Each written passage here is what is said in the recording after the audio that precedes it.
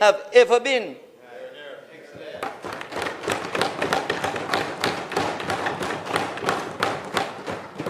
Mr. Speaker, we have spent significant sums for the major renovation and improvement of many of these courts. In the last financial year alone, we spent $558 million to renovate and improve courts. Some of the courts that have seen marked improvement in just the last 2 years include St. Catherine Parish Court, Clarendon Parish Court, St. Manchester Cross Keys, Portland Parish Court, Brands Bay, St. Anne's Family Court. In fact, the St. Anne's Family Court was owned by the Chief Justice and myself. And it was technologically first world.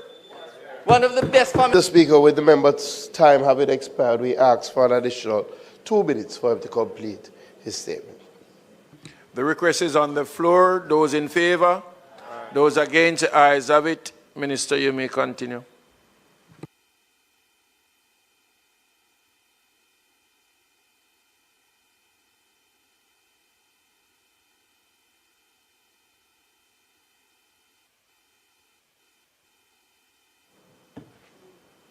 Mr. Speaker, I have visited many of these courts, and I would proudly practice in most of them. And I'm sure many of the lawyers would practice in most of them. And not all. Many of them need upgrading. Notwithstanding the significant progress we have made, we acknowledge that upgrading is still needed in many courts across the island. We anticipate that the recent changes in the procurement law will allow undertaking major renovation works to be a quicker process as we look to undertake even more meaningful upgrading. One of the real issues, Mr. Speaker, is that of maintenance of the court facilities. Maintenance of court facilities is a responsibility of the Court Administration Division, the CAD.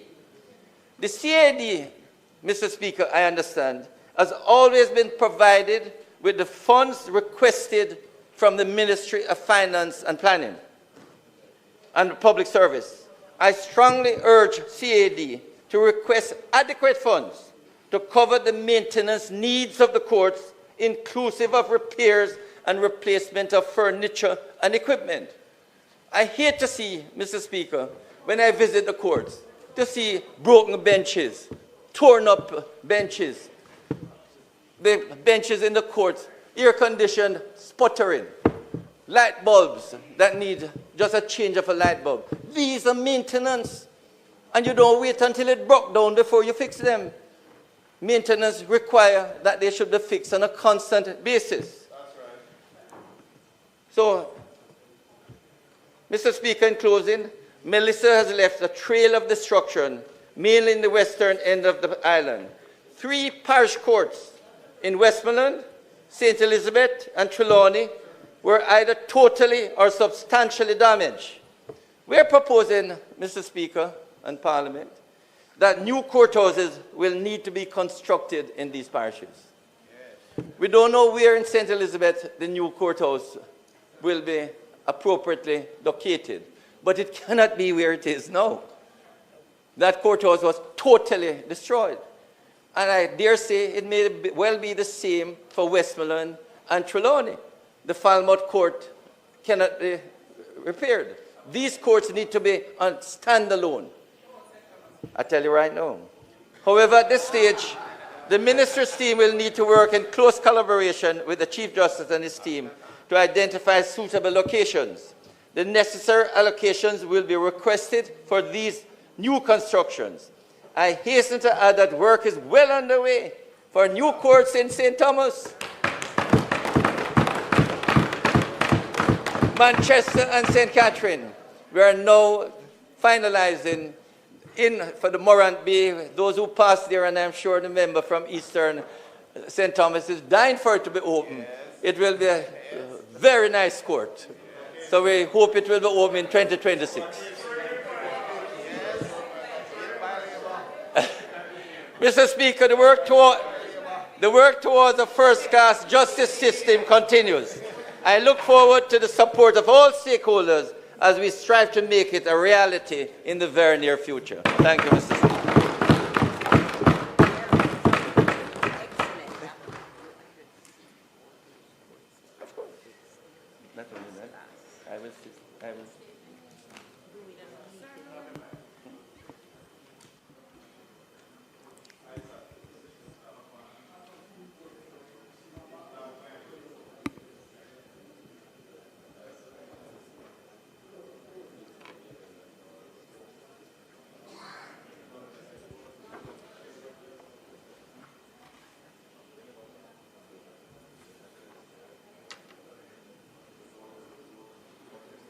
Member from St. Elizabeth, Northeastern.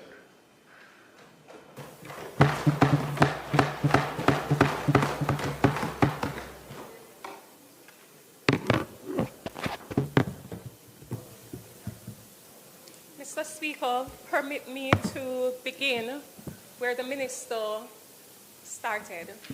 I also on this side wish to add that we support the proposed amendments to the Jury Act, and I do not know that anyone in their right mind could reasonably object to that course being pursued. The truth is, the right to being tried by a jury of one's peer brings and bears significant historical and crucial importance, and so we welcome that. I want to big up on myself here, like and share. Need for us to improve the stipend which is paid to our jurors so as to ensure that we can have sufficient members being prepared to serve as jurors. And so I do believe that we can all agree that that is a welcomed addition that we're looking forward to supporting.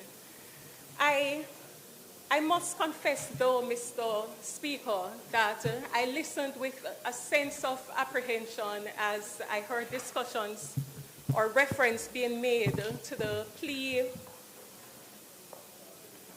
Negotiations and Agreements Act, because whereas we can understand and agree that in principle that will serve and can potentially serve to actually improve the pace at which justice travels, the truth is when we still have legislation such as the Firearms Act, which contemplate and provide for mandatory minimum sentences, then it really defeats the whole purpose of having a plea negotiation bill. And people will very well take the position, Minister, that they might as well take their chances rather than to actually enter a plea. And so it is hoped that whilst we are contemplating amendments to the Jury Act and various other pieces of legislation, we will hasten to contemplate amendments to the Firearms Act, which will hopefully see us review those sections which deal with mandatory minimum sentences. And finally, as it relates to the court infrastructure, which one can understand has been very topical, particularly over the last few days. Not only should there be a discussion, Minister, as to whether we will depart from bench trials, from jury trials and engage in bench trials, I think we should also widen the scope of those discussions to really look seriously at contemplating whether it would serve the interest of justice for us to accede to request in other domain that the court, the judiciary, be allowed to determine its own capital budget. I know that there are ample precedents in jurisdictions such as Kenya, Guyana, where all of that actually currently obtains, and that allows for better administration in terms of, because if we are being candid, and I mean absolutely no disrespect, Minister, but if we're being honest, we would agree that the permanent secretary does not go to court. The minister also does not go to court. And the persons who actually are closer to the system, who better know what needs to be done, what errors need to be corrected, what aspects of remote hearing, machineries, computers are down and need to be fixed. Those persons who are better able to address those concerns because they know the concerns, having lived it, practiced it on a daily basis, are those who are in the courts. And so I do believe that we really ought very strongly. I wish to state very clearly, I do not propose to state a position, but I do propose that we ought to examine and consider whether best practices would dictate that that is a consideration that is adopted over the course or the passage of time. And I hope that the minister will give due consideration to that. So in conclusion, we support the call for the amendment to the Jury Act. We support the reference to the Joint Select Committee for consideration as to whether we should depart from jury trials and engage in bench trials. And we call for the minister to give contemplation as to whether the judiciary should be able to determine its own capital budget. Thank you.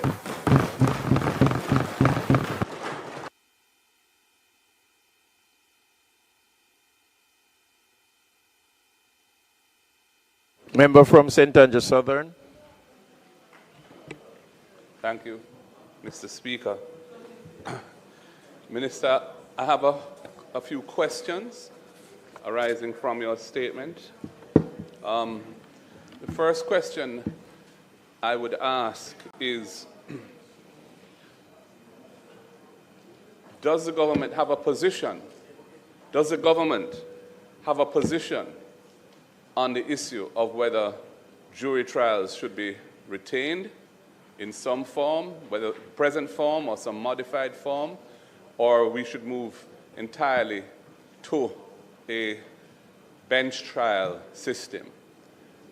I think the government, as a formulator of policy, one would expect to put forward its position on this, having consulted to the extent it seems necessary. I'm not sure what the government's position on it is. To send it to a joint select committee for a discussion without the policy of the government being clear seems odd to me. And I would just mention that over 10 years ago, the law was amended so that the prosecution and defense can agree to have a bench trial in any matter other than a capital offense is being tried, where the possibility of the death penalty, which is very, very rare, as you know, in our system. So for all practical purposes, the system now allows the parties to a criminal case in the Supreme Court or the Circuit Court to agree that it be a bench trial. I don't know to what extent that provision is being utilized, but to the extent that it is not being utilized, that would seem to indicate that there remains some desire, either on the prosecution side or on the defense side, or perhaps both, for jury trials to remain the norm. I would like to know if there's any data around the extent to which that provision is being used and parties are electing to have a bench trial in matters which would otherwise have to be tried by jury. Minister, I welcome the increase in the stipend. It's actually, I think, a 300% increase, not 200 as stated in the statement, moving from 2,000 to 6,000. The last time it was increased, I think, from $500 to $2,000, which is went over 10 years ago when I was minister, which was a 400% increase. But I think it's impatient of debate that $2,000 is now hopelessly inadequate. At the time, it had seemed reasonably generous, but now with the accumulated inflation over the period since then, this increase is much needed. And Minister, the other question I have for you, two questions. One relates to this issue of guilty pleas. When the firearms legislation was passed in this House a couple years ago, I'd raised a concern that the way in which it was formulated would preclude the use of the Criminal Justice Administration Act procedure, which incentivizes the disposal of cases promptly by giving the court the power, it's not prescribed in the sense that they have to do it, but the court is given the discretion to allow a significant discount on the sentence that they would impose if there was a guilty verdict at trial. That discount can be afforded the defendant, and the earlier in the life of the proceedings that the guilty plea takes place is the bigger the discount that the court has discretion to provide. because with the advent of the new firearms legislation, my understanding is that that is no longer permissible, and it has meant that all firearms cases, or certainly the vast majority of them, are going to be ending up going to trial. And of course, with the mandatory minimum for possession of a prohibited weapon of 15 years, there's a strong incentive to take your chances at trial in an inefficient criminal justice system where cases are not tried for many years because of the backlog problem, and where, you know, memories fade, key witnesses migrate, or other things can take place which make it hard to secure a conviction. So, Minister, I'm urging, Minister Chang had some time ago indicated that the firearms legislation was going to be reviewed and some amendments would be brought here. I know he's on leave, and of course we wish him well and a speedy recovery, but that legislation needs to be expedited because gun crimes are a major component of our crime and violence problems. So I urge that to be brought forward quickly. And my last question is on this issue, which is topical at the moment, of the capital budget of the courts and who should manage it, control it. Does the government have a position on that? As I understand it currently, the Court Administration Division, which reports to the Chief Justice, handles all recurrent expenditure on the courts, and the major capital expenditure, on the other hand, resides with the Ministry of Justice.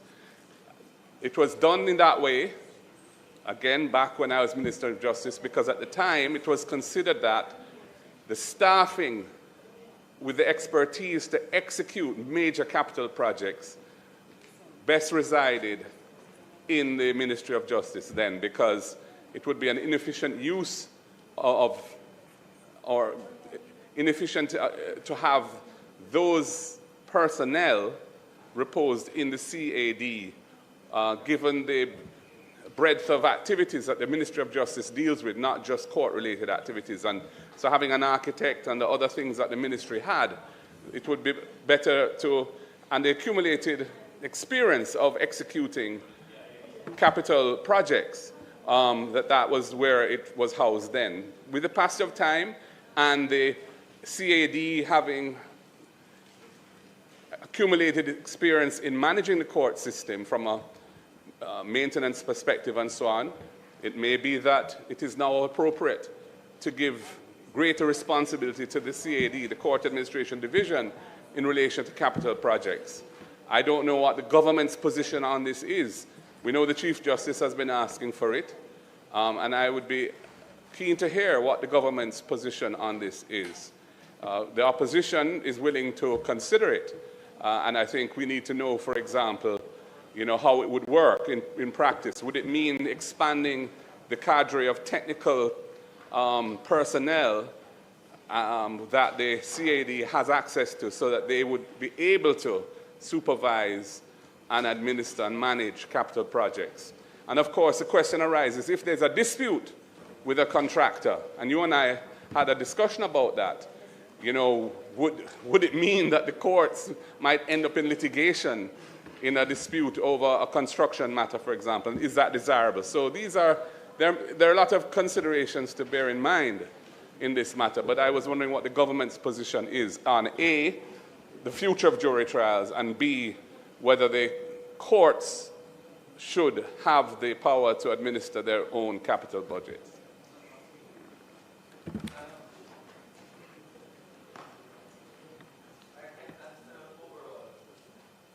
Because both the member from Northeast and Northeast St. Elizabeth. Minister, just a moment. Turn your mics off, please. Continue. There are other persons. Continue, Minister. No, but let me just respond quickly. In relation to jury trial, the government has no position at the moment. We are going to let the Joint Select Committee make their representation, and Parliament must decide. To say that we are in support or against. But we had, in some few years ago, a tabled legislation to look at the Jury Act, and this will allow us again to revisit what was done a few years ago, and also to get the data as to how many matters have been agreed on between the defense and the prosecution that can assist the Joint Select Committee to, in its report to Parliament.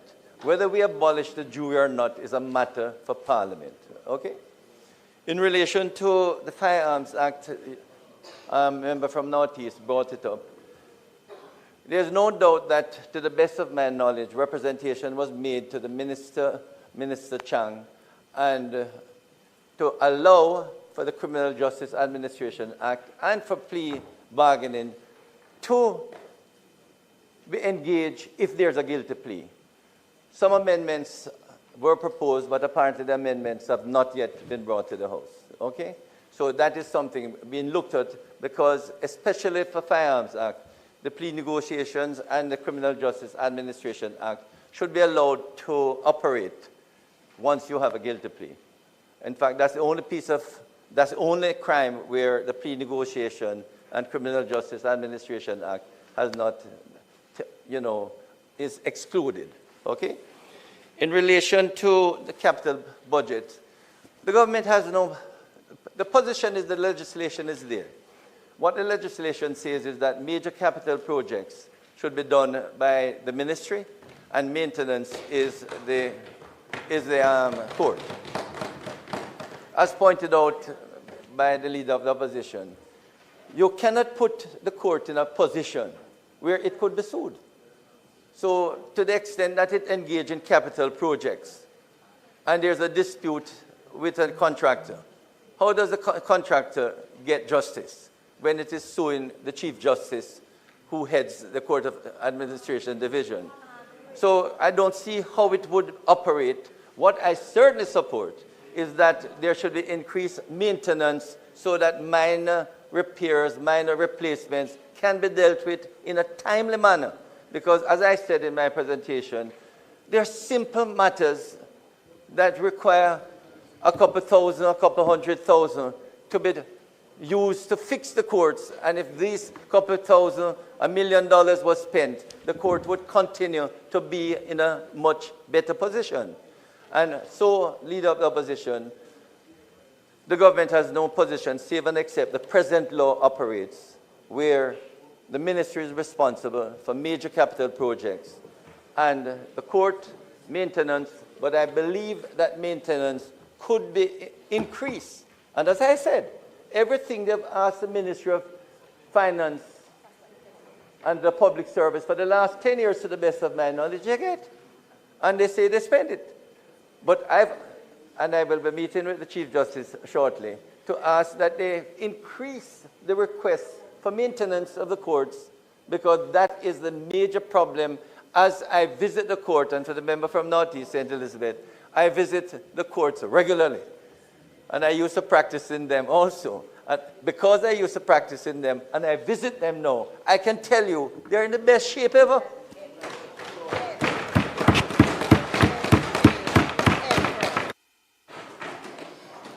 Member from Portland Eastern. Thank you, Mr. Speaker. Minister, my question is in relation to the amendment to the stipend. The stipend, the increase in the stipend. Now, what would be the purpose of increasing if there is possibly a contemplation that the extinction of the Jury Act would take place? That's the first question. It seems that we're celebrating something that is going to be pulled away from us. So the next thing, I do take the point that in relation to the abolition of the Jury Act, that it lies with Parliament, but we actually take our instructions, or we are representers of the people. The jury system or trial by jury, juries serve as the last bastion of hope, protection from prosecution from the state. So it's a case where persons must even have a feeling that they're being tried by their peers. Even in today's, what peers look like is a bit different, but that the aspect that the layman is participating. So we invite citizens to participate and encourage them to participate in the voting process, but here it is now they're being excluded, and the power that they're to have is being taken away from them. I wonder, Minister, if sending such an important function... Member, please...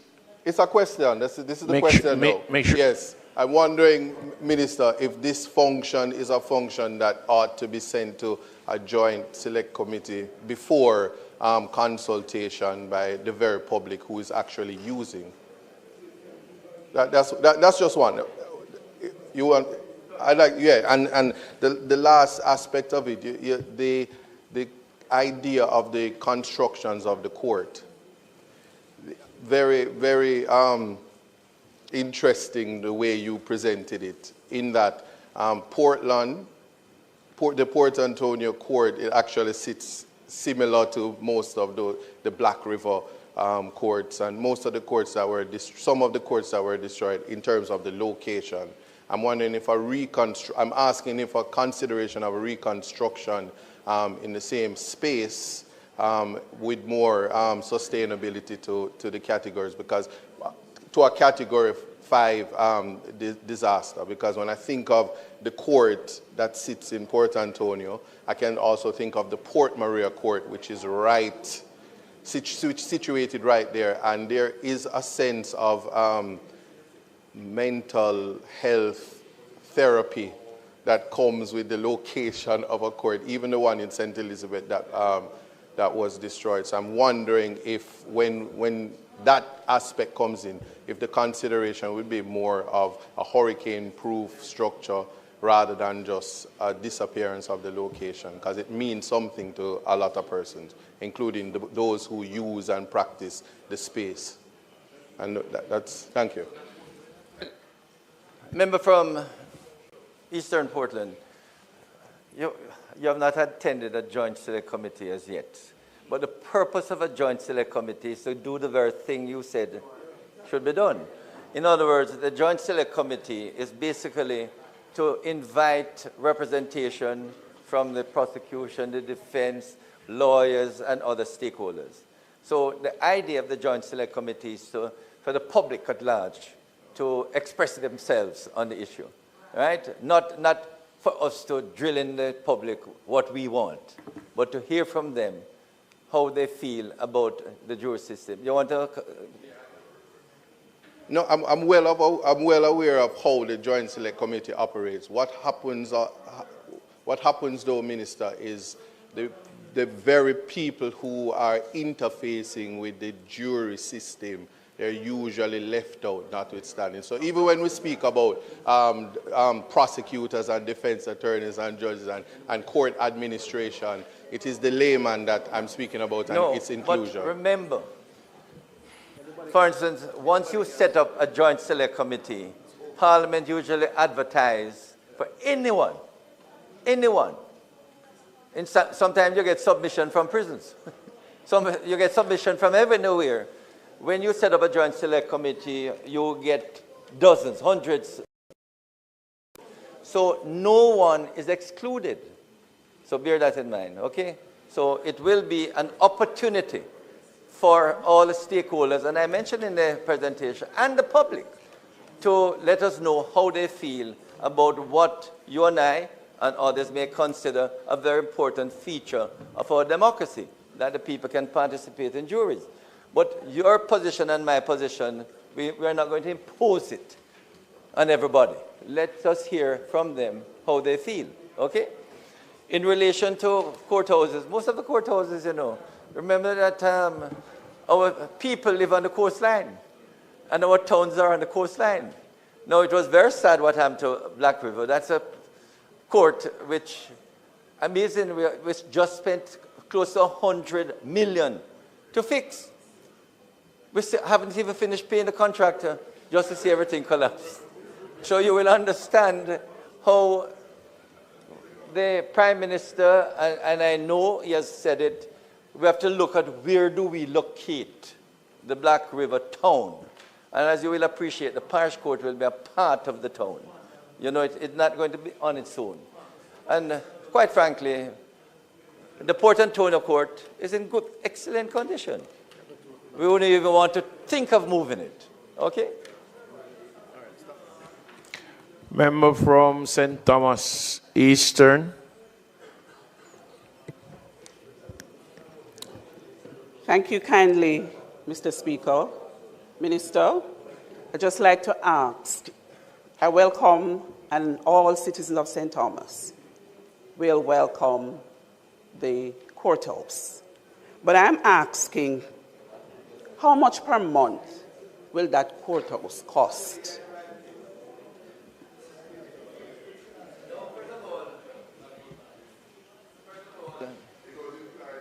First of all, Minister Mike, Minister. I can tell you, the government will be purchasing the court. So it won't cost us annually. Obviously, the payment might be over 5 to 10 years, and that will be known in due course, okay? Yes, we are going to purchase the court. Mr. Speaker, we will now have a statement. There's a slight change to the order. So we will now have a statement by Minister Vaz, the Minister of Energy.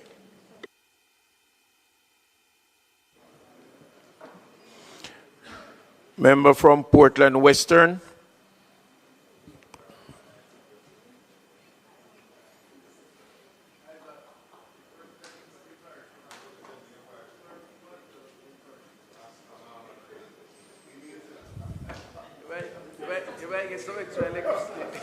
Thank you, Mr. Speaker.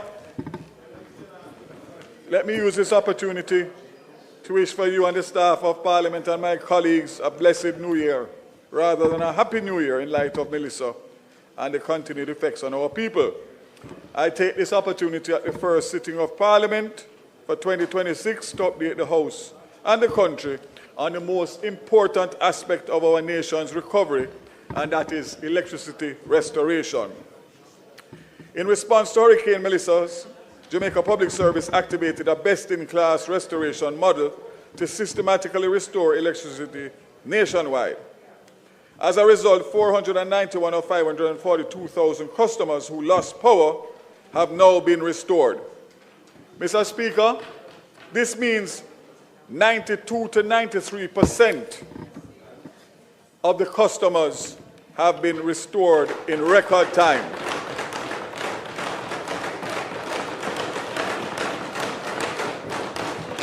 As I speak, Mr. Speaker, 51,000 of close to 700,000 customers are without power. 51,000 of 700,000.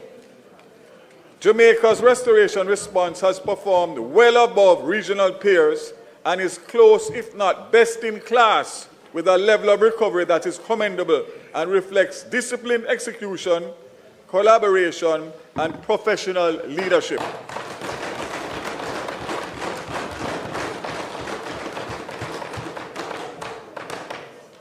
I would like to thank and express the country's gratitude to the management and staff and contractors of the Jamaica Public Service. Special commendation to the CEO, who continues to work tirelessly every day. Madam Speaker, Westmoreland has 34,603 customers. At this point in time, 17,096 are out. 49% remains out.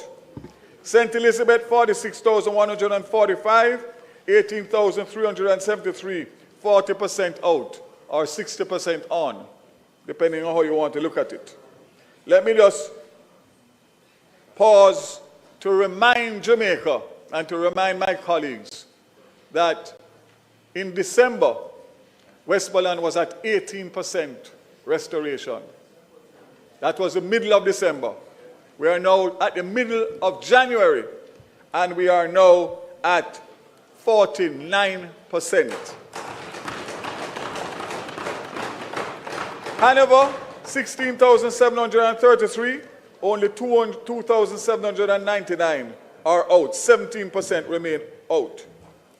St. James, 62,455, only 8,287 remain out. 13% in the second city.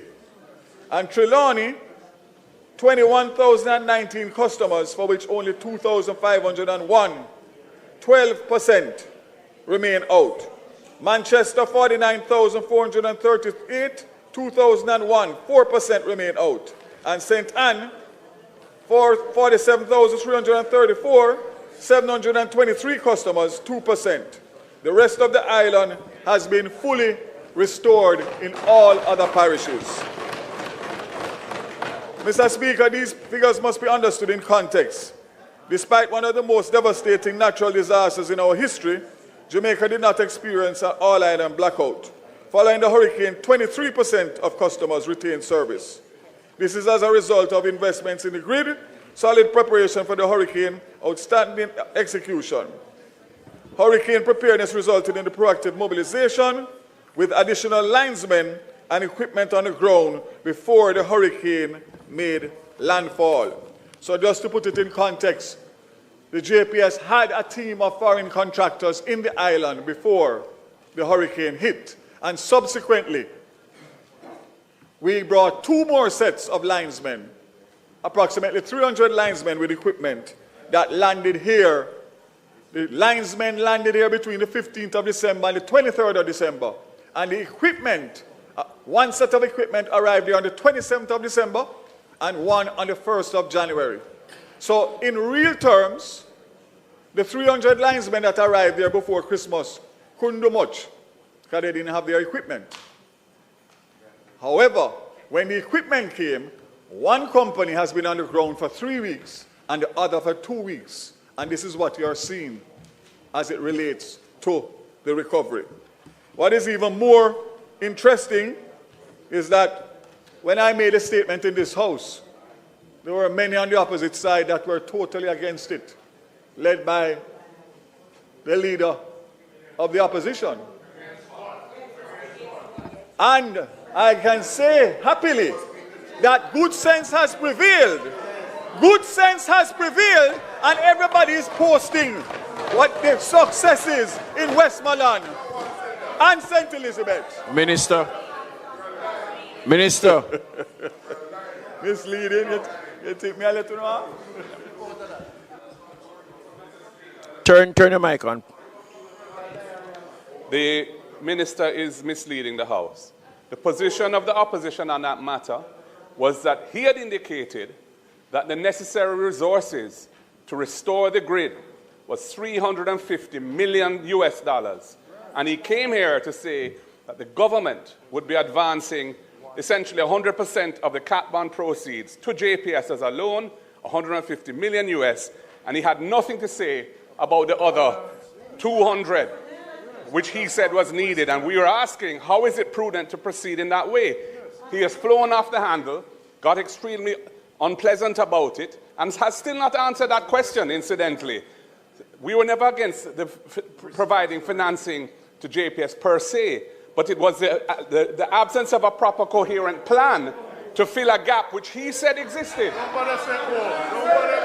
He said existed. And he has still not indicated what is the actual cost of restoring the grid.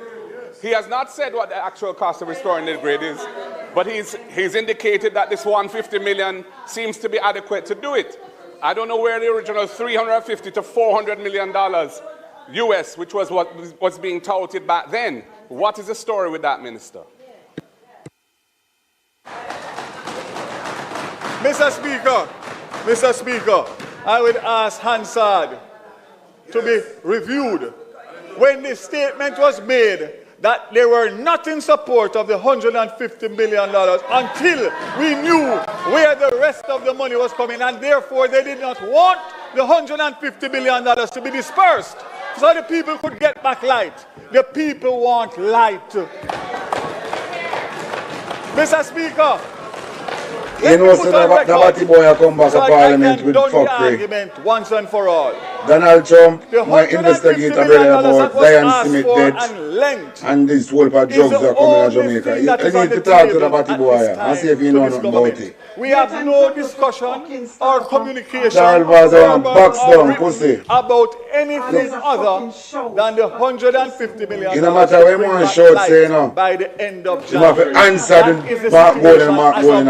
Until something comes to me, I want Donald Trump come creep up on the blood clot. I want to bring the drugs in the island. Fear of contradiction, that if we had followed them, we would still be waiting on light till the end of this year. It no matter where you want to Batty boy, we want to know the cost. We want to know the cost. Madam Speaker, let me indicate 2.5 months after the passage of a Category 5 hurricane, important milestones have been achieved despite extreme engineering challenges, access, and constraints. All major hospitals and health centers have been restored, ensuring continuity of essential health care. The Black River Hospital got back light on Christmas Day.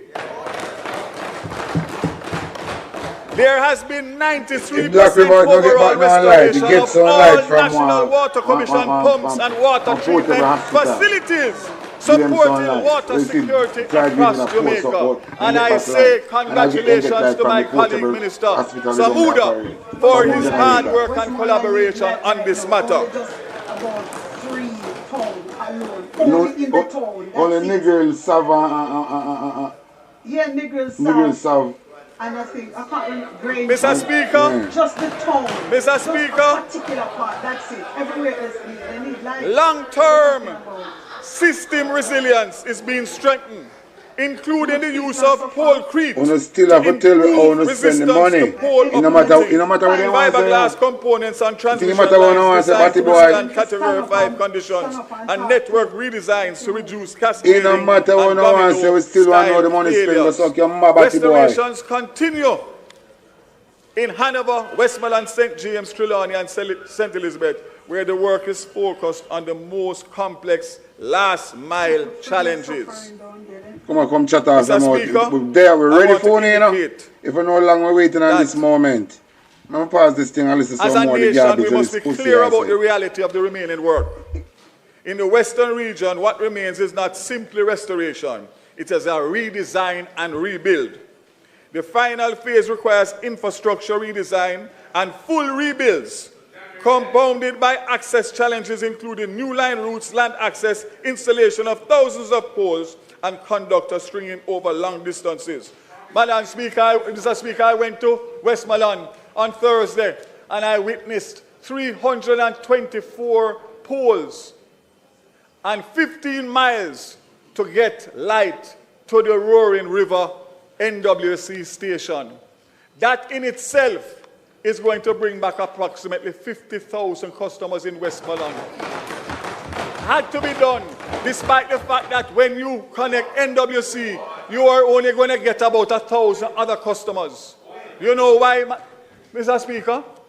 Out of the 51,000 customers that remain, about 21,000 are not ready to receive electricity because of the level of damage in their districts and their communities. So when I say that we're going to get 96% by the end of January, if you really look at it and take out the 21,000 that are not ready for electricity, we would be at almost full restoration in the timeline that the government gave when we loaned the money. We have gotten the performance that we desired, Mr. Speaker, despite the naysayers. So let me just indicate, Mr. Speaker, that we are on track and we are going to be in a position to reach there even quicker Because if you recall, we had originally said January to end of February.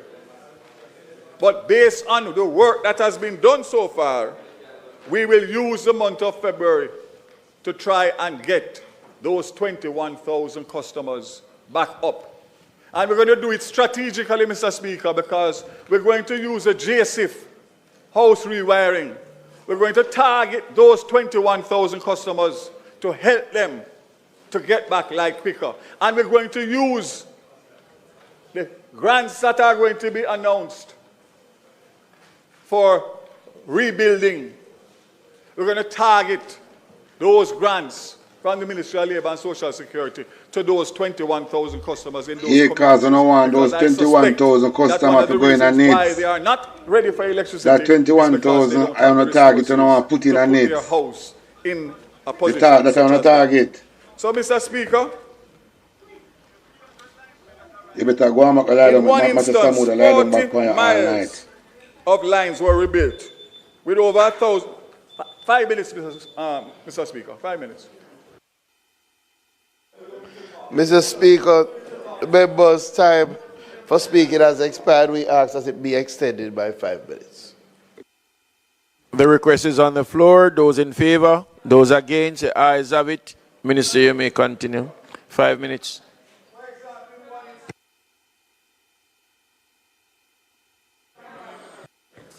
$40 miles were rebuilt with over 1,000 poles from Ferris to Cross to Hodges, Westmoreland to St. Elizabeth, to restore just 2,000 customers. Mr. Speaker, restoration decisions are guided by societal impact, not just customer count. The importance of Roaring River National Water Commission Pump Station reflects the prioritization of critical facilities in the restoration strategy. The restoration of services of this facility requires the building of 340 poles. And as I said before, we will get approximately 50,000 customers. Mr. Speaker, this is the good news when I close. You'll recall that there was a first of its kind emergency mobile power generation solution implemented at Treasure Beach on December 15th, engineered to safely provide electricity under the unprecedented conditions. Fuel logistics, load management, and system protection were carefully planned, and specialized equipment, including transformers, required to achieve the correct voltage. These solutions are not limited to Treasure Beach and are now being supported by heightened engagement with members of Parliament. Darlaston will shortly, by next week, benefit from a solution supporting Health Centre, Police Station, Tax Office, and the Maud McClough High School and Darlaston Town Square, Clifton Boys Home, and surrounding communities to ensure continuity of essential public services and economic activities. The Magotty Hydro Plant was utilized to create a Magotty Island, which restored thousands of customers while the rebuild and transmission lines continue. So, Mr. Speaker, by visiting last week, I realized that Darlaston is in the interior. So it would take many months to get there. So they are using a special generation to do Darlaston while they work from the seaside coming up. So it's a two-pronged approach. Mr. Speaker, what I can say is, as of today, by January 15th, 93% of customers are expected to have electricity restored. Restoration of the Roaring River pump in Westmoreland by January 15th, and the deployment of emergency mobile generation in Darlaston the week of the 18th to the 24th. Continued partnership with local community leaders, members of Parliament, councillors, and leveraging local communication channels to provide updates on estimated restoration timelines will continue. The only thing that I will say, Mr. Speaker, that we are still not at yet, which I hope to be at shortly, is some kind of projection of those 50,000 customers in the communities as to when they can expect to get back light. It will be a projection, but it is required because at this point in time, those 50,000 customers are the last mile. They are anxious. They see everybody else getting light around them and they don't have light. and all they want is some kind of estimation as to when will they get light. So I spoke to the JPS before coming here today, and they have told me to the people that them who don't have no house to get light. When I hear not talk about the people them who don't have no house to put no light pan. Citizens in the various areas. So I expect to have that by close of business tomorrow. So, Madam Speaker, I will stop at that just to say both Flow and Digicel are almost fully back up based on the fact that every time more customers and more areas get light, that helps them in terms of getting their systems back up. So, Madam Speaker, Mr. Speaker, let me thank the country, let me thank especially those persons hardest hit for their patience, for their confidence in a good government led by Andrew Michael Otis. Taking hard decisions and standing by them. But more importantly than the decisions is the monitoring to make sure that we get what was promised and committed to us on behalf of the Jamaican people. And I close by saying, commitment made, commitment kept. Help continues to be on the way. May God bless Jamaica, land we love. Hear, hear.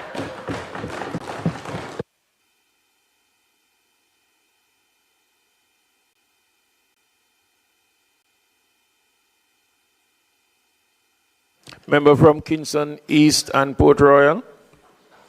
Thank you very much, Mr. Speaker. And I would like to join with the House Leader who earlier welcomed back members to this segment of the term for this financial year, and also to extend best wishes to the Deputy Prime Minister, who we haven't seen in a while. We hope that he will be fully restored.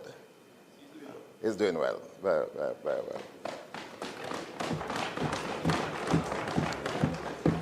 Mr. Speaker, the Minister of Energy has reported, and I believe a bit prematurely, because in his last statement, we were told that the government was going to commit some resources, $150 million US, to enable JPSCO to achieve full restoration of our country by the end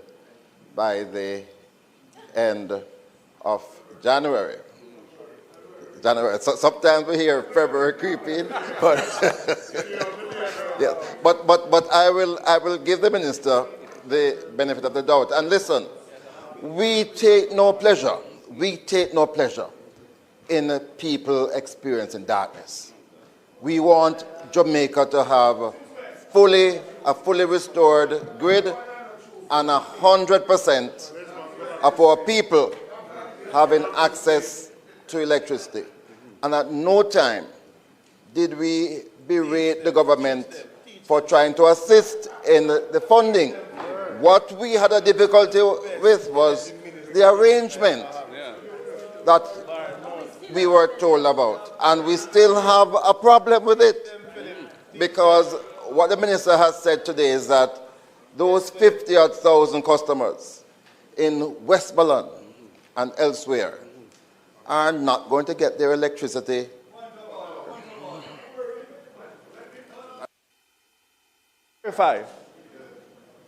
By the end of January, 30 of the 51,000 will have back light.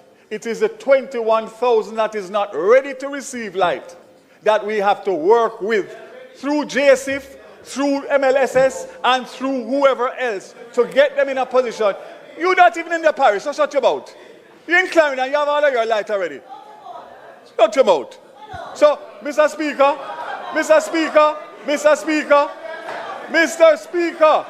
the member is misleading the House. Not until somebody direct bars a box in his mouth, he not going to know himself. He must have smell and marriages. And the other 21,000 we will work with as quickly as possible. Minister. But it is beyond. Minister.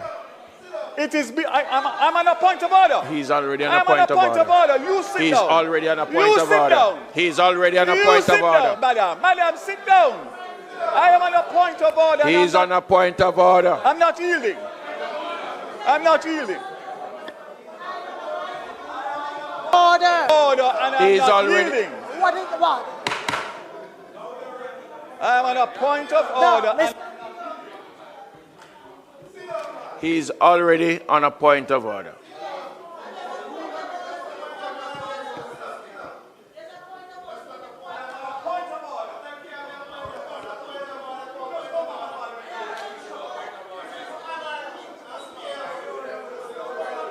yeah. Come on, put it dirty girl in place, Angela.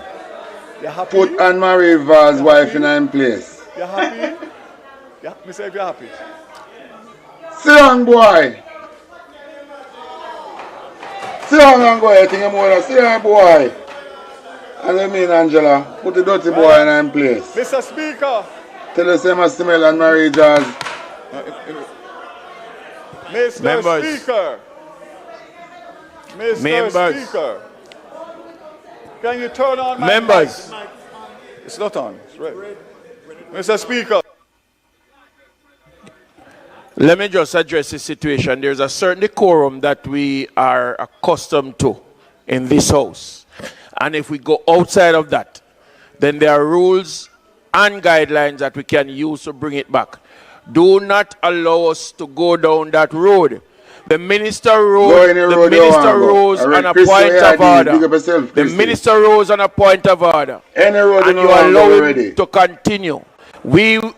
If you continue to go down that road, then we will use the standing order accordingly. Continue, Mr. Minister. Turn the mic on. Thank you, Mr. Speaker. Ready for now. Say it again for clarification. The 51,000 that are out as of now, 21,000 are not ready for electricity.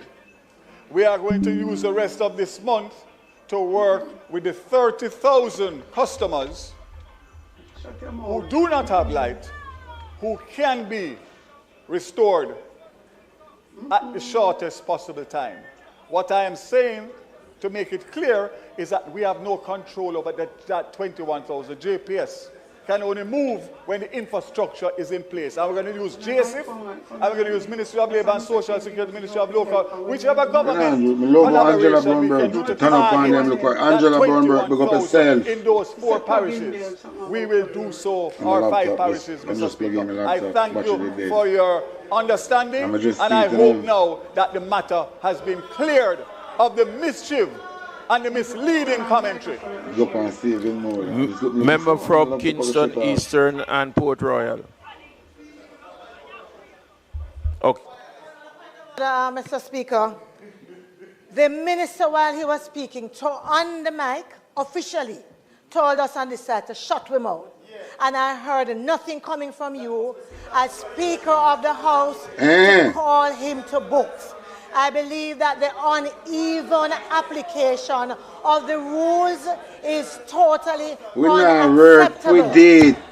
And this message to students in the gallery is also one that is unacceptable. Tell them when I work with it.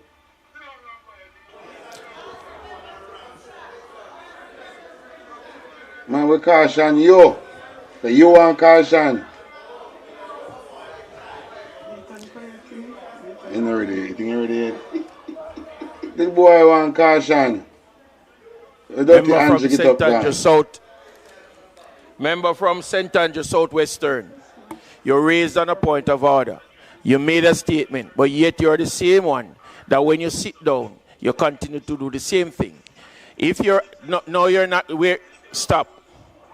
Why? Because you're doing the same very thing. You're having a side You chat. make chat out in suck-good mouth. And I Angela Burnbook talk about your silent in a con chat out of your suck-good mouth. We're ready for you now.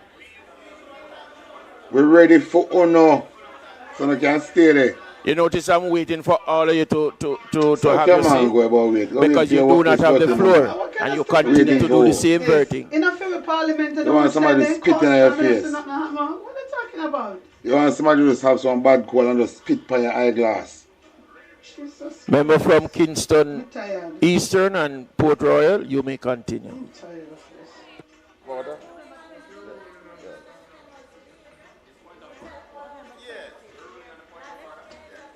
Shut your fucking people, them I was on another light. Somebody boy must not know they're ready for him. You don't know they're ready for you. The whole time for the lock parliament from where they were ready for now. When I postponed it last week. I make we even more ready for now. Mr. So I feel like they're chatting in the night here. 25th of November, the minister had announced So Batman Darrell Val must feel like we come on chattings. And Batman Andrew must feel like we come on chattings. the government You know, get up and gone. will be ensuring full restoration. All the impatient that did up for this walk when walk out, get up and gone. Because okay, independence supposed to get up and gone. So. February.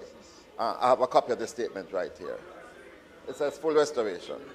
Full restoration, it pussy says say. full restoration. No, I can chat up my mouth. I want to come back to the parliament. Somebody if it thump in your mouth, Darrell Vaz. Yes, the question Somebody is, if it thump out your teeth out of your head, Batman Darrell to Vaz. achieve that. I give you a baseball lick right in your mouth. Make you have to go And we put take in note false in this, state. is that we are not going to be able to get 100% restoration before April, based on what is necessary to carry out the so-called last mile restoration. So, Minister, I want to go back, therefore, to that discussion we had in Parliament on that day, when we were told that the full amount that it will cost the JPSCO to restore electricity was $350 million, US dollars. I think the country deserves an explanation. I don't think a minister can come here and give that can chat off him out like money him chatting. and not reflect on What that, do you mean? not come back to say to us it was a bad estimate and that it was in fact 150 million. It requires some explanation. What do you mean? You have to come chat sit make we know what go on. It requires some explanation, and we are insisting on that. What do you mean? We are insisting on that. The minister had also mentioned that in lieu of that. So they want thief money and move, and we just move on. You can chat to a whole heap of fuckery. And we just, Darrell Val, me say you want somebody to lick out your teeth them out of your head. Because be a bad to say I come in our parliament with it. Move no mind you're on the list of Donald Trump and creep out of the island. Be a bad to say I come in our parliament. You think nobody afraid of you? Not because Diane Smith not getting no justice. Just because Diane Smith not getting no justice, you feel like say everything good. You humble yourself. Because remember Diane Smith not getting no justice. And your name call upon Diane Smith. And I go email Donald Trump about this case here. Say Diane Smith not getting no justice and you as an MP son name call upon rape and murder. I go email Donald Trump about this case. Make them look into it. 150 million. The government has set certain terms in the agreement, in the loan agreement. And we have not yet seen a copy of that, and I'm hoping that the Parliament will be able to see a copy of the loan. And you say you never there in Jamaica when it happened. So make Donald Trump do some investigation, some file, dig deep in some investigation. If you know if no fraud, if no forgery go on. I go and email him. Agreement so that we can put it to full scrutiny. So you come back and chat like you feel like a chatting. Till we come and chatting, pussy. Again, I want to commend the workers of JPSCO. I want to commend the workers, right? I want to commend the people for the patience that they have displayed. Right? I want to commend the representatives of the people who have been working. I'm not commend JPS for nothing. And I beg no light. We pay for his service. We don't even need to comment them about nothing. There's a lot of people don't even have house and they don't have light. So we don't like JPS I give a free light. We don't need to comment them about nothing. And then work them I do. And then sitting pop down them have to fix it back because them I get pay money. We not comment them about a fuck. We want to know how the money spent. That we want to know about. We not comment them about nothing. Are they duty to restore because them are do business in our country? Commend them, boy. Commend them to do their work. We not commend them a blood clot about nothing. We want to know how the money spent. Batim and Darrell Vaz. We need to know how the money go, because you just say full respiration and now you come and chat out of your so good mouth and go on like you want body to parliament and like nobody afraid of you. Somebody if you lick out your teeth them out of your mouth, pussy. Alongside JPSCO to ensure orderly restoration. And I'm really hoping that we'll be able to meet that deadline. But I suspect, Minister, we're looking at April. Perhaps you can clarify that. Thank you very much, Mr. Speaker. Member from Westmoreland Eastern.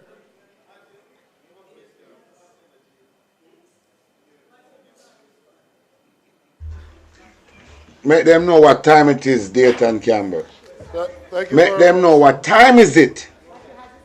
I didn't make a first one. What time is it? Thank you very much, Mr. Speaker. Mr. Speaker, through you to the Minister, sir. In the statement on page 5, it says that in one instance, 40 miles of lines were rebuilt with over 1,000 poles from Ferris Cross to Hodges, Westmoreland to St. Elizabeth, to restore approximately 2,000 customers. Is the Minister aware that that is a proposal and that that has not yet taken place? There is no rebuilding of lines that has taken place from Ferris to Hodges in St. Elizabeth. To go further, Mr. Speaker, there is not one customer of JPS in Eastern Westmoreland that is currently with electricity. What? Not one. Of the On a here, Darrell Vaz, listen. That are currently without electricity. Over 10,000 of them are from Eastern Westmoreland. Approximately 60% of them are from Eastern Westmoreland. They say the substation is paradise to come so you can service Darliston and Betheltown and other areas up in the hill. And then from Magati so you can service White House and other areas down on the flat. They have a proposal to do that restoration. But as of today, there is no customer in Eastern Westmoreland with electricity supplied by the JPS. None. Not one. Not one single solitary one. One dege, none. No.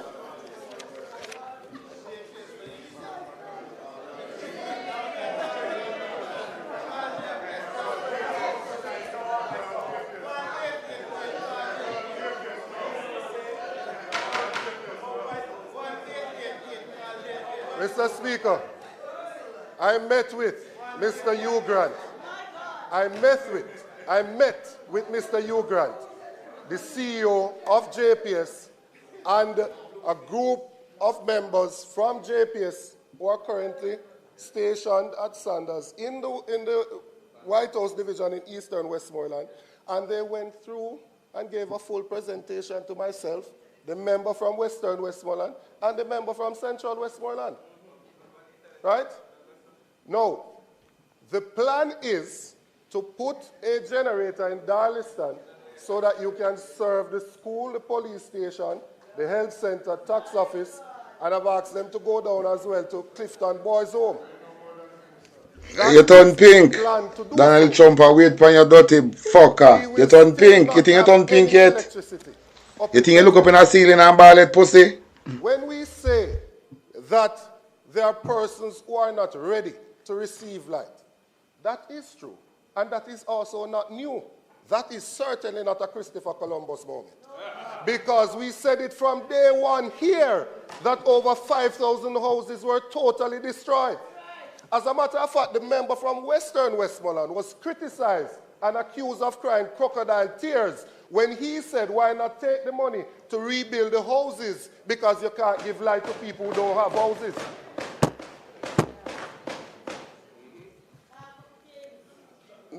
No.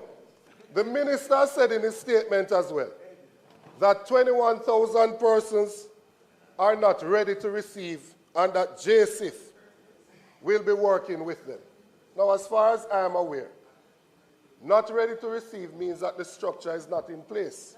What JSIF wrote to us about are for persons who already have a structure in place and would not apply to that 21,000.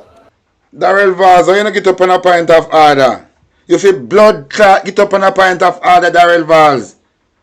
Darrell Vaz, why you not stand up on a point of order? What happened to Darrell Vaz? He can't get up and pace up in a chair. Batman, rise on a point of order, no? Why you don't rise on a point of order? Since as you, true to where you come in a parliament attack, and Dayton and Canberra tell her, right, rise on a point of order, no? Me tell you, say you want your teeth them to lick out of your mouth because of badness you come to our parliament and choke, and you not go work inside of there. I go email Donald Trump and tell him about Diane Smith. And your name Carl upon it all. No, we don't know who killed Diane Smith.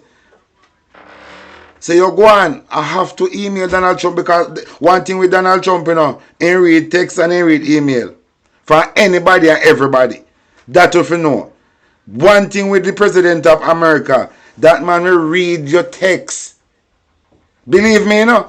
One on try it and see. On look for him personal page and email him or text him and see if he not read it. Donald Trump. I go email him about Diane Smith case. And what Darrell Vaz sent it in America. He wasn't on the island. And see what him going to say about it. Why you not get up on a point of order, Batman, Darrell Vaz? You come in a parliament and bad up you only bad up yourself. The truth hurt. It's so you get pink. And so the truth deal with Uno man. You don't get pink. Continue.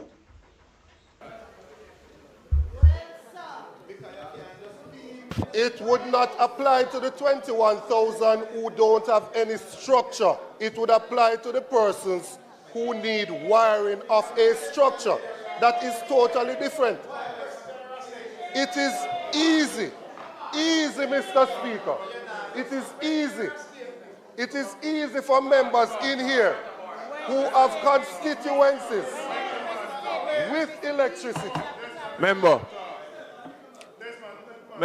It is easy for members who have electricity to say anything they feel like.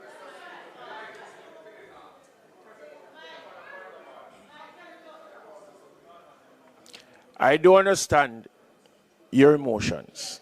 I do understand. And Darrell Vaz, I said, no, you lift up your hand, Batty boy, for pop out your hand. Allow me to speak. Keep your hand on your side. I think this is a joke thing. I understand your emotion as it relates with emotion. To representate. You want a licking of your face to Batty boy with emotion. What fucking emotion? You rise to suck your mouth with emotion. I am now asking you just to concentrate and focus on the question. Focus on your work this moment, Bert, and get a junker like you. Alright? Focus on your work this ma. What do you mean? What is wrong with these people?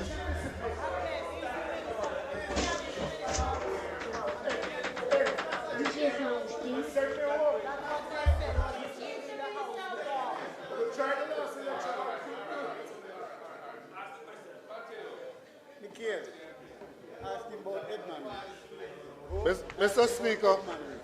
Continue, my boss. We are going to make Darrell Vaz blood pressure bust in our night here. We're going to make Darrell Vaz blood pressure bust in our head in our night here. And I think when they... Think we are playing our night here, no longer wait for this parliament here. I don't think of chattings. To go out and make representation on their behalf. It is easy, Mr. Speaker, for members who are not affected to laugh and say anything they feel like. It is much different when you have an entire constituency of over 30,000 persons who currently do not have electricity. It is totally different. It's affecting their households, it's affecting their businesses, it's affecting their livelihood, and the idea that we put a generator in Darliston is one that is welcome. Can we also put a generator in Betheltown so that the residents within Betheltown can also benefit from electricity? Because it is not true that all of them are not ready to receive electricity. There are persons there who are ready to receive electricity. But the plan, Mr. Speaker, is how long, the question is, how long will it take us to restore the electricity from the substation in Magati so that the people from White House going all the way down to Cave can receive electricity? And how long will it take us to continue the extension from Paradise so that we can go through the areas in central Westmoreland and get into eastern Westmoreland, because we're currently not even at the border of eastern Westmoreland. It is unacceptable, Mr. Speaker, that one constituency in Jamaica has 0 persons who currently have electricity. Unacceptable.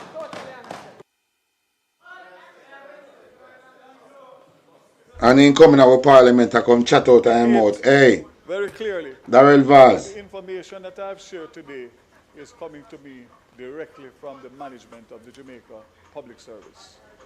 I will be addressing postcap tomorrow morning. See him here, that's damage control. To give You want a licking at your face, pussy. response to the questions that have been raised here today. You want a, hey, watch your pussy hole. Why Trump not come take out this blood clot junk out of the country? Why Trump? More investigate the batty boy here. In name call upon so much things in Jamaica. It is alleged in name call upon drugs, in name call upon murder, in name call upon anything that is bad you can think about. This guy name call upon allegedly. You need to come take out a boy out of the country. I the same boy I want to take away visa from. That boy here. Such a lie. Whatever reason you take away visa for, you don't need to dive deep in this boy and become a tan in our blood clot flesh now. I'm getting visa back in the same. I might be get back in visa because they want to him. Yeah, he was there in Florida. And then give him back in visa because they want to him, you know. That's what they do. They not take me, they not while them, you know. Make them feel like everything good. One end there, they just get blood clot, the gold bang or the silver one. Because this a boy I forgot prison, you know. This a boy, Darrell Vaz. This a boy I forgot prison. And one time when I lock him up, when I ask him back about Diane Smith. And we're going to send some old footage or past interview when do about Diane Smith so we can compare them. And make sure when you ask him question, you put on a lie detector. When you ask him any question about Diane Smith, make sure you put on a lie detector.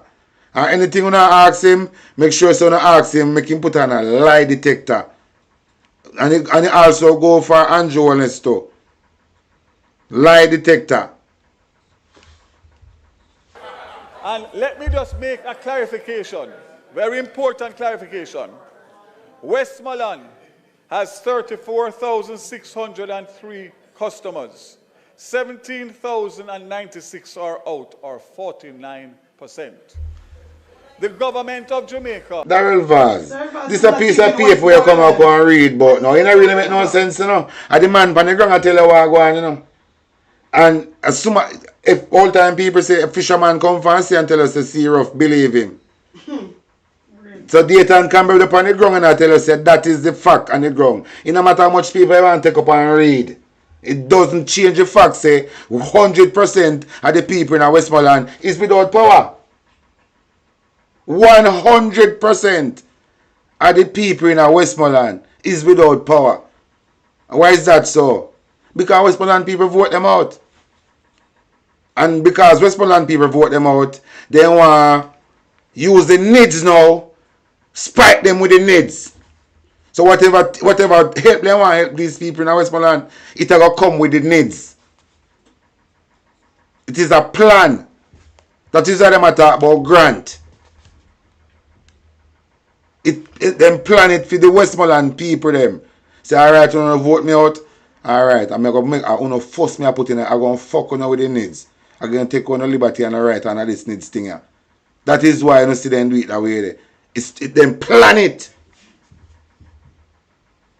This a batty boy up on the screen. Look upon him. Me out in a campaign, now it's true them play for him. The woman with that run against him. Murderer. Blood is on your shoulder. The people them say blood is on your shoulder. And we want justice for with the bridging name over there. Oh, Jolan, No man, the bridging over St. Thomas. Over East Portland. Yeah, over Portland. The man with the dead. Yeah. I can't remember his name now. We want justice for that bridging there too. Where the PNP MP, only PNP MP then kill. The one Anne Marie Vaz getting. The only PNP get murder in Jamaica. No, and the government. Only PNP. There's another man the other day. The second, yeah, Ainsley. Ainsley. And the government don't do nothing, you know. Because of them allegedly. The government can I believe say one MP in Jamaica get murder. PNP, and the government drag them foot with the case. Then they use one then cover up it. And talk about gunman. Then just cover up it. And Batman this. Can I believe an MP get murder and the government don't do nothing about it? But what are they when the table turn? They're not going to do nothing. The table, them there now, them kill him off, the woman get to see it. Does a lot of good things. But what we could not do is direct where Melissa made landfall. And therefore, a lot of what is being said here is not because of any other reason of the geographic location of the landing and the damage that was done. So when a member says that is unreal... So how Andrew Wallace over Senti upon TV so I can consider Black River as ground zero? Eh? Then if you can consider Black River as ground zero, what you are talking about now make no sense. If Andrew say you can consider Black River as ground zero, that means say Black River is more devastated than Westmoreland. That means say Westmoreland should get back them power. What are you saying? Yeah, Andrew has two different something. It's never for one constituency to be out of light. The fact of the matter is that our plan will bring back... The fact of the matter, yeah, Andrew Wallace's plan backfire upon Uno. The fact of the matter, you are Andrew Wallace, plan for thief money, and give back JPS license under freedom term, and want to share the money. The fact of the matter, I think say that to do. I can be wrong. But I just think so, I tell JPS say, I'm going to extend the license under phone terms and conditions. I want this money for thief, so I'm going to tell Jamaican people, say, me I lend on it.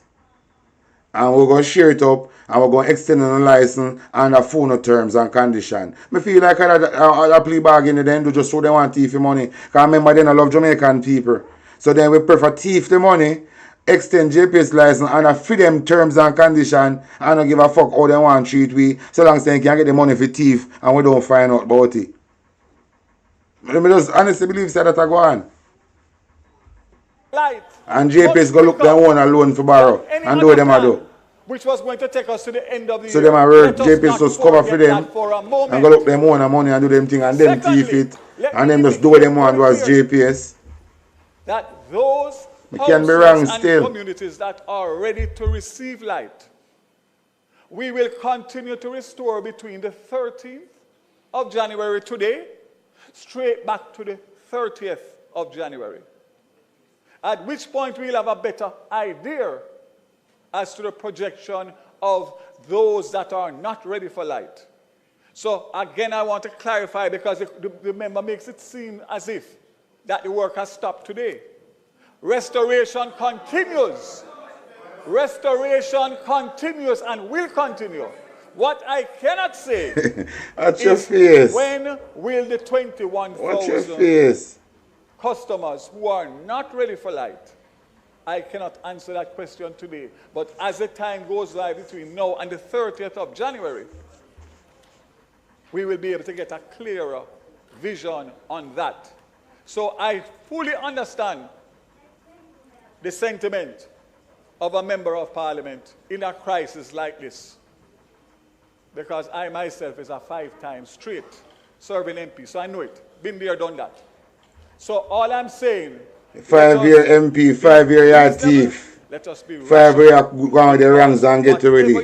Because you're hired as a government member of parliament. Electricity in this country after Hurricane Melissa is nothing short of miraculous. And we will continue to create the miracles as we go along. We know on a miracle, we can't go on with the blood clot miracle, you know. In White House. We don't want to come and talk about miracle, you know. What kind of miracle business this Aboriginal coming out of parliament with? Delroy and Deed. What kind of fucking miracle? Eh?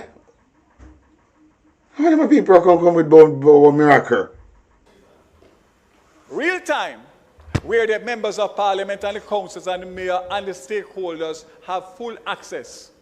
That never happened by chance. Oh, Bloomfield. Yeah. Me, as a member of parliament, knowing yeah, man. the trials and tribulations, so that you have access at the top to be able to get Dr. Bloomfield. Yes.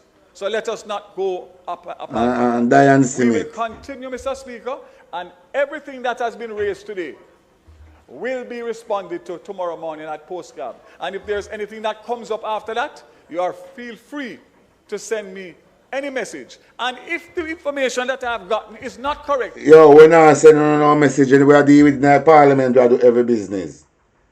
We're not... Hey, Peter, Philip Powell, don't send this guy no message. Every business about this, we are dealing with the parliament and the camera. No backdoor deal conversation. Everything we are dealing with up front in the parliament. Go and send your wife a message. Go and send your wife a message. When last you send your wife a message? Message your wife. And I find that out tomorrow. I'll be the first one to withdraw and apologize for the bad information. Yeah, you're the first one say that I can't tell you about the aisle, where them fine. And I know you not can't tell Jamaican people. So you're the first to edit everything. But I know we can't see you show up.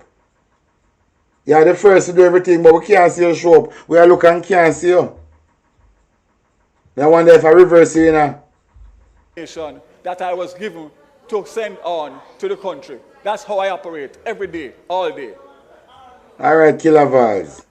Member from Westmoreland Eastern. Mr. Speaker, just so that the records... Set the records straight. ...show what was actually said. At no time, clarification to some. At no time did I accuse the JPS of stopping the work, which was said just now. At no time. To the contrary, Mr. Speaker, I said that I met with the CEO and his team, and I said that they have a command center from which they gave me an update. That is what I said. The minister also made reference to the trajectory of the storm and where it landed. I'm happy that we are now concluding that it did make landfall in eastern Westmoreland, because that is something that we have denied for quite a while. I know Andrew will still deny. Mr. Speaker, it doesn't matter about the geographical location. A generator can be placed in Betheltown. It can be done, sir. Right? It can be done. And 150 million US can buy a generator for the people in Betheltown.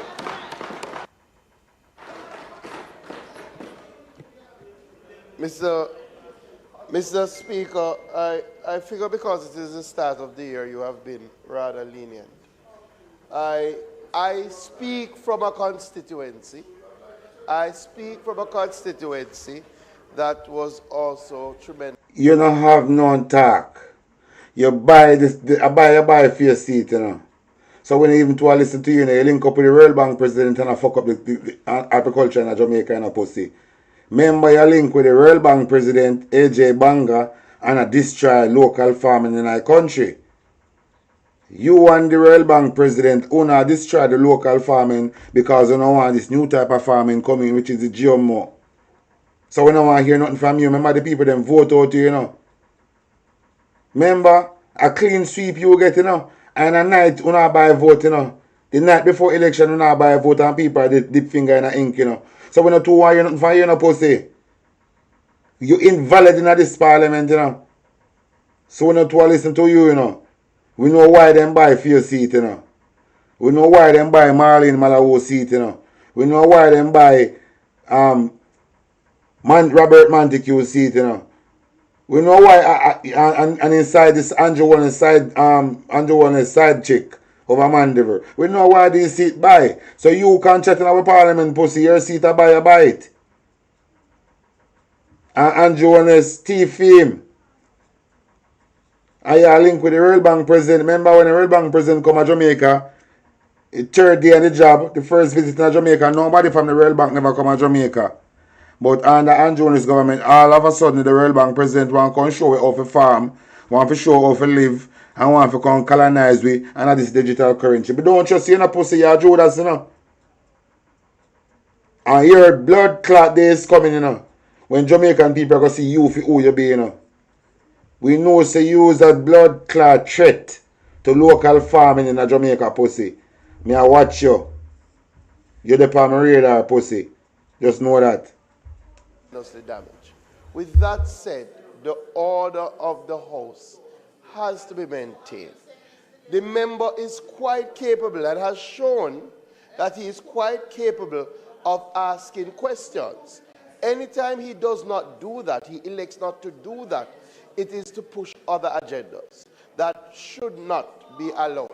And I am saying that Hey, you need to sit down. You buy a seat. Go and sit down. Go try win one blood clot. Go try win one seat and come back and talk. Nobody will no buy a seat no if you're chatting in the parliament like this pussy. We don't rate you buy a seat. And we know say a clean sweep you get because the people, some of the people them wrong licky. That is why they take money from Uno and put them finger in the ink pussy. We know what go on.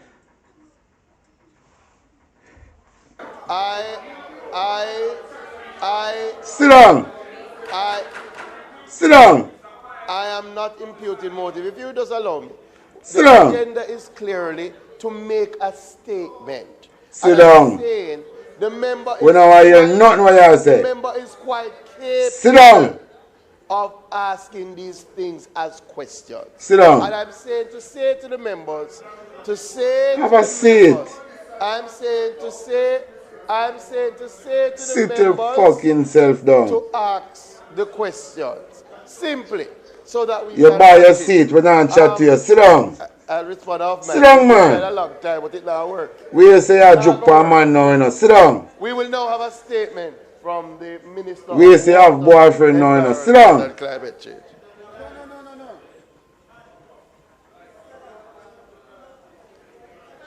Mark go in down, Christopher Tufton shake hand. He come when go on the back, go put it up upon his hand.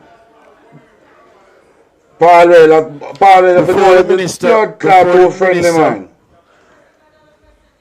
Paul Rail is a Tufton, go put it over upon his hand on the back and come back round. Don't make this pussy touch you. Tufton are crosses.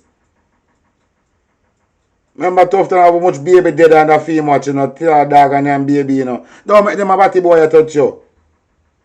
We not have no friend from them a kill off the people in Jamaica. We take it serious.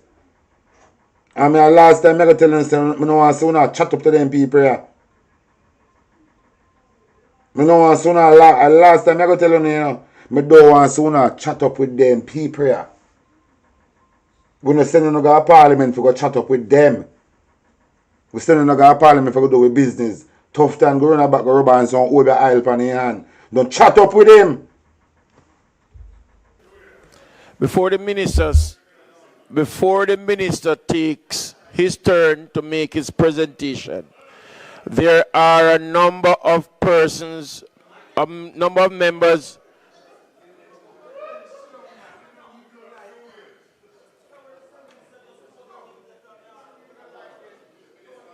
Member from St. Andrew East Central, you do not have the floor. Will you take your seat? I don't like this. Look on this guy. The member from Portland Eastern, Mike And is we hear about you too, you know, your family, Minister, you you know, don't have the floor. with the white lady, you know. Member from Portland Eastern, your mic was on for a while. Go ahead. My mic was on. Mr. Speaker, the minister has taken flight, so I'm not sure if I should. How would this song as a Desmond? I don't think Desmond Mackenzie this. Because A Desmond song, watch for Dirty Desmond. Oh, I don't see him, man. Oh, man, Andrew Weekly. Oh, see him, man, there. Said a Juliet Cockbird. That's how far they sit down. They must not agree. Desmond, when you have your man have, only sit down so far. You're going to itch upside a Babsy. And when you see you love a man. You need to shout across the floor. Your mic is on now. I recognize you. You can now speak. Thank you, Mr. Speaker. Mr. Speaker, I had 4 questions for the minister. And the minister has left. And my mic was on for a prolonged period. How do I treat with this?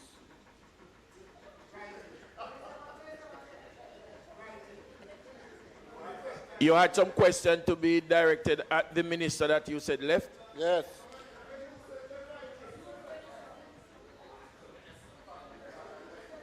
You can ask a question.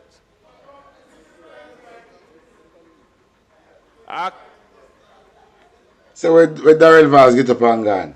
So, Mr. Speaker. Your mic, House Leader. Mike, your mic.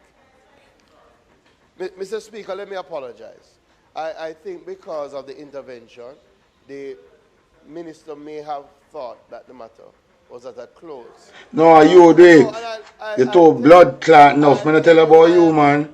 I'm telling you why I speculated. As the House is aware, the original order of statements would have had the Minister of Energy last.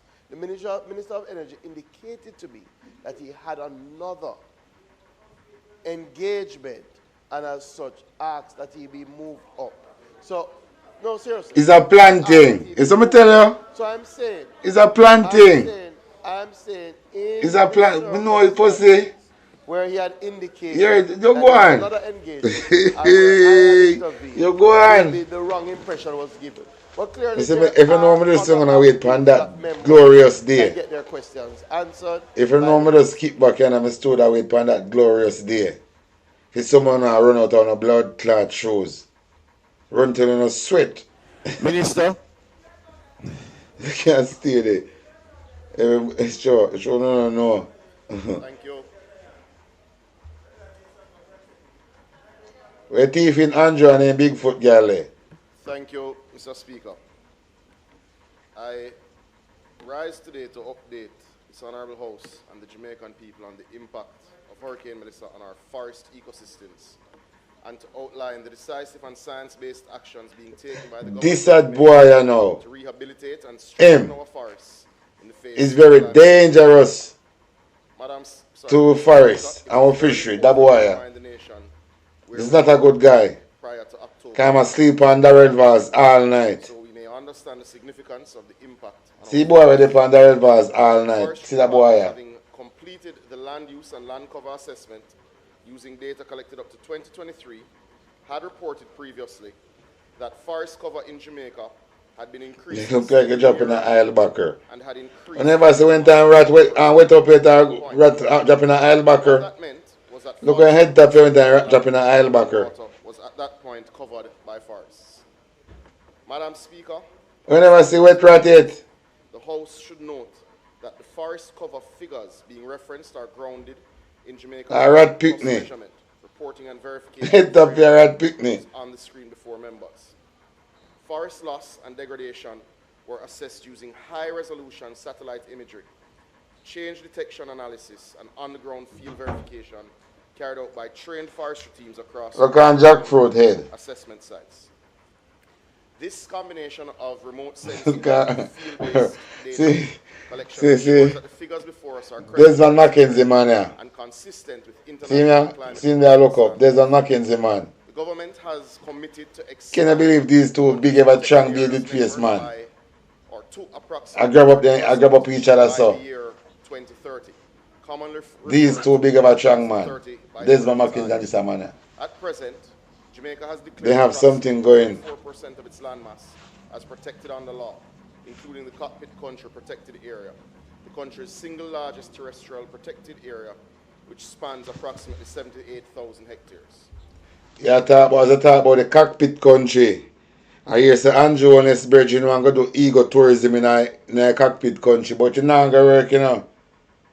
It's not going to work. No ego tourism in the cockpit country. Here, no ego tourism in the cockpit country run by no Jamaican, nobody who associate themselves with Jamaican. Any ego tourism are running in the cockpit country, it have to run by the Maroon chief and the people of Compound Town. Owned and run by the people of Compound Town. So that investor, we are propel Andrew Wellness. If you go terrorize the people them in our Compound Town because you wanted to run ego tourism over there. Forget about that idea here. Any ego tourism around the cockpit country, it have to run by the chief, Richard Curry, and the people them in the Maroon village them. If another way that can't work, no outsiders now can run no ego tourism in the cockpit country. So Andrew, these people will boost up you, tell them say it not gonna work. You hear me, boss? Because it not gonna work. So take on the mind of the ego tourism where Andrew kill up himself. When Andrew is off of because the people them are boost Andrew, you know. Some white people come in we want to run ego tourism in the cockpit country. But another they want to, you know. They want to take out what they want to take out of the land. So I saw them want to take time and move in about ego tourism, you know. So till then take time and take over the people them land. It not gonna work. Richard Curry, any ego tourism are going in the cockpit country, you have to run by Richard Curry and the Maroon citizen. The native them.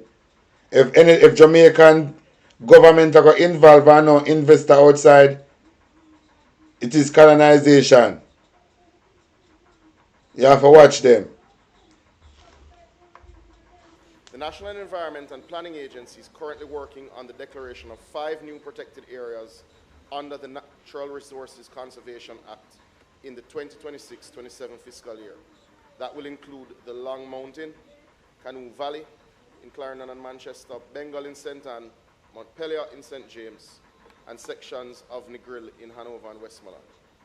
Additionally, the Forestry Department has declared 16 new forestry management areas under the Forest Act, and with an additional one to be declared in the upcoming fiscal year. This forestry I talk about, you know, and this forestry thing, Andrew, this guy is got teeth the blue maho them out of the Maroon Town, you know. This forestry thing I talk about, I hit them use got teeth out the blue maho them out. The one I say Richard Curry did arrest. These lumber, and this forestry thing now, they want to go use, go take time and thief things. And so they operate under these guys.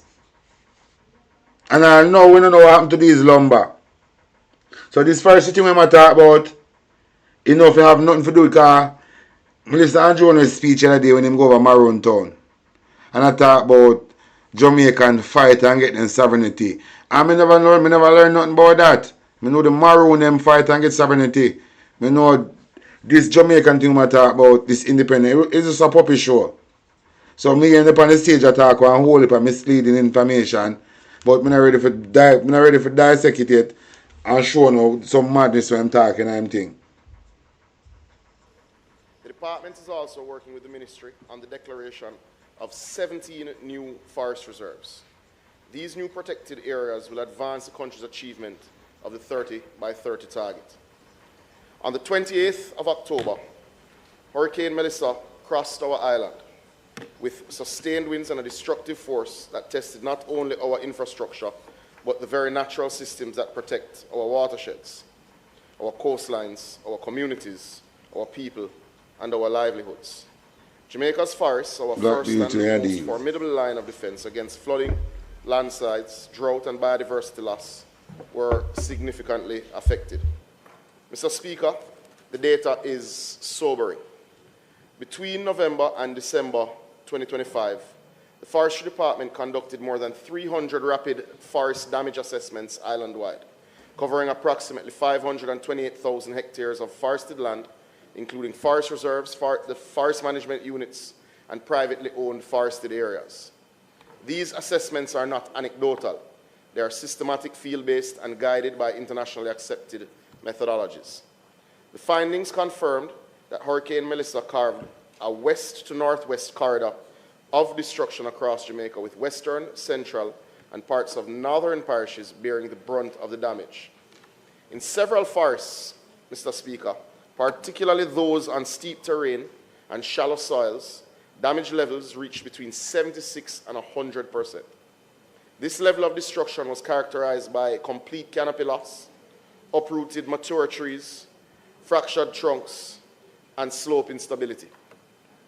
Mr. Speaker, it is sobering to note that disturbed broadleaf forests were hardest hit, with over 42,000 hectares degraded, accounting for more than 30% of all recorded damage. Secondary forest areas of regeneration from anthropogenic damage followed closely, with our urban tree cover declined by 26%, and even our mangrove ecosystems critical to coastal protection suffered nearly 24% degradation. With respect to mangrove, the data confirms that approximately 23% of our mangrove forests sustained damage, primarily from wind throw, sediment displaced, and prolonged inundation. The key mangrove complexes in Trelawney, St. James, Hanover, St. Elizabeth, and Westmoreland experienced a 90% of trees showing evidence of uprooting, canopy loss, and severe defoliation. These structural changes have direct implications for shoreline protection, nursery habitat for fish and invertebrates, and coastal carbon stocks.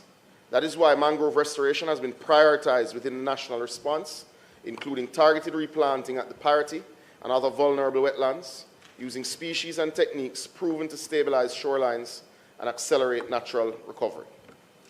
Importantly, Mr. Speaker, the assessments have revealed that approximately 51% of impacted forests experienced moderate to severe damage, defined by canopy loss exceeding half of pre-hurricane cover, broken and uprooted trees, exposed soils, and compromised watershed function. This level of forest loss has real immediate and potentially catastrophic consequences. These consequences include increased water insecurity, increase of flood and landslide risks, undermining of biodiversity, and threatens years of public investment of reforestation, long-term climate resilience, and environmental stewardship. Mr. Speaker, this Andrew Holness-led government has never shirked from our responsibilities. We do not respond to crisis with hesitation, but with action. Informed by these assessments, the Forestry Department has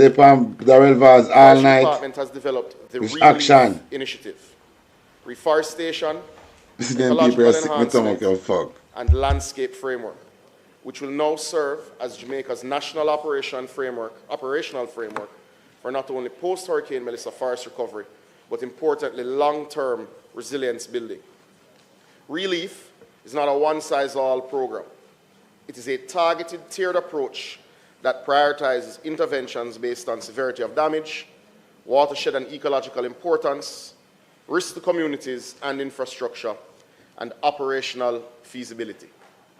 Mr. Speaker, under Phase 1 between January and June 2026, the Forestry Department will replant some 300,000 seedlings, with more than 170,000 directed to priority watersheds, with some 50,000 within urban and peri-urban areas.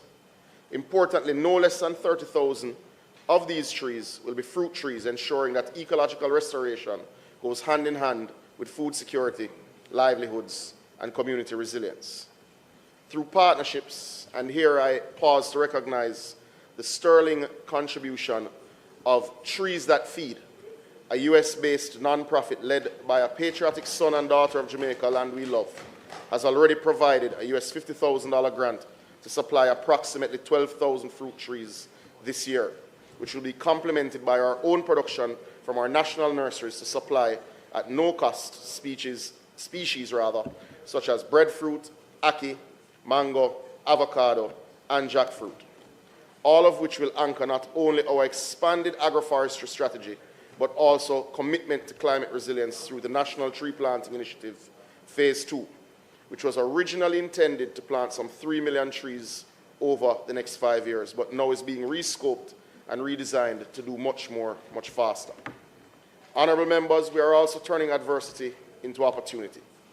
Hurricane Melissa has accelerated the expansion and rescoping of our agroforestry program, allowing us to systematically integrate fruit trees into mixed systems with the sustainable rehabilitation of damaged landscapes, strengthening both ecological outcomes and rural livelihoods. Mr. Speaker, to support this scale intervention, the Forestry Department is advancing plans for expanded nursery capacity, including the establishment of additional nursery capacity in Western Jamaica, with sites under assessment in St. James, St. Elizabeth, and Westmoreland.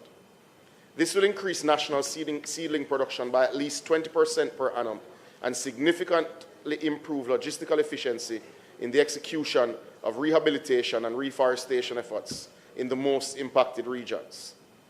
This expansion of nursery capacity aligns directly with commitments outlined by the Prime Minister in his 2025 budget presentation, where provision was made for the expansion of the Forestry Department's nursery capacity to strengthen Jamaica's reforestation and climate resilience agenda. Mr. Speaker, this brings me to the National Tree Planting Initiative, Phase 2. Having successfully delivered on our earlier commitment to plant some 3 million trees, admittedly it took a little longer based on the impact of the pandemic than we had hoped. This government has sought to build on the lessons learned and has recommended a national tree planting initiative, has recommitted rather, to a National Tree Planting Initiative Phase 2 to plant an additional 3 million trees. This initiative will be fully integrated into the Relief Framework and will serve as a cornerstone of our long-term forest recovery strategy.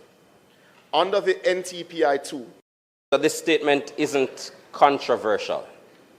There isn't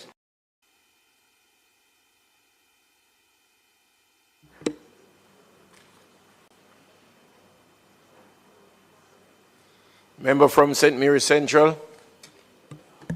Thank you, Mr. Speaker. I want to start by congratulating the Minister on his ascendancy to the presidency of the 8th session of the United Nations Environment Assembly. Congratulations. Any positive development on the global... This is not a job to congratulate him about, because just look how I deal with Jamaica if this guy is the right pick for this job we get. Look how I deal with Jamaica and look if him are really the right pick for we get, or just favoritism. Stage redounds to the benefit of all Jamaicans, and so we celebrate with you. Minister, this statement isn't controversial. There isn't much, if anything, in it that you will find objection from this side. I visited in St. Elizabeth, the cockpit country myself, and I've seen firsthand the devastation on just the forestry. In fact, residents were telling me that areas that I could see a clear view, generally for decades they've never seen what the other side of forests look like. What I want to know, though, Minister, is whether any consideration is given to mobilizing just members of the population who might be interested in not the National Tree Planting Project, but the Reforestation Project. Because this is a major undertaking, and I suspect you may not be able to readily find the resources from your budget to lead the full recovery with 51% of loss in terms of forestry areas. So I'm wondering whether any attempt will be made to just mobilize the general population, those who are interested in any event, to volunteer and to assist with the tree planting. Another question, Minister. I note the move to plant fruit trees as a part of the forestry program. And even though I suspect the professionals at forestry would have considered it, I also want to ensure that we're considering the local ecosystems and the things that life in those ecosystems generally depend on, to ensure we're not replacing trees with trees that might create additional harm. But as stated at the beginning, you have my full support in terms of replanting and rebuilding the forestry and the environment on a whole. This replanting a tree, you know. The thing about replanting a tree is good, you know. But the tree them we are replanting, they have to be mango tree, ackee tree, pear tree, breadfruit tree. These are the trees we have plant back, you know. We can't just get up and plant this up a wild tree, you know.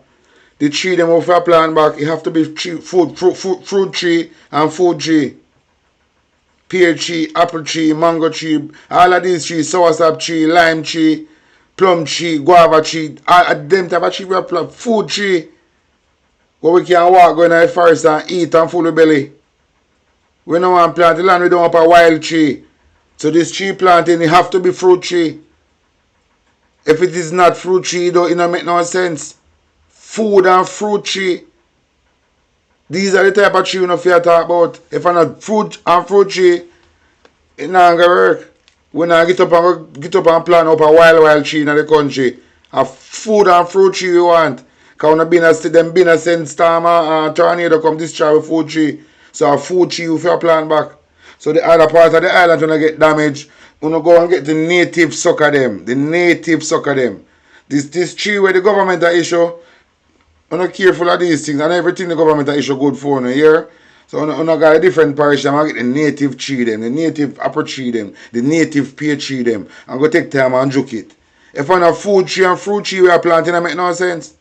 We can't just get up a plant, just be a wild tree. No. It have to be food and fruit. Are the only tree we are plant back.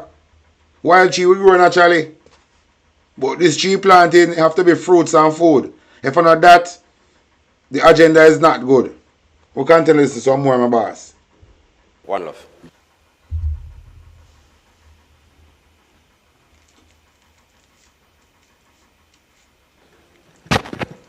Minister, I have one question for you. I'm aware that the effect of Melissa in relation to our forests includes the extensive creation of bio-waste, meaning branches, leaves that were broken, trunks of trees snapped, etc. So on the forest floor, you have an excessive amount of wooden detritus, wooden waste. And the risks of forest fires, bushfires from that waste which is lying there and which will be over time degenerating into drying out and becoming more and more flammable is a real risk. And I was wondering whether there's any strategy for trying to address that, the risk, the heightened risk of forest fires in our forest areas as a result of what Melissa has left behind. I know that we've had problem with bushfires, in the St. Andrew Hills and so on for many years, but this seems to be a particularly extraordinary situation. And if you fly over the forest, you see it there on the forest floor, and it's very striking because of the extent of it. So I was wondering what your thoughts are on that issue.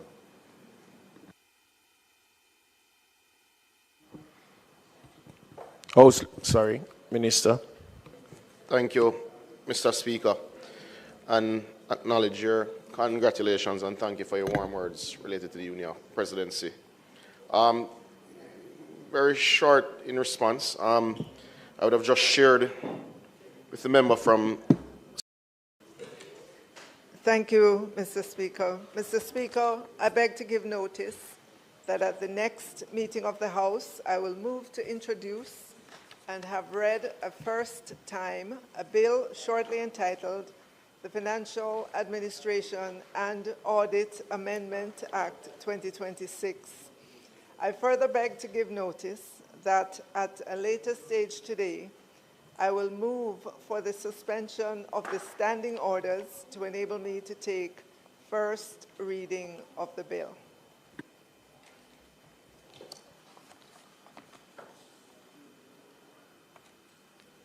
Minister.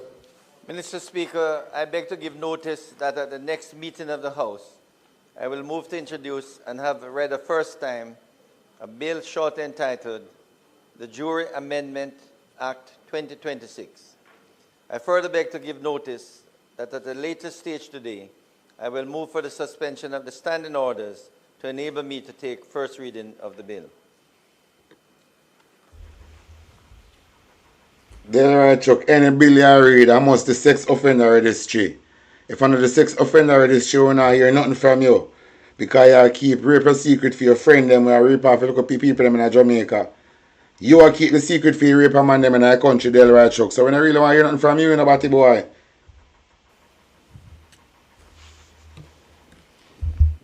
Mr. Speaker, I beg to give notice that at the next sitting of the House, I intend to move the following motion. Whereas Jamaica's core utility networks, specifically telecommunication systems, electricity grids, and potable water infrastructure collectively constitute essential national assets indispensable to public safety, national security, economic stability, health, disaster response, and the functioning of key institutions, including hospitals, emergency services, financial systems, schools, and public administration. And whereas there has been a marked and troubling increase in incidents of theft, vandalism, sabotage, and unlawful interference targeting telecommunications infrastructure, electricity distribution systems, and water supply assets, resulting in service outages, economic loss, threats to life, disruption of emergency operations, and reduced national resilience. And whereas acts of theft or interference with these essential utilities are currently prosecuted primarily under general criminal provisions, such as simple larceny, conversion, and malicious destruction of property, which do not adequately reflect the grave national implications, economic impact, and public safety risks created by such offenses. And whereas the penalties available within the ordinary criminal and summary jurisdiction framework, particularly at the level of the parish courts, are insufficient to deter sophisticated or organized criminal activity directed at utility infrastructure. And whereas international standards in comparable jurisdictions recognize electricity, telecommunications, and water systems as critical infrastructure requiring sector-specific legislation, elevated penalties, specialized offenses, and enhanced investigative power, including models such as Australia's Security of Critical Infrastructure Act framework, Taiwan's Critical Infrastructure Reforms, and the US's Cybersecurity and Infrastructure Security Act protections. And whereas Jamaica's vulnerability to hurricanes, natural disasters, cyber threats, and national emergencies require the uninterrupted functioning and robust protection of electricity supply, telecommunications networks, and water systems, be it resolved that this Honourable House formally declares Jamaica's electricity, telecommunications, and water networks to be critical national infrastructure, essential to public safety, national development, and disaster resilience. Be it further resolved that this Honourable House calls upon the government to undertake, as a matter of urgency, a comprehensive review of the legislative and regulatory framework relating to the protection of utility infrastructure, with particular focus on electricity, telecommunications, and water systems. Be it further resolved that such review include consideration of, 1, the creation of comprehensive sector-specific legislation to be styled the Critical National Utility Infrastructure Protection Act or similar. 2, the establishment of specialized offenses relating to theft, sabotage, vandalism, damage, or unlawful interference with electricity, telecommunications, or water infrastructure, with penalties commensurate with the national risks posed. 3, designating such offenses as indictable only triable in the Supreme Court, thereby enabling the application of appropriate sentencing powers and investigative processes for complex or organized criminal actions. 4, enhancing investigative and enforcement mechanisms, including mandatory coordination among the Jamaica Constabulary Force, Ministry of National Security, Ministry of Science, Energy, Telecoms and Transport, Ministry of Economic Growth and Job Creation, the Office of Utility Regulations, and the affected utility operators. And 5, reviewing and strengthening the regulatory framework governing the scrap metal industry to reduce illicit markets that incentivize theft of utility assets. 6, benchmarking legislative options against international critical infrastructure protection models and incorporating relevant best practices. And be it further resolved that this Honourable House recommends that a joint select committee be convened to receive submissions from the operators of the electricity, telecommunications and water sectors, to receive expert input from regulators, law enforcement, legal specialists, and civil society stakeholders, examine the national economic, security, and disaster resilience implications of utility infrastructure vulnerability, and report to the House with recommendations for comprehensive and modernized legislation to strengthen the protection of Jamaica's critical national utility infrastructure.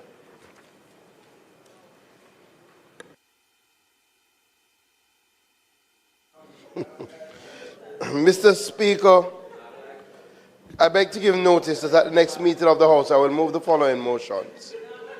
Be resolved that notwithstanding Standing Order 68.3 and in accordance with Standing Orders numbers 68.1K, 73D, this Honourable House appoints the Integrity Commission Oversight Committee, comprising the following members: Pernell Charles Jr., Delroy Chuck, Audrey Marks, Marissa Dalrymple Filbert, Matthew Samuda, Julian Robinson, Dayton Campbell, and Angela Brown Burke. Be Integrity Oversight. Be it resolved that this Honourable House appoint a select committee comprising of the following members: the Honourable Olivia Grange, Mr. Andrew Morris, Mrs. Marlene Malahoo Fort, Mrs. Juliet Cuthbert Flynn, Ms. Joyce Denise Daly, Dr. Angela Brown Burke, to sit jointly with a similar committee to be appointed by the Senate to consider and report its findings to this Honourable House on the Act entitled the Domestic Violence Act. Mr. Speaker, I further beg to give notice that at a later stage today, I will move for the suspension of standing orders to enable me to take these motions. Question and answers to questions. Motion that may be made at the commencement of public business requiring notice. Motion relating to sitting of the House. Motion for leave to introduce bills. Presentation of bills without leave of the House first obtained.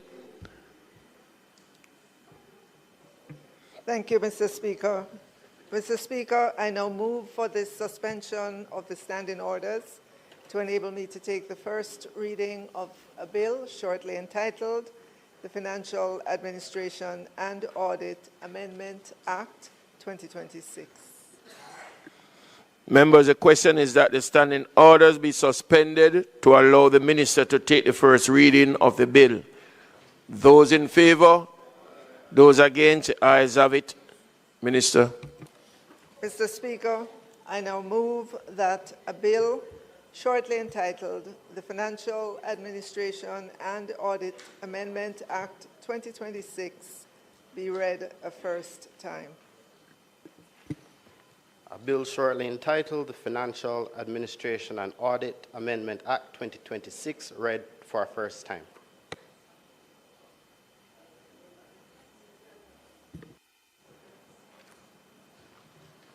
Mr. Speaker, I beg to give notice of second reading of the bill.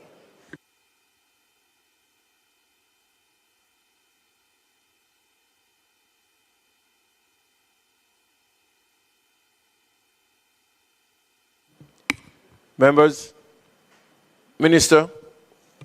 Mr. Speaker, I now move for the suspension of the standing orders to enable me to take the first reading of a bill shortly entitled the Jury Amendment Act 2026. Members, the question is that the standing order be suspended to allow the minister to take the first reading of the bill. Those in favor? Aye. Those against? The ayes have it. Minister. Mr. Speaker, I now move that a bill shortly entitled the Jury Amendment Act 2026 be read the first time. A bill shortly entitled the Jury Amendment Act 2026, read for a first time. Mr. Speaker, I beg to give notice of second reading of the bill.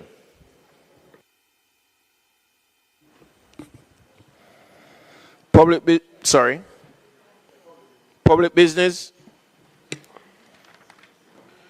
Mr. Speaker, I now move for the suspension of standing orders to enable me to take the motions, notice of which I gave earlier.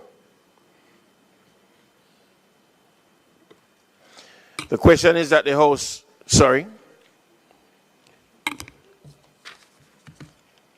The question is that the standing order be suspended to enable the minister to take the motion, notice of which he gave earlier. Those in favor?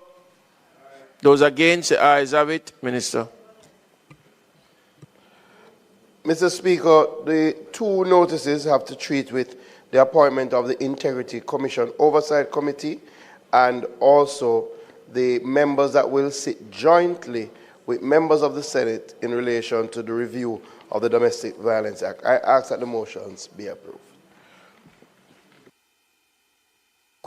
The question is that the motion be approved. Sorry?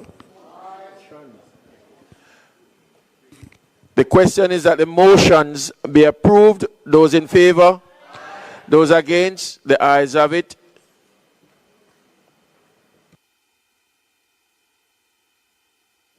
Mr. Speaker, we had started debate on the motions moved by the member from St. Catherine Southwestern, and it is the intention to conclude those debates today. I do see an indication from the opposition, the member from St. Andrew Southwest, that she will be contributing to the debate. If there are any other members, we'll take them now. We also have the member from St. Mary Central, and then we will move to have the member from St. Catherine Southwestern close the debate on the motions. There are 7 motions which have been moved. The members could indicate what motion. There are 7 motions which have been moved.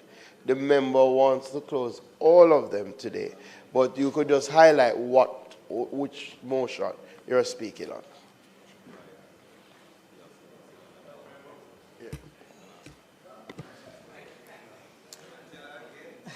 Thank you, Mr. Speaker. Mr. Speaker, I want to start with just a couple of comments as it relates to number 2, motion number 2, which has to do with the amendment to the Representation of the People's Act. I want to say that it is obvious that the member has taken some time to look at the process of election and to look at some of those areas that are troublesome and that need attention. I must say that for the second one, which is the one I'm talking about, which really deals with introducing other implements other than the black lead pencil to be used to make a mark for the candidate, and also where it refers to also introducing other marks that could signal the choice of candidates. I must say that I vehemently oppose both, and I'll tell you why. At first glance, it sounds like something that makes sense and that is easy to do. However, in my head, I am still very clear of the Jamaica in which I live. And I am also very clear that we still talk about the golden ballot. We still talk about individuals who pay persons to come in and vote a particular way. And who, no, I tell you, Moran Bay teaches me well. No, Moran Bay by-election teaches me well. And it wasn't on this. Pay voters to go into the polling station and to make a mark in a particular way. Because we have now would have made the changes for a specific mark to be used. It would then clearly identify, let's say, of the 20 persons that you have targeted to get a vote in a particular way, you would be able to say 18 of them delivered because they had that specific mark, or because they went in and used a specific implement. I believe that the trust that in the last, certainly in the last election, has been severely damaged is not one that will allow me to vote in favor of this motion. So that is two. As it relates to number 3, again, it is around changes to the ROPA, where it asks for changes as it relates to the outdoor agents. I do agree that some changes are required. The first one being a general understanding of the limits for the outdoor agents and where they stay, and the fact that they can't be too far away. Yes, I agree with that. What was missing, and I thought you would have included, member, is also the idea of where the voters stand, because at some polling location, some persons interpret it as the voters needing to stand outside the compound, while others interpret it as standing close to the polling station. And what that means is that if you have 5, 6 polling stations in a compound, 2 of the 5 might have nobody in there, but a long line is outside, yes, with individuals, and you are not allowing now persons for all of the stations to come in. I would have loved to see that included. Let me tell you why I am very hesitant, and in fact I am not willing to support the movement of the outdoor agents closer inside, because the outdoor agents do interact with voters. And I would fear closer to the voting station, the polling station, where voting is going to take place, that we might have fierce competition between the outdoor agents interacting with the voters. And I see that as being problematic. And so on that count, I do not support that motion either. I will leave the others. 5. Motion 5. I want to start by commending the progress that we have made and agreeing to date in terms of creating an atmosphere of a free and fair election and free from fear. And this has been done, in truth, by both parties working really hard together. As I said earlier, and I really do believe it, so I'm going to have to say it, that I believe that some of what has happened in more recent times has damaged the trust. Yes? It has damaged the trust. And I say that, and I put it on record here. Mr. Speaker, we cannot disregard the concern around the system could be, or where the system allows for partisan behavior. Yes? I know that the rules of the EOJ requires that individuals who are politically affiliated do not become workers for the EOJ, which I support wholeheartedly. And so when individuals come to me and said, oh, MP, I went down and they said A, B, C, and D, I said, they are correct. But it is alarming, Mr. Speaker, as to the level of partisan pro-JLP behavior by some of the key members and workers of the EOJ on election day. Yes? And so that should be a matter of concern.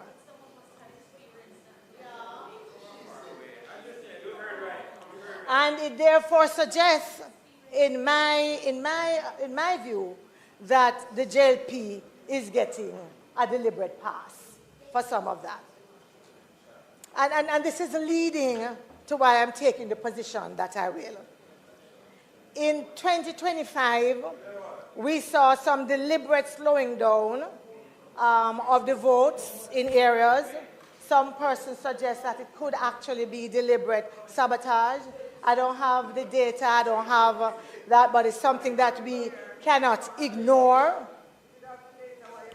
Key persons, we actually saw, and members have documented key persons, key members affiliated with the government using their connections and their authority to direct what happens in a polling station using their usual bullying approach. Yes? Yes. All of what I have said earlier, Mr. Speaker, makes it clear to me that the suggestion of allowing a presiding officer to present a ballot without removing the counterfoil when the voter brings it back, yes, allowing that counterfoil to be removed and counted, for me, presents clear and present danger. And I'll tell you why. No, and I'm going to tell you why. I am going to add to that the issue of the special, yes, it's 7 motions about. Let me tell you why I'm concerned about that. I would hate to see special ballots being in the hands of individuals who go into a polling station, yes, and get back to the presiding officer now to be dropped in the ballot. And all that needs to happen is to remove the counterfoil and to put it in the ballot box. No. So what that means, Mr. Speaker,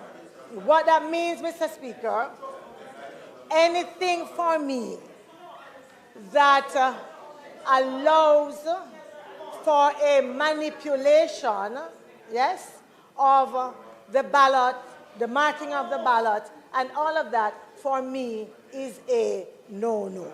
Because where there are issues, instead of insisting on a proper public education campaign, that therefore puts the voter, the partisan workers, the party workers, the EOJ workers, to guarantee that before the ballot is given, that the counterfoil is removed, or that the correct pencils are in the stations to be used. What we do is find ways around it, and I believe that that is a dangerous precedent and a wrong way to go. And so, again, I would want to say that that motion does not have my support. I move to motion 7. I like the idea of a motion to look at the qualification of persons to run for the Houses of Parliament. Motion 7. I like that idea. And I'm pleased that it comes at this point because we have just completed an election campaign and it is fresh in our minds. But when I look, when I look at the discrepancy between the voting age of 18 and the age at which someone can run for candidates, one being 18, one being 21, I agree that that anomaly could do with some change. And I agree with making them both 18. And I think that that is a good suggestion. Mr. Speaker, when I look at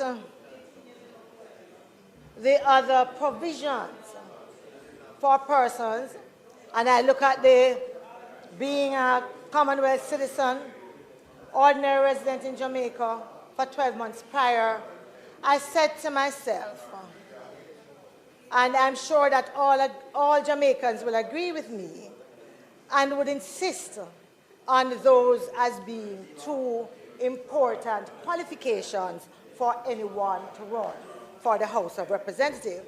So I agree with that wholeheartedly, and I like that. Like me, however, I am thinking of the many other Jamaicans who are also clear that these are important provisions, but who might be trying to square that with the brutal campaign that we saw being waged. And what am I talking about? When individuals in this very house presented candidates who were either Israeli citizens, US citizens, yes, born in England, yes, knowing and agreeing on the two major qualifications, none of which they would have violated. So we are good. But what they have done with a brave face of hypocrisy is to stand on that and turn around and look at someone that they know very well, went to school in Jamaica, went to school with many of them, born here, not even his birth certificate as Jamaican was able to staunch the criticism from those hypocrites who were putting forward candidates who were in the same position, if not worse. In fact, worse is in fact that member who is shown allegiance to the US, but sat in this parliament, yes, with the cover of the hypocrisy from her colleagues. And then you have the effrontery,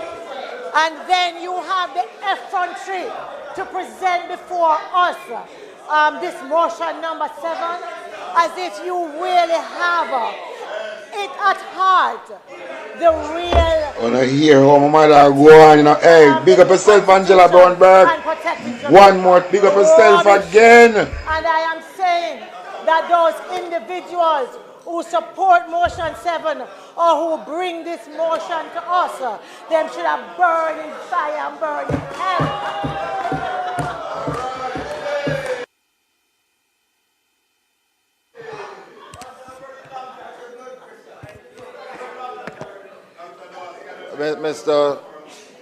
Mr. Speaker,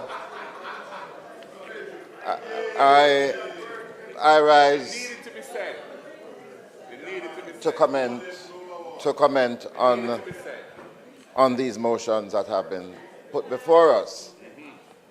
And I want to start, Mr. Speaker, by going back to a principle that... Is there a motion in particular that you're speaking to, or just general? All of them. Right. So, Mr. Speaker, these are very important matters that have been brought for our consideration and approval. But I want to go back to a fundamental principle that has guided us through a period of tremendous turbulence to one where today we accept free and fair elections as a given.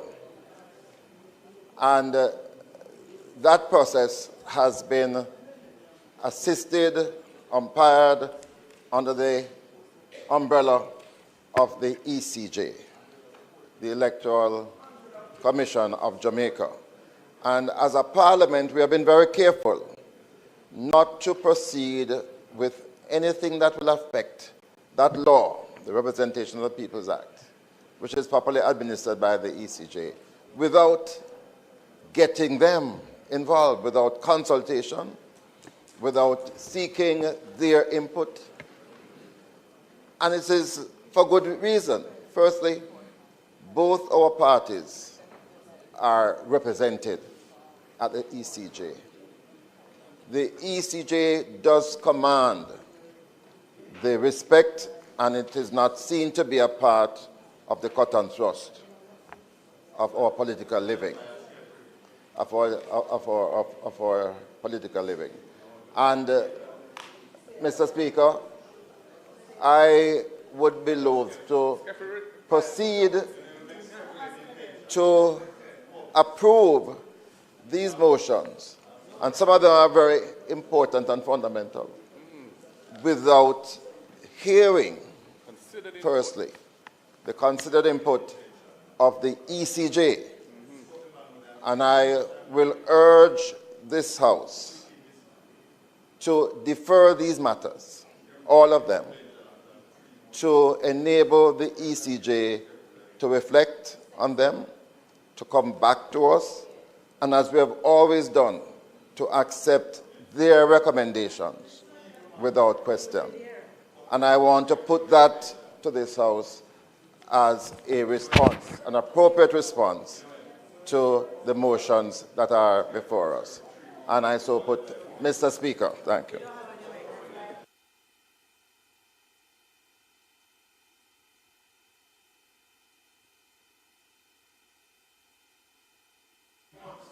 Member from St. Mary's Central.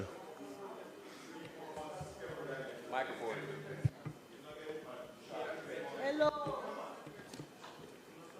Thank you, Mr. Speaker. I rise to speak on motion number 1 in support of it. Mr. Speaker, I believe motion 1 seeks to cure a major injustice. As a member of Parliament, Mr. Speaker, I sometimes have a major challenge explaining to constituents who live in housing schemes that have been developed for many years, and the roads are in a state of disrepair. And those roads have no owner within the government, Mr. Speaker. You can't tell them that works agency can respond. You can't tell them that the municipal corporation, it's not RADA. It's a bastard road, no father, no owner. Even notwithstanding the status of that bastard that still exists. I think, Mr. Speaker, I would want to go a little further.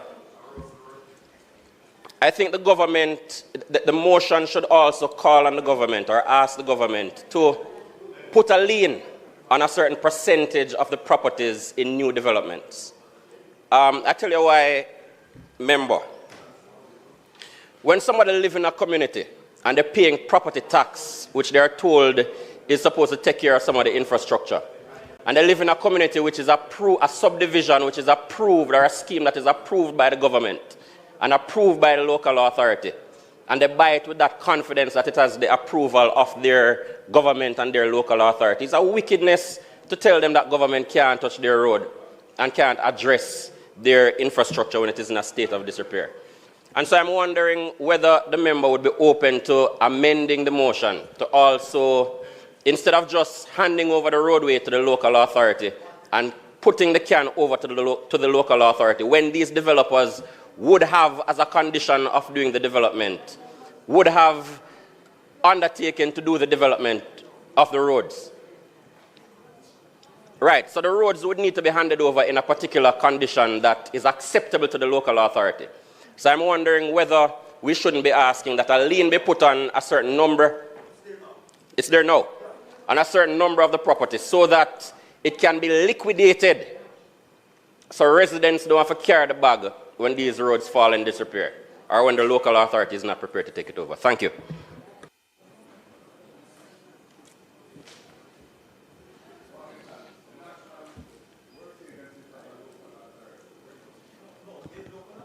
Mr. Speaker, I want to briefly speak to two of the motions.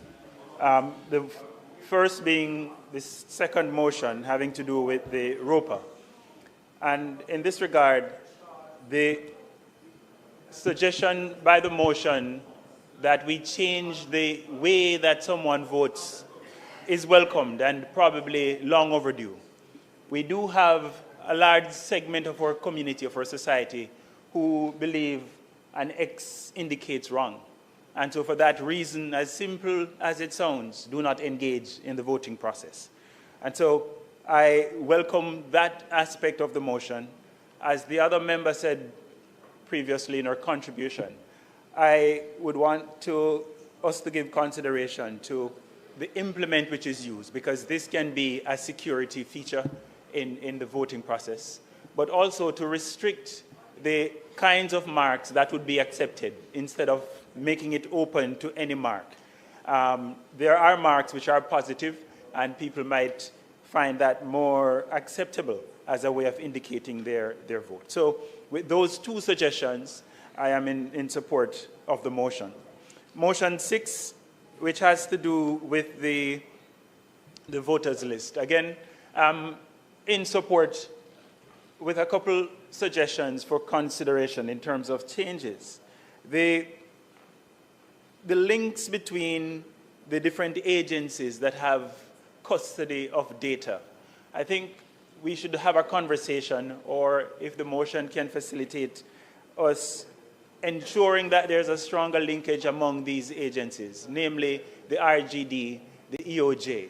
I mentioned this, Mr. Speaker, because what that would mean is that the verification process, the process of removing those who've passed on or who have migrated from the voters list, would be almost, well, easier, not automatic, but certainly easier than it is now, but controlled by these agencies once you have, for example, proof of death, and that can be done without having to revert to the local EOJ office.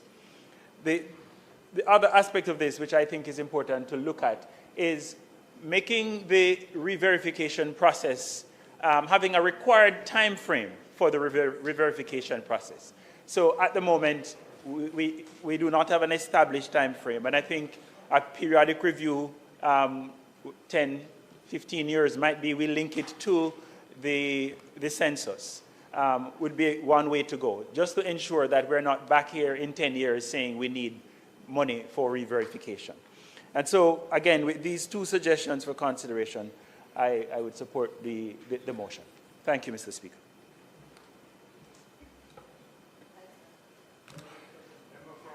Member from Portland Eastern.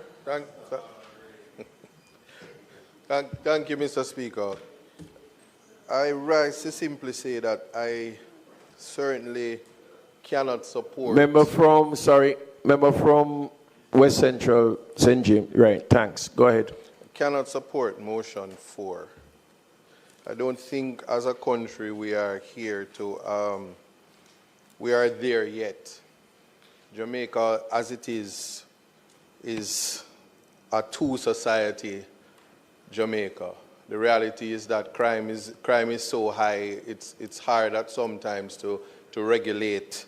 Whenever the night comes, many things can happen. To protect the integrity of the electoral process and increase even by 1 hour would be dangerous. We should look or try to consider especially the geographical locations of some areas, whether it could at all, even with the advancements in technology, support an increase in the voting hour. As it is right now, the integrity of the voting process, the containment, the best way to contain is the time constraints. There are many other things that can be considered in terms of how ROPA, with an amendment, can regulate how the private sector treats with the ability of voters to get the time to actually go and vote without fear of intimidation or loss of income or whatever it is that would prevent them from participating in the process. But one of the greatest ways to protect the integrity of the process is to be in keeping with the time in our current state. Now, even as this bill is intended, or this motion is intended to increase the time without the technology being implemented across all constituencies and in all polling stations. In the last election, and using the data and using experience and the information, there are polling stations that don't even have light, and it was still used. And we do have information. I can speak in relation to Portland Eastern. There were polling stations that were allowed to stay beyond the 5 p.m. time. And what happened during that time, the integrity of the voting process was compromised. Not the last election. That is exact, at 5. But to increase it at 6, and we're dealing with the time, and we're dealing with how the sun rises and how the sun sets, and that's something that we have to look at. And so we're talking about all of those things when we think about the integrity, right? And I don't need to coin a term, but to say that the thieves come out at night, right? And people need to understand that. I could direct that to you as well, but you're not. You haven't said that on record. But while it is that we must, when considering the electoral process, to ensure that voters and the voting process is not compromised and persons are disenfranchised, time constraints is also important given the reality of Jamaica. So I just simply, in relation to motion 4, to say that I would invite this House to also reject the increase in time. I do support you on motion 1 in its entirety. Thank you. Member from West Central, St. James. No, she was before.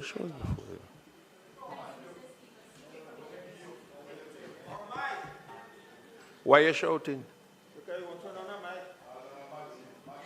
Thank you, Mr. Speaker. Seeking permission to speak from a seat other than my own. I rise to make my contribution to the various motions moved by the Honourable Member from St. Catherine Southwest. Mr. Speaker, in respect of motion number 1, the problem identified in the motion, I think, is one that practically all of us here are acquainted with.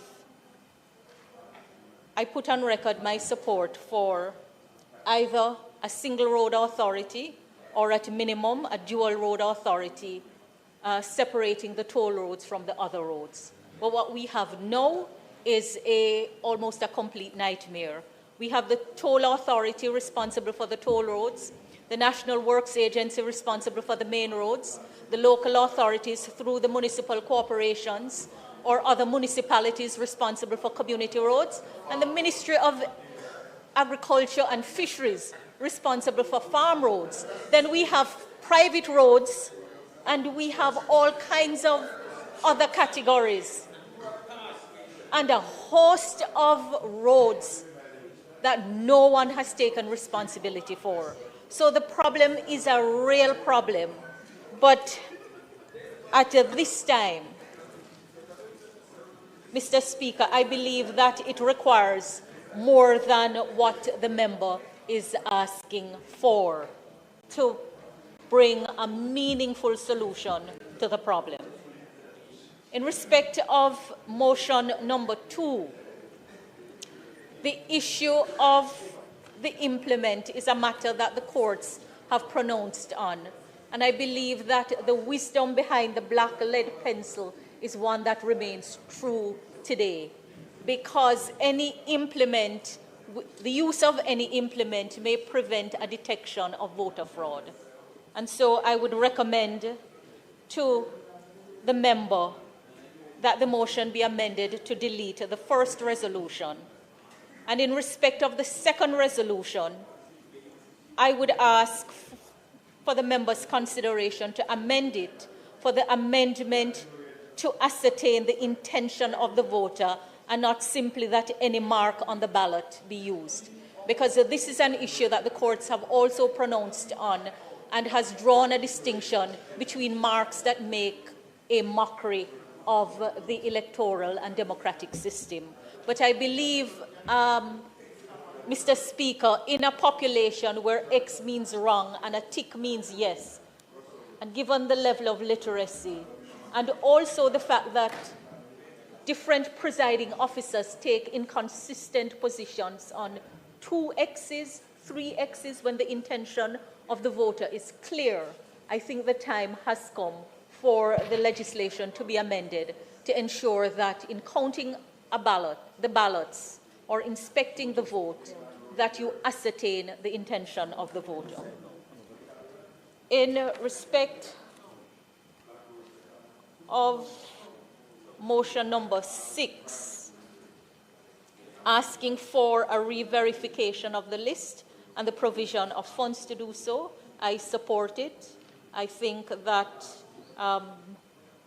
I question whether the list truly reflects what obtains in accordance with different aspects of the electoral laws. Moving to motion 7, this motion addresses a number of complex issues. Section 39 of the Constitution is a deeply entrenched provision.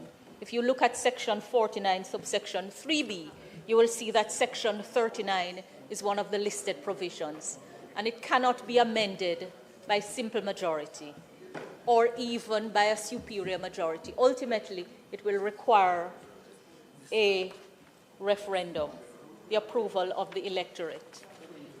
The motion is also asking for a deletion of the provision dealing with conflicted allegiance in the Constitution. I believe it would be a wrong move at this time. With wars and rumors of wars, parliaments increasingly will have to take decisions, and it is important that members of parliament have no conflicted allegiance when they have to make decisions between different countries. I would recommend to my friend that this motion be withdrawn.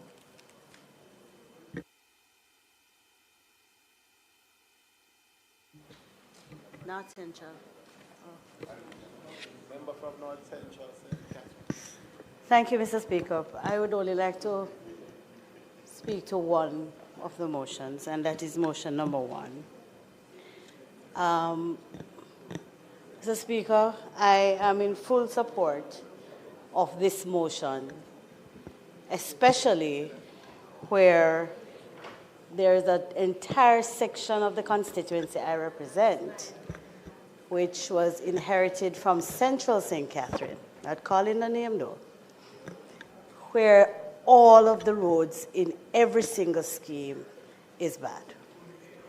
And in 2026, where we have tax-paying citizens who would have made tremendous sacrifice to purchase homes, to expand those homes, and to make sure that they form community groups and have neighborhood watches and strong community unions, they have to be wearing one shoes to come out of the road.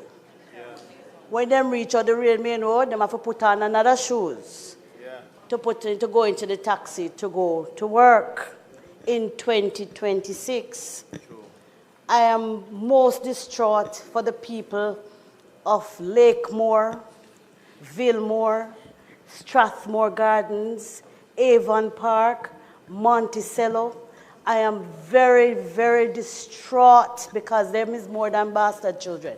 They are forgotten and have been forgotten for decades.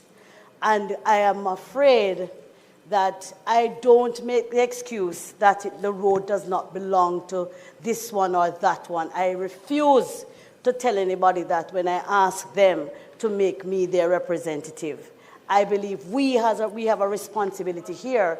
It doesn't matter which authority you're talking about.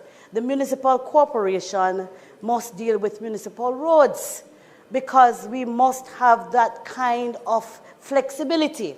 And we can tell you there was a REACH program in this house that took forever because the National Works Agency certainly just did not have the capacity to be able to manage all of what needs to be done.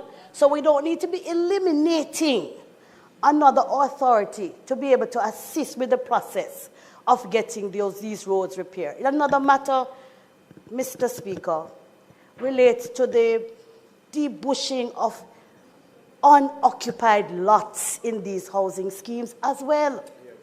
They buy the lots, they go overseas, and it is overgrown, and it attracts rodents, it attracts criminals, it even attracts crocodile. In Strathmore Gardens, there was a crocodile in the bush on a lot, and we had to be calling NEPA to assist, and I'm simply saying this is the road on which there are 2 children's homes, right? So we are at a place now where, the member from Southwest, you know how passionate I feel about this one. We have a responsibility to the people in the housing schemes who continue to make the sacrifice to do what we ask them to do, to work hard and buy a little piece of this rock named Jamaica. And then when they do so, they have to be hiding because they are not proud of where they live. They're demotivated. It is depreciating the value of their homes as well. Nobody no want to buy no house down there, so because of no taxis will go on those roads anyway. So they must walk from the entrance to their homes. It is time really come for true to make sure. Remember, I support you 150%. I'm also thinking that we need to attach a caveat to them people here. When them go to the tax office, they must pay. If they're not paying to maintain these lots, we must cut those lots, attach the money to it, and make them pay it. Every time you pay your tax, you must pay for the maintenance of your lot. And if you don't do that, then we have other sanctions, right? And I'm simply saying, but we have to make it law so that it is not incumbent on any discretionary power of any municipality. No, the law doesn't state that you can. Put a caveat. You cannot. You cannot. So I'm suggesting that we need to move a foot further instead of just saying simply, let us do better. Let us put the things in place to get the better done.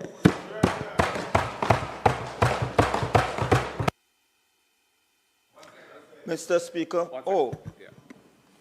Just, I won't be long. I know you're anxious to wrap up. Just to say, I too support the first motion.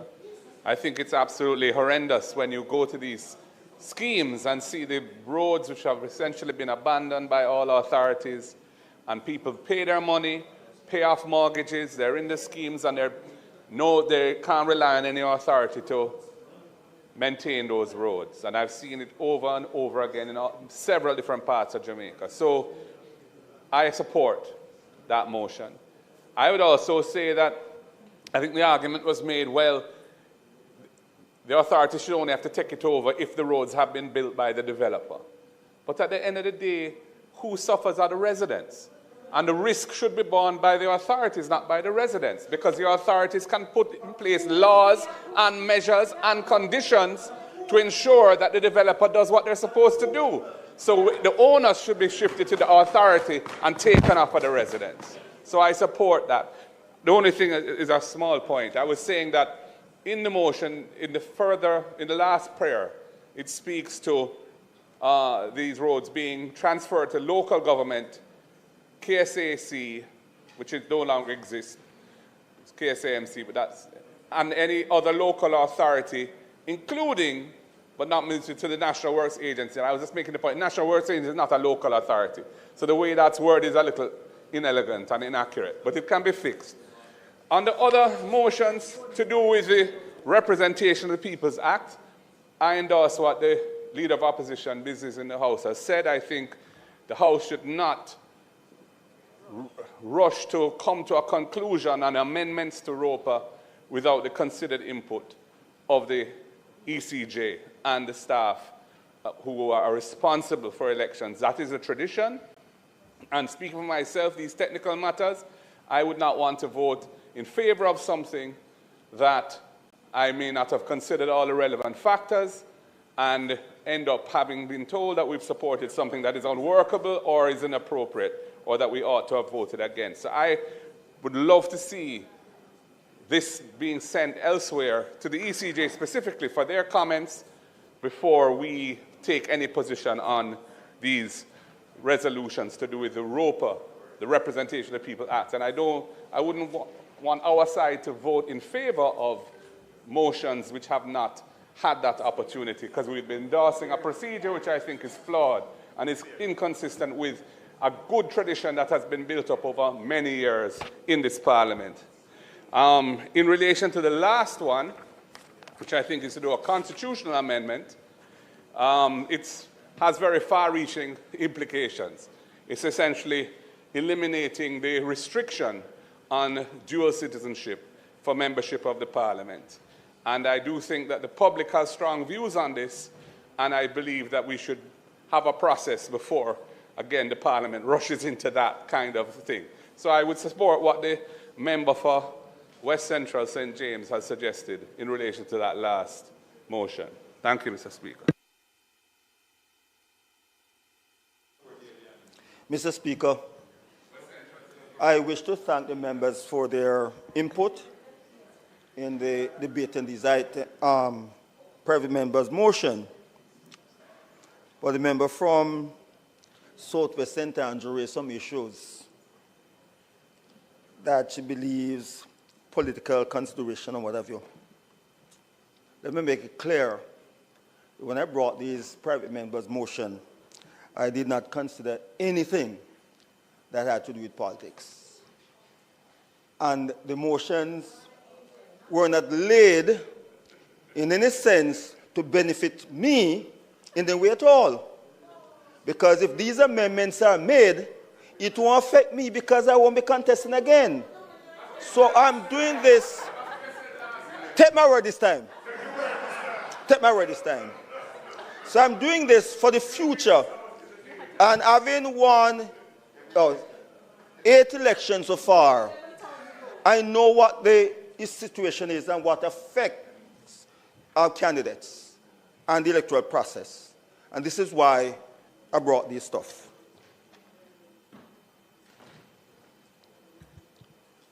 Mr. Speaker, as it relates to private members' motion 1, the member mention the Single Road Authority and the rest of it. But this is a different issue from the Single Road Authority. What I want is for the authority to take responsibilities for the infrastructures in housing scheme where you have citizens who have paid money, bought their units, and still nobody is responsible for them. So that's all I'm asking for. As it relates to the Single Road Authority, then I'll come back with another motion for that. But I'm asking for the government to make sure that the issue of responsibility is taken over. So I just want to, as the leader opposition mentioned, being a local authority, I just want to mention, as I say, or any other local authority, as well as the National Works Agency, to make that amendment to number one, to the prior itself for motion number one. Number two, the member mentioned the issue of using different implements apart from the blacklead pencil. I accept her suggestion there, and I would want to delete the priors in private members motion number 2 and substitute as such. Be it resolved that the relevant provision of the proper be amended to enable the intention of the voter to be ascertained instead of mandatory that the voter shall mark an X beside the candidate's name. So I'm asking here for intent, but to remove the issue of any implement. So I'm asking for amendment to delete those two priors and to replace it, substitute as such. As it relates to number 3, she mentioned that it was not mentioned as to where, as it relates to the voters, where they should stay. That can be dealt with later on. But I'm asking now that the outdoor agents that are stipulated by 41A subsection 1, they are by law. So you should have the one-day police or the security force, somebody telling you have to stay down the road. If they are provided for as the indoor agent in ROPA, then they should be recognized as such and should be at a place where they can carry the responsibilities effectively than having a one-day police and the security force telling go down the road. There are times when you have the one-day police or the security force are political and they take political actions. Allow the people or the person appointed by the candidate to carry the responsibility on part of the candidate. This is why I'm asking that for this one, be it resolved that in the case return officers, election workers and what have you, that they be less than the 200 yards from the polling stations so they can effectively carry out the responsibility. That's all I'm asking for. 4, the member from Eastern Portland mentioned that they shouldn't change the hour to additional hour because thief walk at night. Thief walk at day too. Thief walk at morning. It don't matter the time. If people want to thief, then go and thief. You can't tell a thief not to thief. Thank you. So I wouldn't say use that. The issue that some of us have urban section of our constituencies. And even though there are requirements for employers to allow workers time off to vote, how much hours? 2 hours? 3.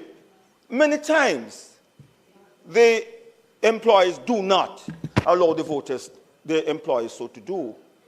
And there are areas like in Southwest St. Catherine, people work in Kingston. And after work, they cannot leave their job in time to reach Old Harbour or Bartons to cast the ballots. That's the only reason I asked for an additional hour. So that every elector will have the opportunity to cast their votes. Because you can't ask the worker to walk off the job to go vote. And tomorrow morning, the employer say you don't have a job. But give them the opportunity so to do. And that's the only reason why I asked for an additional hour for them. I'm asked for an additional hour. And you have maybe 1,000 people come and vote against me. And if you close at 5, I would have won. So that's not the case, right? I didn't think of that.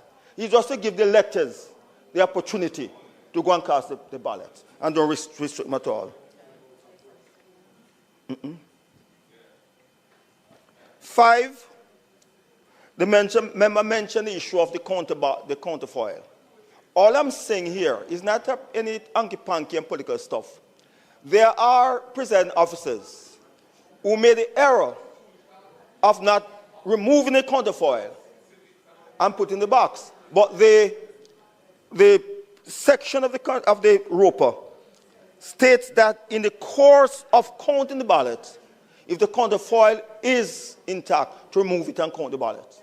So I'm saying there are times when the presiding officer remove the counterfoil and it's torn not along the perforated line but above or below. And you have cases where those ballots are rejected. It's not the fault of the elector that the presiding officer did not make a clean removal. And there are cases in which the perforation was not done correctly. So it caused the ballot to be torn above or below. So once it is removed above or below, it should be counted, just as the presiding officer has the right to remove it at the time of counting. So I'm saying whether it's removed above or below the perforated line, it should be a proper ballot. That's what I'm asking for. 6. Which one? This is one I'm asking that private motion number 6 is the issue of re-verification and re-enumeration of voters. We have a whole lot of some huge voters list per constituencies. And then they talk the issue of the number of voters, apathy, and those things. And that's nonsense. Do not reflect the true number of votes. So what I ask for here is that we call on the government to provide the necessary funds to have a complete remuneration of electors in this country. So we can have an understanding of the persons that we have. That's all I'm asking for. And I go further, that we just don't ask for it, that we have it done early before we face the next election.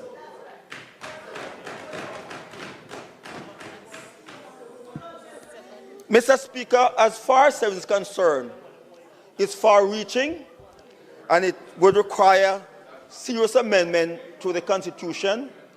It would need an referendum to have this amended. So I'm therefore withdrawing private members' motion number 7. Mr. Speaker, you're not hearing me say no? I am saying, based on the far-reaching effect of number 7, what I understand would require a referendum to amend this section of the Constitution. I'm withdrawing section number 7, the resolution number 7, based private members number 7, based on the suggestion from the member from St. James. No. No, she never said that.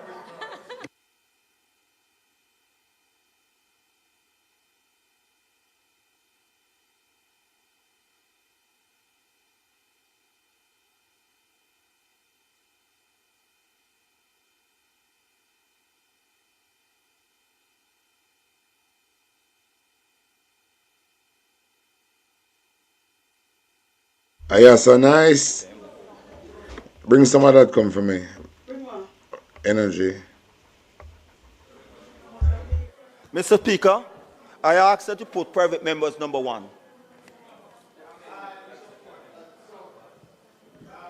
All right, so Mr.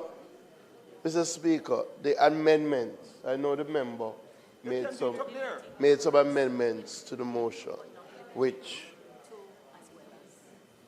that would have to be noted so that could be put motion as amended, right? Just to provide some clarity to the members, if the motions are carried, the motions then proceed to a committee of the House. And the committees which the motions refer to will then decide on the appropriateness of the motion to be forwarded to make policy changes. So voting for the motions here move them to the committee stage. Just to be clear, it doesn't automatically. So in the case based on the advice from the House, in the case of motion 1, it goes to the infrastructure committee. In the case of motion 2 to 6, it would go, no, 7 has been withdrawn. In the case of motion 2 to 6, it would go to the Human Resources Committee, Social and Human Resources Committee. I also made the point that one of the, that I think we agree, and I said it to the leader of opposition business, that if the motions are put to the committee, then they would have to get, as the leader of opposition has also asked for, the feedback and input from the electoral. I'm just creating a context. Feedback from the electoral office of Jamaica. The leader of government business, of opposition business, has stated that he would rather that we hear from the ECJ before voting on the motion, as he indicated. So I'm just, for completeness, advising the House. So,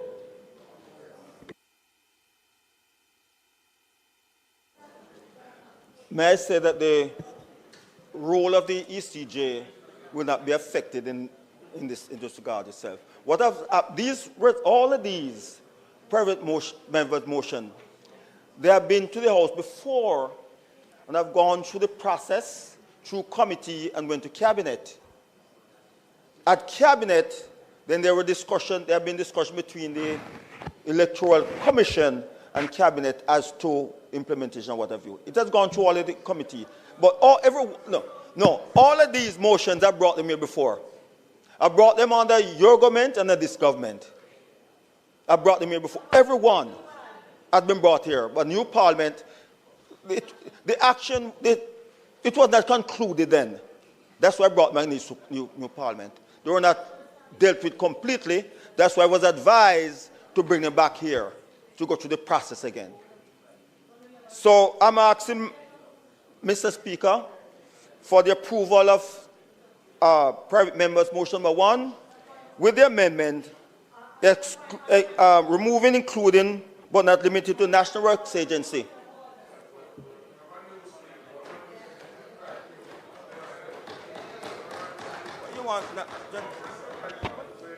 Thank you, Mr. Speaker. Mr. Speaker, the question I have to ask is whether or not to do what you're asking us to do, to send it to committee. Yes, it's going to committee. Now, hold on, man, hold on.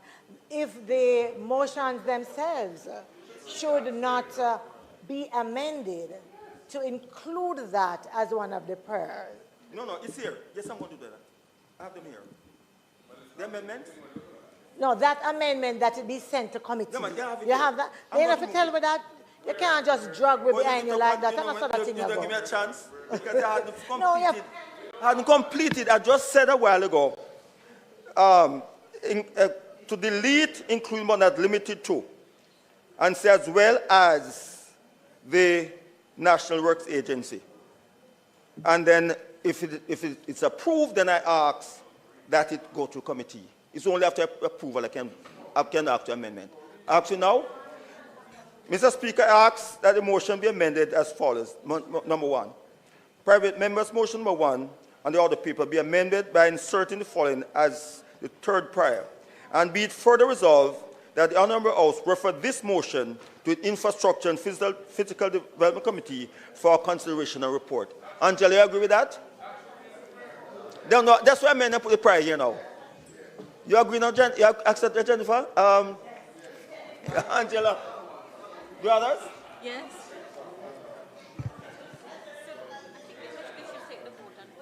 Yeah. And for 2, Mr. Speaker, for 2, I delete the priors and substitute thereof Be it resolved that the relevant provision of the ROPA be amended to enable the intention of the voter to be ascertained instead of mandatory that the voter shall mark a X beside the candidate of his choice. Number 3, resolve that 41A, subsection 1 Representative People Act, be amended to allow the person appointed by the candidate as an agent to be within a precinct of and closer to 20 yards to the polling station, as now specified, so that the agent will be able to carry out the duties for which the agents were appointed. 4, be it resolved that Section 33 of the Representation of People Act be amended, allowing time for polling on an election day to be between the hours of 7 in the forenoon and 6 in the afternoon. And 5,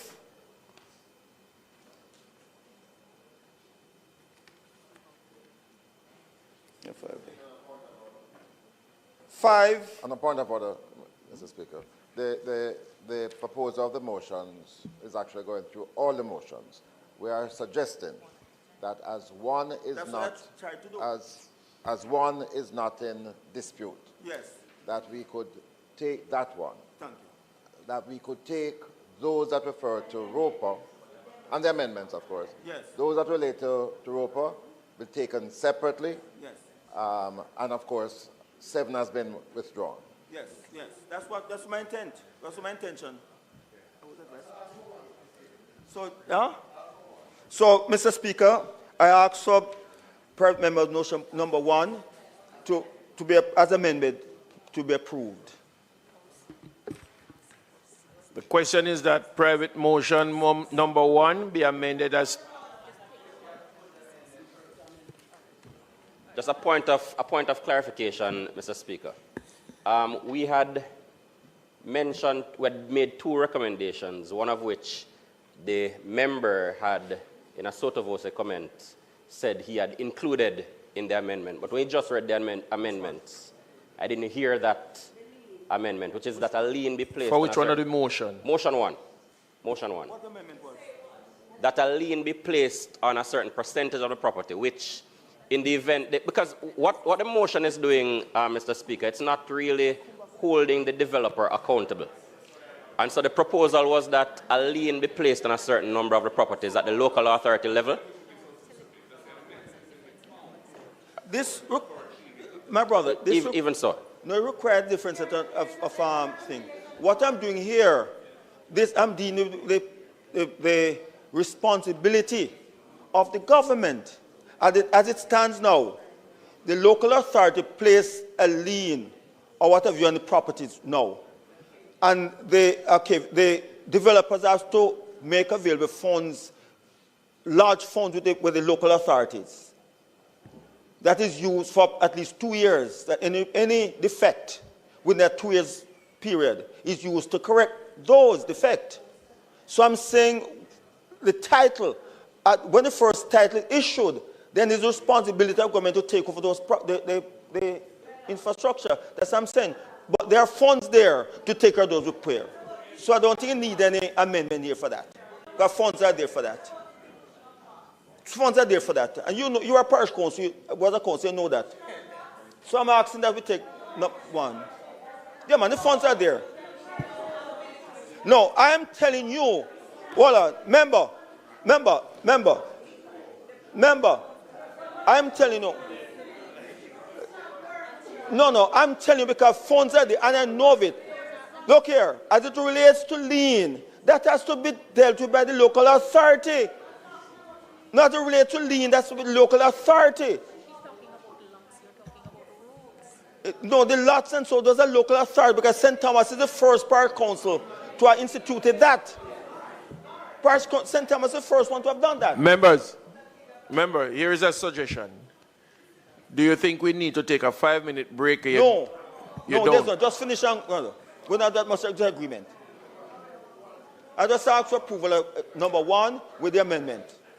No, because... Just take up number 1 and move on, man. Moving on motion 1. Yes. So, So the question is that motion 1, as it is amended, as stated, those in favor, be approved. Those in favor? Aye. Those against? The ayes have it.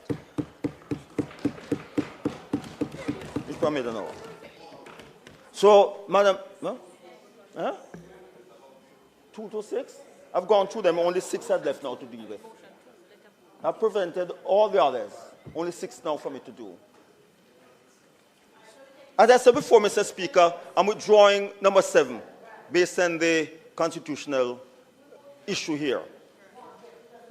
And 6, as I said, be it resolved that the government immediately provide the funds necessary for electoral officers of Jamaica to embark on a total re-verification and enumeration of voters in this country.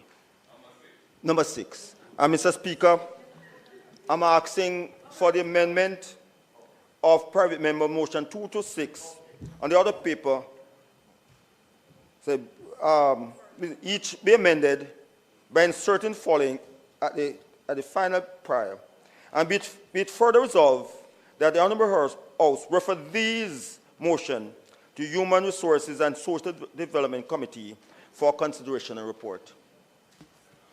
The request is on the floor. Those in favor? Aye. Which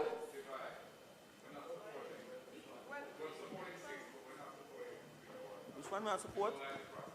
Instead divide. Take them from 1, from 2. So are we going to take number 6?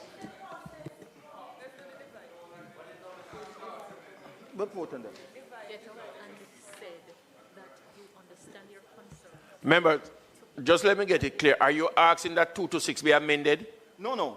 Each, I brought the amendments separately. What I'm saying now, there's no. So there's a divide on 6. There's a divide on 2 to 5. Yeah, we can just take 6. I would take 6. And you have to divide from 2 to 5. All right. So the motion number 6, as it is amended, be approved. Those in favor? Aye. Those against? Ayes have it.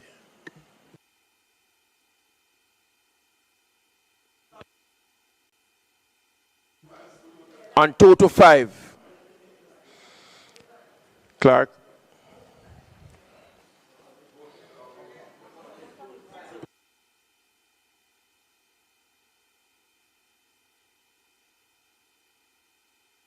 Two to 5 is the divide.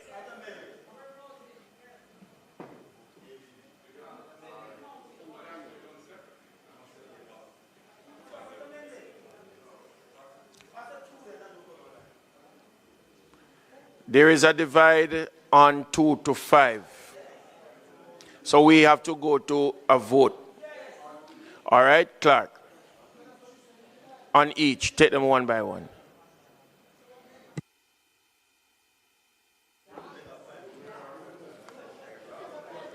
All right, so with respect to private members' motion number Members, listen 2, carefully.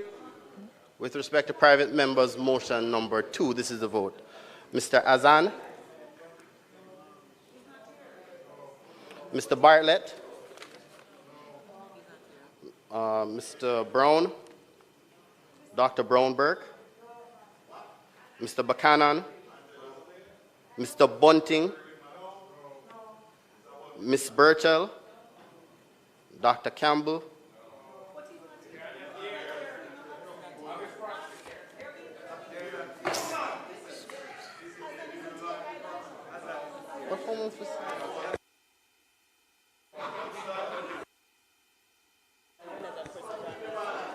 Clark. Mr. Azan.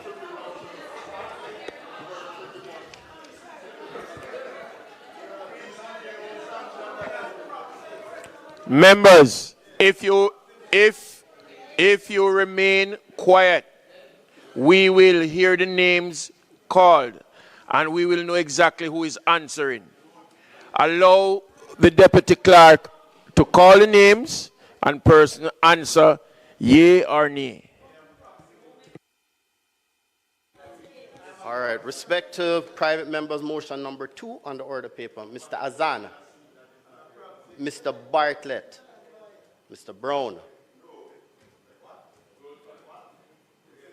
Dr. Brown Burke, Mr. Buchanan, Mr. Bunting, Ms. Burchell, Dr. Campbell, Dr. Chang, Dr. Chang, Mr. Charles Jr., Mr. Chuck,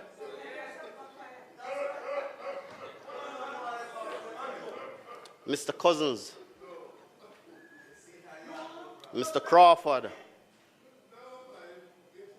Mrs. Cuthbert Flynn,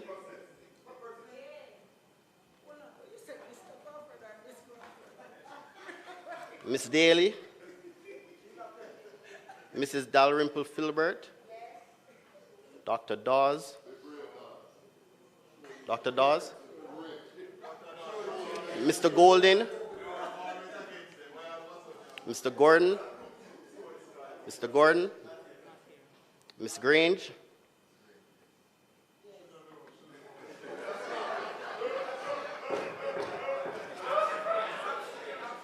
Mr. Green, Mr. Green, Ms. Hamilton, Mr. Hales, Mr. Hines,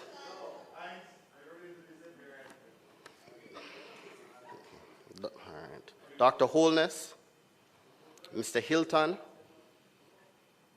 Mr. Jackson, Ms. Jess, Mrs. Malahoo Fort, Ambassador Marks, Ms. Lee, Mr. Main, Mr. Mackenzie, Mrs. Miller Bennett, Mr. Montague,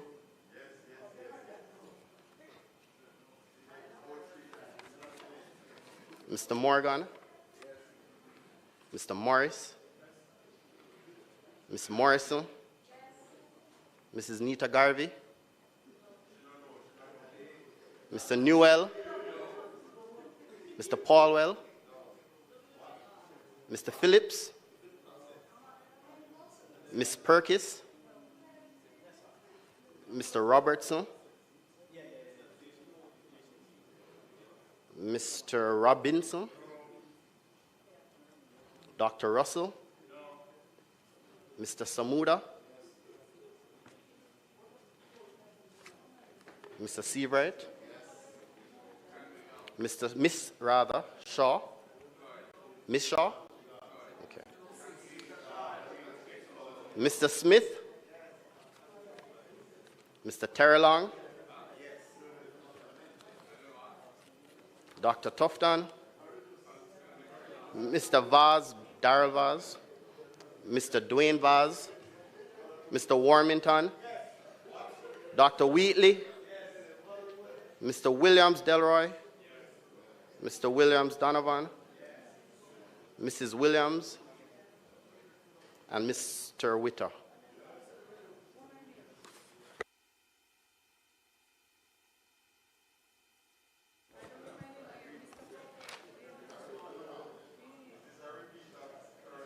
Ms. Crawford.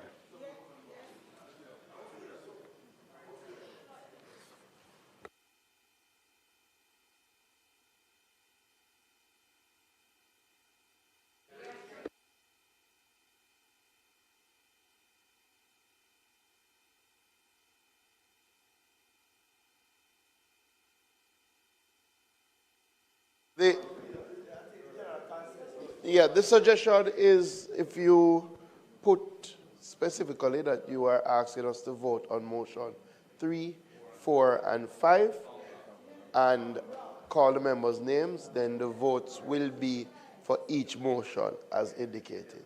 So if you could proceed that way. All right. Concerning private members' motions 3 to 5 on the order paper, Mr. Azan, Mr. Bartlett, Mr. Brown, Dr. Brown Burke, Mr. Buchanan, Mr. Bunting, Ms. Burchell, Dr. Campbell, Dr. Chang, Mr. Charles Jr., Mr. Chuck, Mr. Clark, no sir, Mr. Cousins,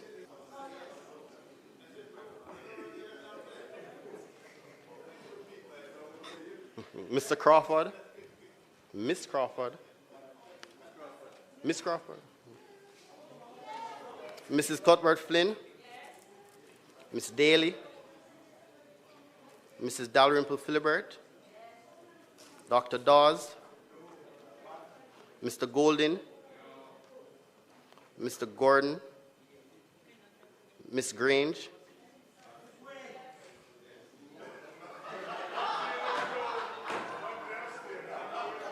Miss Grange, Miss Grange, Mr. Green, Like them a play with my Miss thing. Hamilton, I don't know.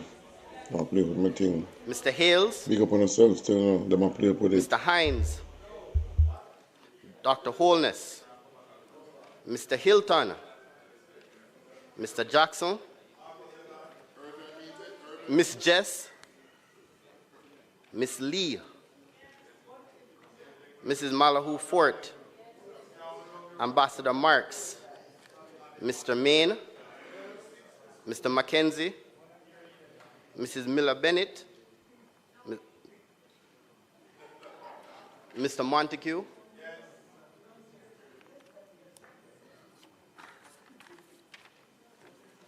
Mr. Morgan, Mr. Morris, Miss Morrison, Mrs. Nita Garvey, Mr. Newell, Mr. Paulwell, Mr. Phillips, Miss Perkis, Mr. Robertson, Mr. Robinson, Dr. Russell, Mr. Samuda, Mr. Seawright, Miss Shaw, no, Miss Shaw, Mr. Smith, Mr. Terrelong, Dr. Tufton, Mr. Vaz Darrell, Mr. Vaz Duane, Mr. Warmington, Dr. Wheatley, Mr. Williams Delroy, Mr. Williams Donovan, Mrs. Williams, and Mr. Witter.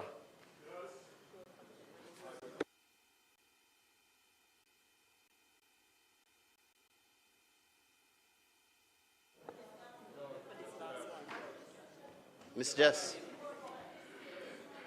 what's that? Some reason Juliet owners the pan piece are low key. Juliet and him man the pan low key. I don't see two culprit. I see side chicken. But Andrew and him Bigfoot girl the pan hideout. And I see them a hideout, you know. When you see me at the parliament, but me used to them go on urgent meeting. Him have left out the parliament and go on urgent meeting. So I don't know what.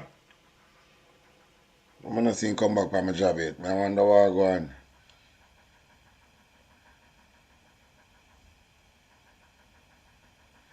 I'm going to see the next girl, where man Juliet Owens get implicated in some money with them. Taxpayer money where they must spend left, right, and center. The girl named Colleen Lowe. Colleen, she name? Yeah. That girl look like she rig some like a sex worker.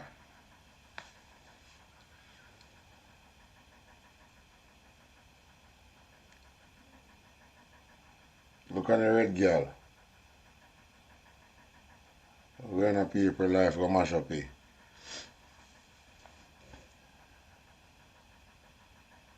I mean, it's a flight green gone the other way, you know.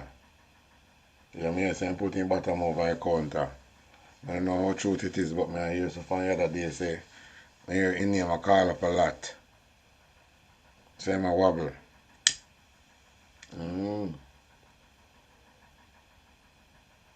All Babs will come out of the parliament. All the thief in one right or so. when head top a peel out. And now we can see police carry them. Montague. All them, the things them depend on Donald Trump, them radar too, you know. Montague. I think they depend on Donald Trump, them radar. Because when they open Anki Panky at Ian Fleming's airport, you know, he have to depend on Donald Trump radar. Montague. When he hear saying lose the seat, he drop down, he send go buy back. Because he know say if he lose a seat, then go in a prison. Because the amount of thing I will unfold. Can't afford that. And drop down. Send go buy the seat. About 5-6 seats them buy, you know. Half $1 per seat. I buy them buy, you know. And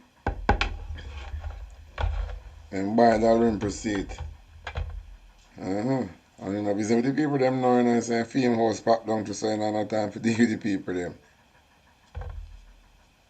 But Andrew should have presented in our parliament. Because food business come first, you know. Not come first than food business. So I know him and Fame Bigfoot girl just missing out of parliament. Fame girl no know saying have the people them when thief out the seat. You look at the 12 people who vote Fame and the rest of remember the rest of it a thief and about 12 supporters Jolly have owners having a Fame constituency. The rest of them are some good as one dead people. I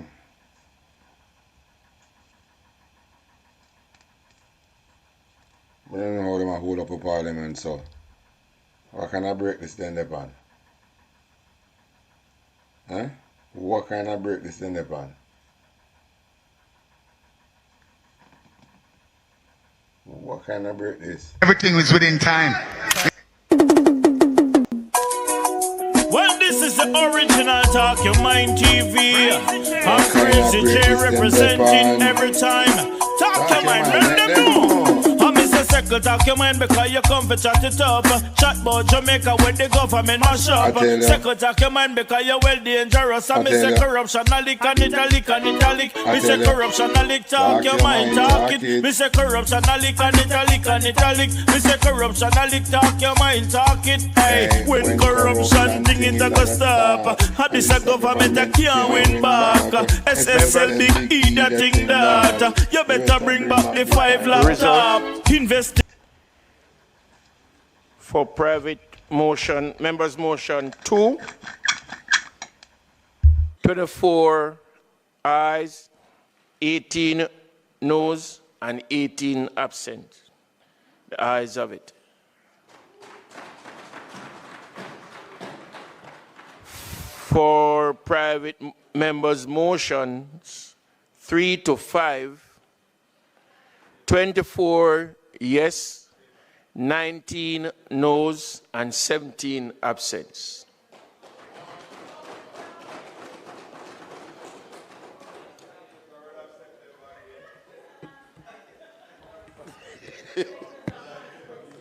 Mr. Speaker, it is not intended to do any further business. Today, we ask that the House be adjourned for a date to be set.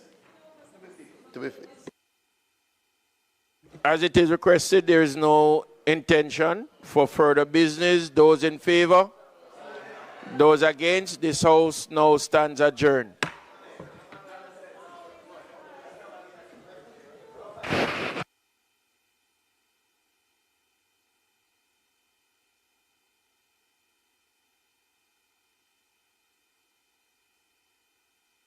Boy, when I look for today, I don't get it at all.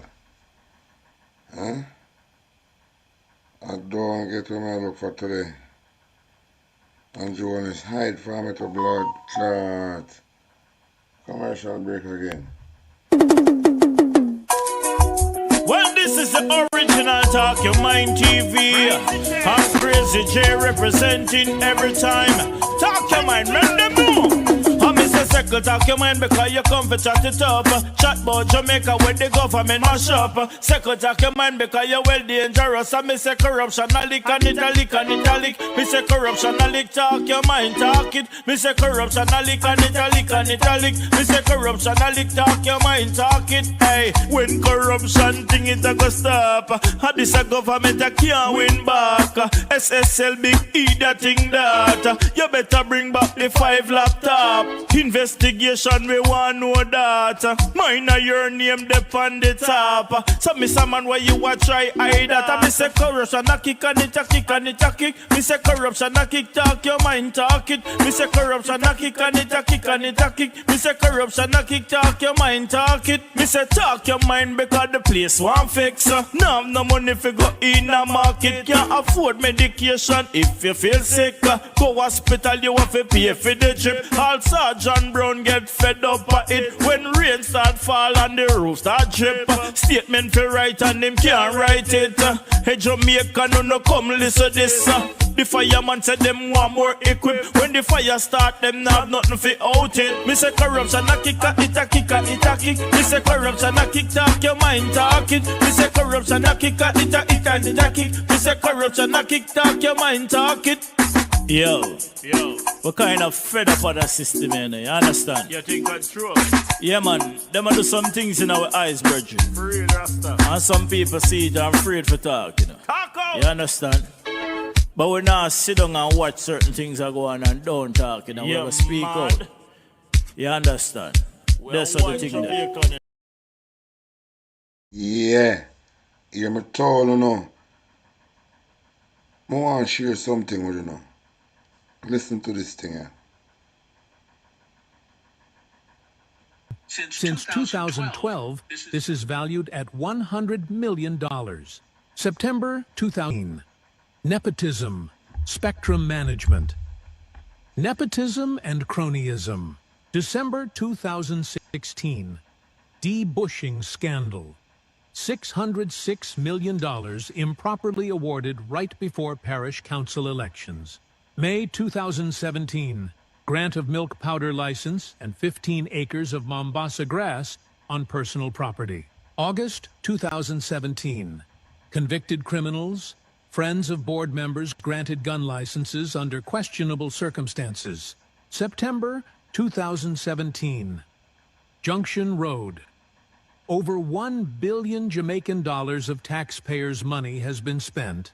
As of 2023, might have to be abandoned.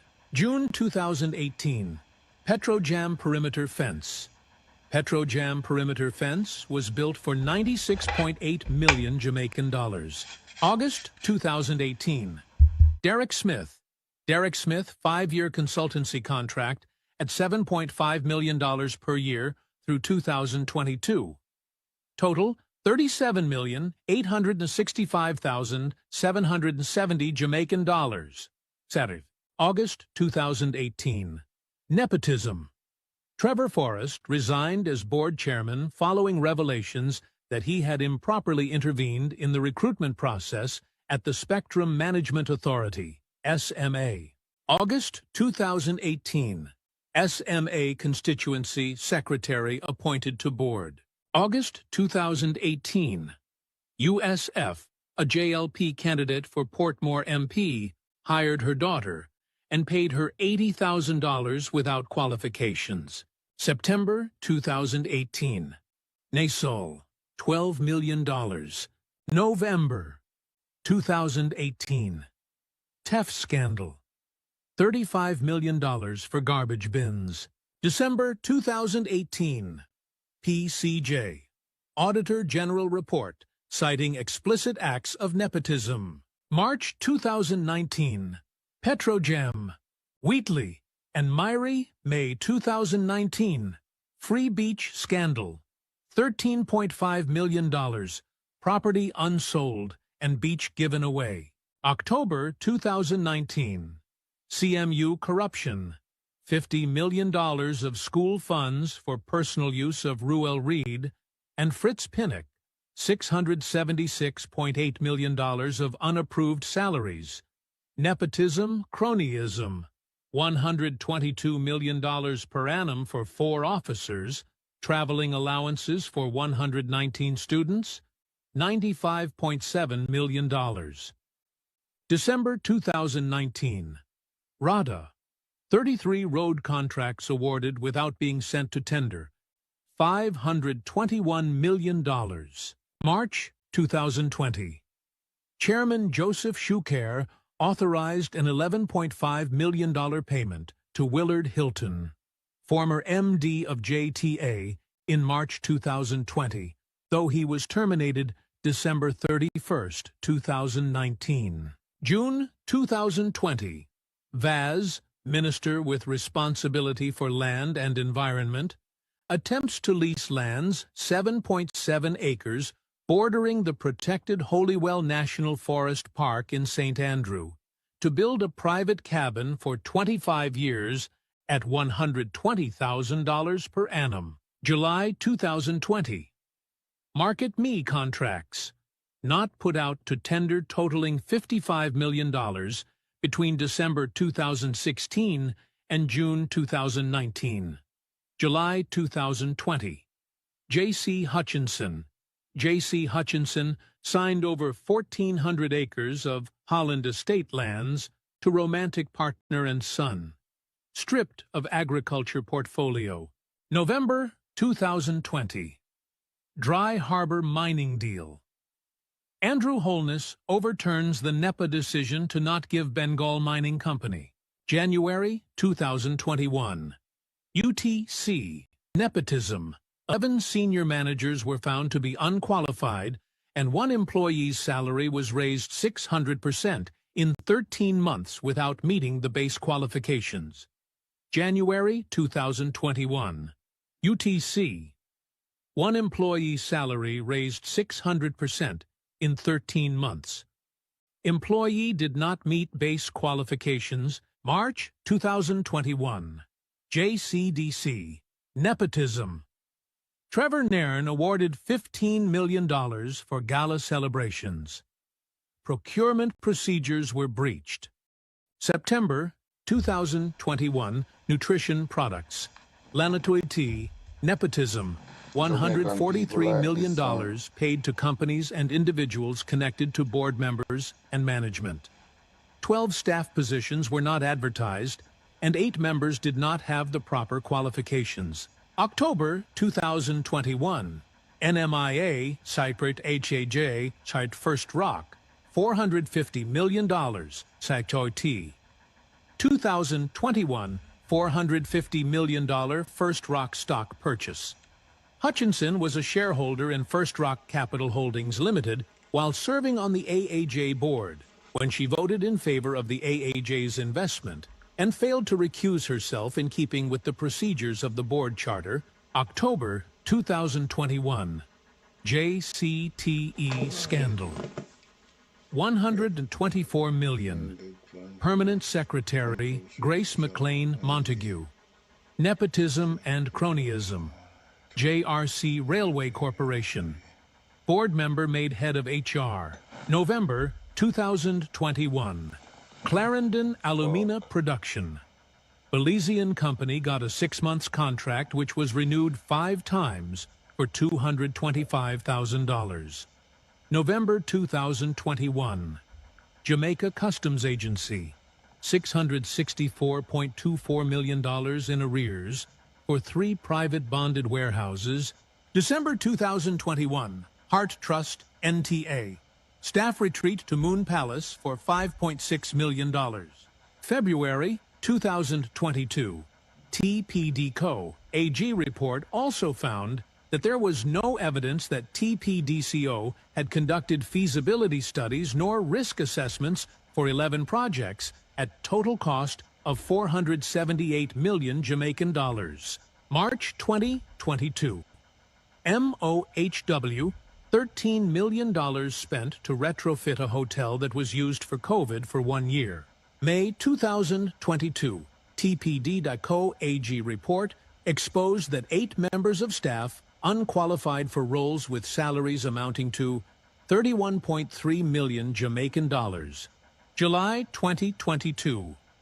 NSWM AA for $5.5 billion spent over the last 5 years to third parties for work projects, but no procedures to ensure work was done. August 2022, Kamina Johnson Smith, GSC campaign, government expenditure of $43.9 million. MOWH, cronyism. March 2022, absence of formal contracts valued over $400 million. November 2022, transfer of $174 million to MLCD, an NSWMA, and an NGO, but did not implement measures to track the utilization of the funds dispersed. November 2022. NGO spent $14 million of the $20 million it received on activities unrelated to COVID-19 emergency. Grand total, $6,314,200,000,000 Jamaican dollars. October 2022. J.C. Hutchinson, conflict of interest and second nepotism charge. His influence in the award of state contracts to a company owned by his son. November 2022. Green Acres Police Station. $73 million spent to construct Green Acres Police Station on flood-prone lands. December 2022. NCRA boss intervenes and releases detained shipments of substandard rice imported by company owned by Chris Tufton. January 2023. SSL scandal. 200 accounts hit, exceeding $30 million in fraud. February 2023. Westcon contracts. PM Wholeness, conflict of interest probe. May 2023. FCJ, nepotism and cronyism. Minister of State Xavier Main engaged by FCJ for private legal services in acquisition of 200 acres of land from the UDC at Caymanas Estate. November 2023. Wholeness statutory. Declarations to Integrity Commission not yet certified and gazetted 2021 and 2022. March 2024. TAJ forks out nearly $400 million to lease buildings it's yet to occupy after 3 years. September 2024. FID referral. PM Wholeness's uncertified statutory declarations, 2019 to 2022. December 2024. Building permit scandal. April 2025. $31 million drill scandal. June 2025. FID appointment. Appointment of Dennis Chung as FID Chief Technical Director. June 2025. FCJ JLP Counselor referred for prosecution. July 2025. Old School Bus Saga. Be a bangarang, you know, and whole heap of corruption. I go show, you know, I want to look on a girl, you know. I want to look on a girl. Look on a girl, and I know her. I know that girl here. I'm going to take a screenshot a picture here. Take a picture of that girl here. The people them in St. Thomas, screenshot a picture here. Screenshot a picture here. The people them in St. Thomas. I don't know that girl here. This is what this girl I buy. I use taxpayer money and I buy. This is what this girl I use taxpayer money and buy. See her there? Poor and bossy. This is our taxpayer money I buy. Personal items to this girl. So when he get fire, this girl still our minor. See there? This ain't take taxpayer money I buy. Personal item. Anyway, I want to hear what a Virginia is saying now. Very interesting. Listen to this. Morning time, Jamaica and the wider world. You know, see what go on, boy, a long time American one, Horace Chang, Darrell Valls, Andrew Holness, and the whole labor right bomber-clad gang. We never know. I don't have Andrew Holness say mash up Jamaica. We can never like him. Because him get 14 billion for you Jamaican blood-clad people. When the storm, Melissa, and him say him have it, but him not give them. You get 400 generator, you follow suck batty Vegas. Vegas them, where him neighbor tell him say, him baby mother fuck pan him and him video the house. Fly go foreign. And Vegas watch the motherfucking wife on camera. And come back now and deprive Jamaican people of them benefits. Every day up on internet. Bunty don't know say a union rasclad red tail from long time. So how you a follow Andrew Holness? Eh? You never know say Nigel Clark did not go sell you out. Andrew Holness, Darrell Valls, remember? Then we do want Derek Smith dead. Then we do want Paul Robertson. The whole of America want to have them from back burner, hide them. Jamaica Labour Party, come down now. Andrew Holness locked we down for COVID.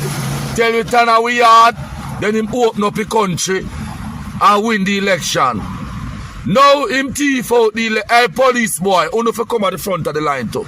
Wanna suck beer pussy and fuck batty.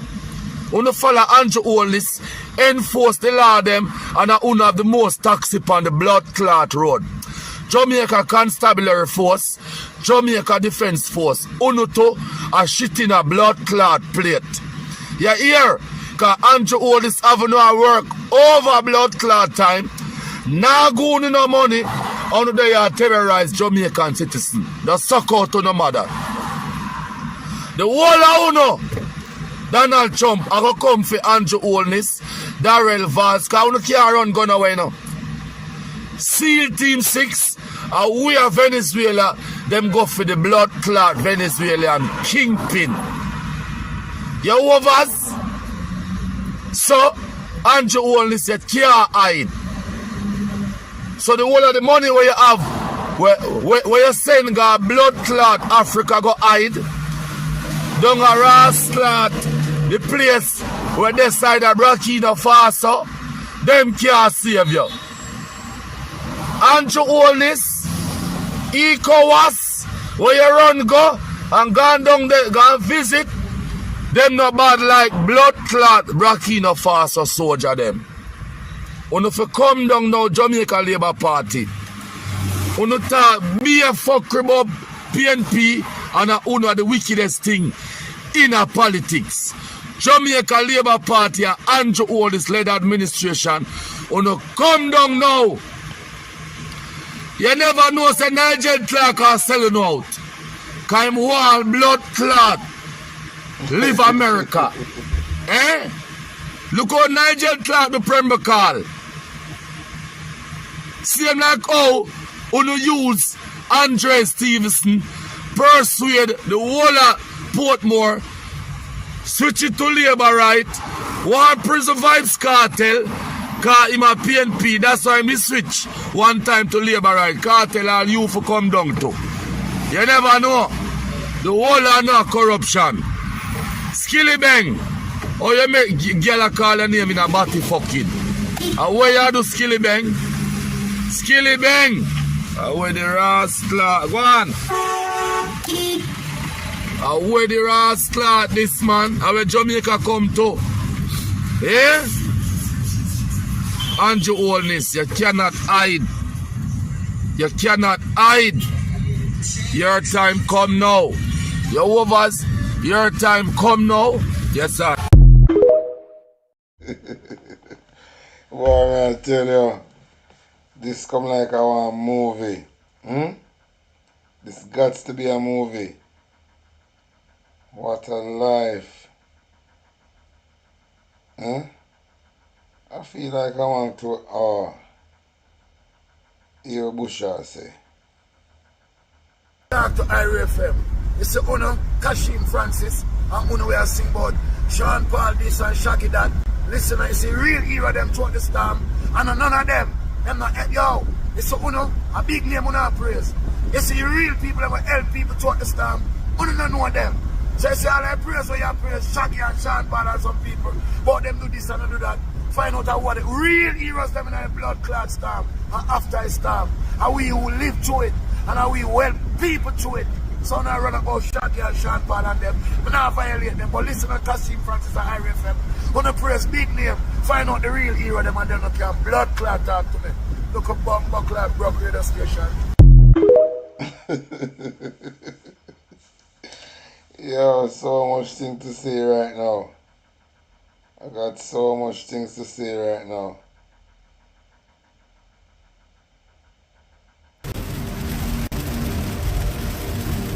When I looked at the 86-year-old grandmother.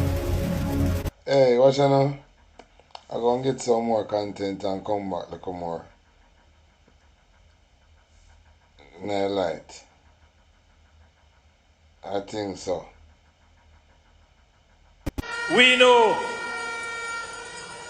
that there is a generation of Jamaicans who were not born in the 1970s. And they have no clue as to how the other party destroyed Jamaica. They have no clue. There is a generation born in the 90s and the early 2000s. They have no clue as to how the 18 and a half years of the PNP destroyed Jamaica. Interesting statement, Prime Minister. Let's look at some of the destruction you said the PNP caused, and let's see if Jamaica would be better off without it.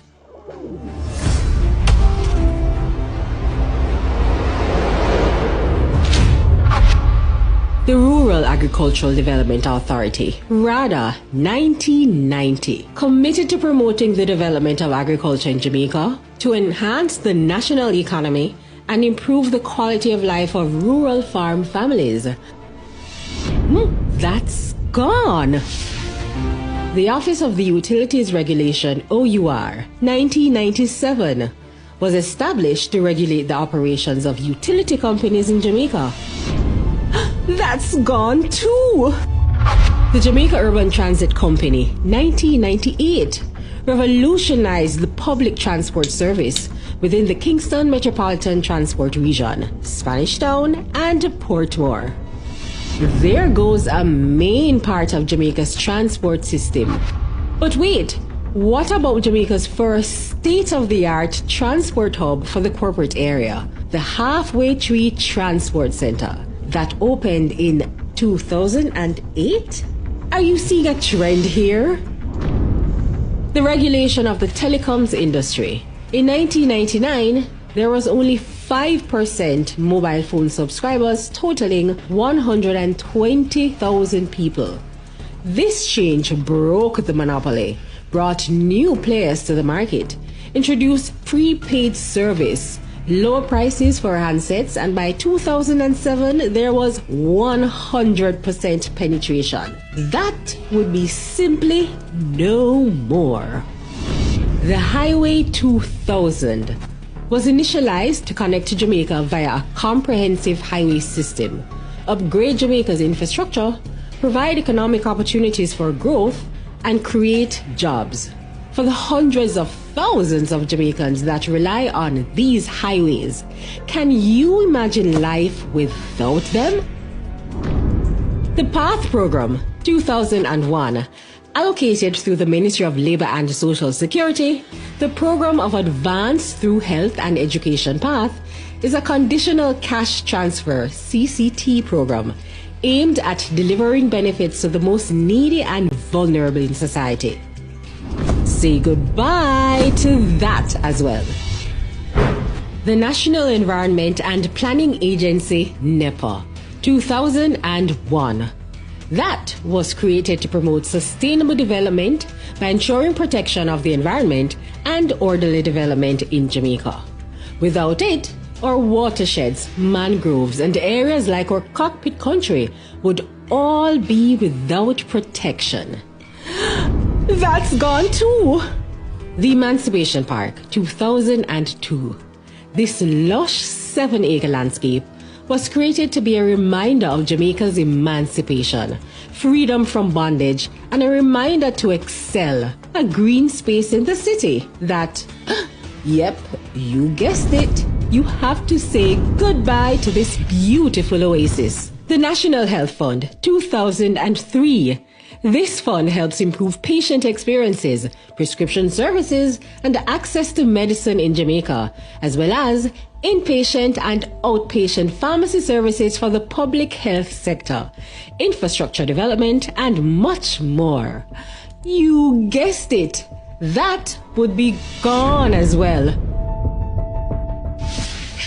Without the major upgrades to Sabina Park in 2005 and the creation of the Trelawney Multi-Purpose Stadium in 2007 and the Montego Bay Sports Complex, otherwise known as the Catherine Hall Sports Complex, in 2010. Tourism Enhancement Fund, 2005. That was established to lead tourism innovation in the areas of infrastructural and sustainable projects, human capital development, and tourism linkages. Gone with the wind. While we're on the topic of tourism, say adios to all the fancy Spanish hotels that bring in so many of our tourists and provide jobs. Thanks to the Master Plan for Sustainable Tourism Development in 2002. And the Falmouth Cruise Shipping Pier that began development in 2009 and brought a record number of tourists to Jamaica. Say later to that as well. Let it not be forgotten that in those 18 years, education was a major priority. As a result, 64 schools were built and refurbished, including 70 new basic, primary and high schools in Western Jamaica between 2004 and 2005, as well as Greater Portmore High School in 1995, Ascot 1997 and Cumberland 2000. Disappear.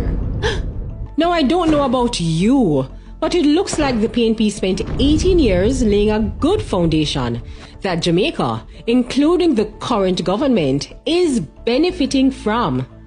By the way, if you're watching this using a community hotspot or broadband, you can thank the PNP and the establishment of the Universal Access Fund that later developed into the Universal Service Fund, which provides free community Wi-Fi and hotspots island-wide.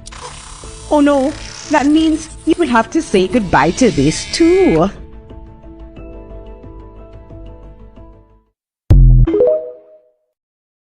Them can't tell me nothing in a year.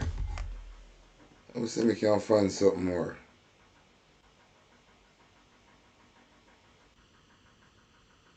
Or something more. More to listen to what a lady have to say. To my fellow Jamaicans, yesterday I got a call from my niece. She said she was on her way to the hospital because my older brother is very ill. When I asked her to explain what was going on, she did. So I said to her, I'm going to call my second oldest brother to come to the hospital and see what was going on because they were unable to reach my mom as she was in the church the entire day. And she had no phone with her. When I called my second oldest brother, he told me that he was unable to move. So I asked him what's going on. He told me he have the flu. I now found out that 2 people have died from the flu. But I don't believe it's the flu that everyone is talking about. I was in Jamaica for the Christmas period, and my nurse friend, who is a site nurse, retired and now living in Jamaica for the past 4 years, we had a trip to go to Duns River Fall. And days before she called and canceled, she said she was unable to come to my house to spend the 2 days and for us to go the Duns River fall together. And when I asked her what was the problem, she told me she have corona. I was like, corona still keeping? She said, yes, she have corona. I asked her why in this world she thinks she have corona. She was struggling to breathe. I could hardly hear everything she was saying, but she insisted she had corona. And when I told her to prove it, she said it was the tests that she took from the Netherlands, from Europe to Jamaica. She used on herself and they came out positive. So I asked her where she thinks she got this thing from, and she explained now she's doing tourism work in Jamaica part-time. She believed that it's the tourists that is coming in from Europe are bringing in the virus into the country, and she believed that she caught it from one of them. In any way, I heard it is terrible, terrible. My brother told me that at one point he was laying in the bed thinking, I'm going to die at any moment now. Last night I spoke to another friend who told me that her mom and dad both got the flu, and at one point the dad couldn't even walk. So it's a strain of the coronavirus, obviously, because it is tested with that system and it came out positive multiple times. So I believe that the Jamaican people, everyone that live in there now, needs to start wearing masks, because this is not something that the elderly can deal with. The vulnerable people won't be able to deal with it, because after hearing what happened to both of my brothers, my friend and this lady, mother and father, obviously this is not something to play with. So take heed. Like you realize this thing is really going on, and protect yourself. Really protect yourself. As to my parents, I'm very concerned because my mother is very stubborn and she's very much convinced she's going to heaven, and so she will not stay away from the church and she will not stay away from crowds. So she's a high risk to my father at this present moment. So I'm very, very, very concerned. She's not to be controlled when it comes to her belief system. She's one of those extremists, to be very honest, which is highly dangerous, because for some reason people with extreme beliefs, they don't seem to be able to separate what makes sense and what don't make sense. All of the sense make God sense to them, and even God gave man the knowledge to know the difference between right and wrong, and my mother don't process that. So to say I'm concerned about my dad is the least right now. My biggest fear is that I have to get on a plane and go straight back to where I'm coming from, because something is going on there that I can hardly handle, which is losing my dad. So I'm very concerned, and I'm asking everyone to do something about it to prevent yourself from getting infected with this virus, because it seems not to be playing since it already took out 2 people. Be careful and be focused for 2026. Serious time is ahead. Anyway, we move on. Serious days is ahead. Serious time is ahead. I want to hear what sentiment say.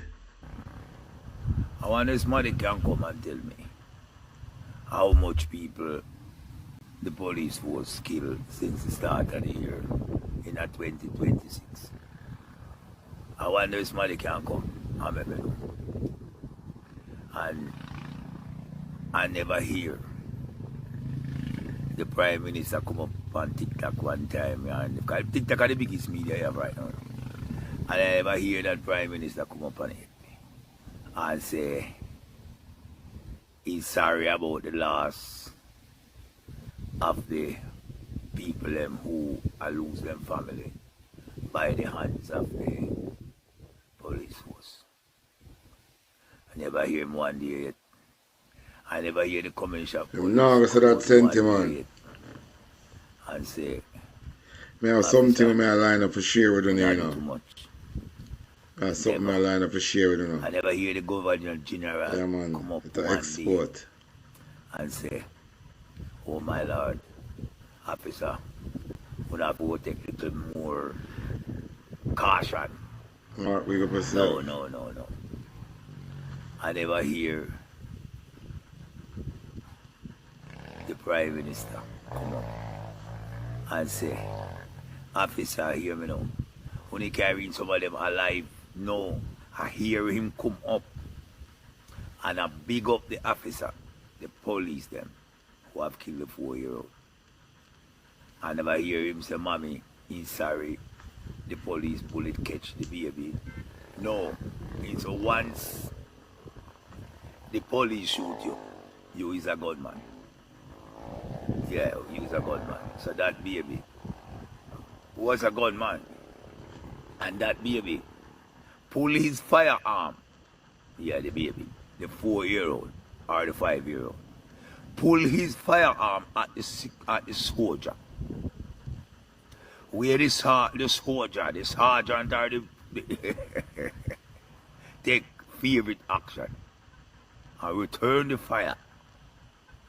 Kill the baby and kill the little teddy bear. Chang say shoot first and ask question after. And just like meet the maker. In the house. And the Prime Minister of Jamaica. Who wanna vote for him? Not me. Because I don't want to come mingle with them a type of crosses, plague, and pestilence. You see, the mix and mingle sentiment. To come raid down for Jamaica children in a 2026. You know? No mix and mingle thing. I never help put in there. And he just going around in smart way. Then he come out and boss out the policeman.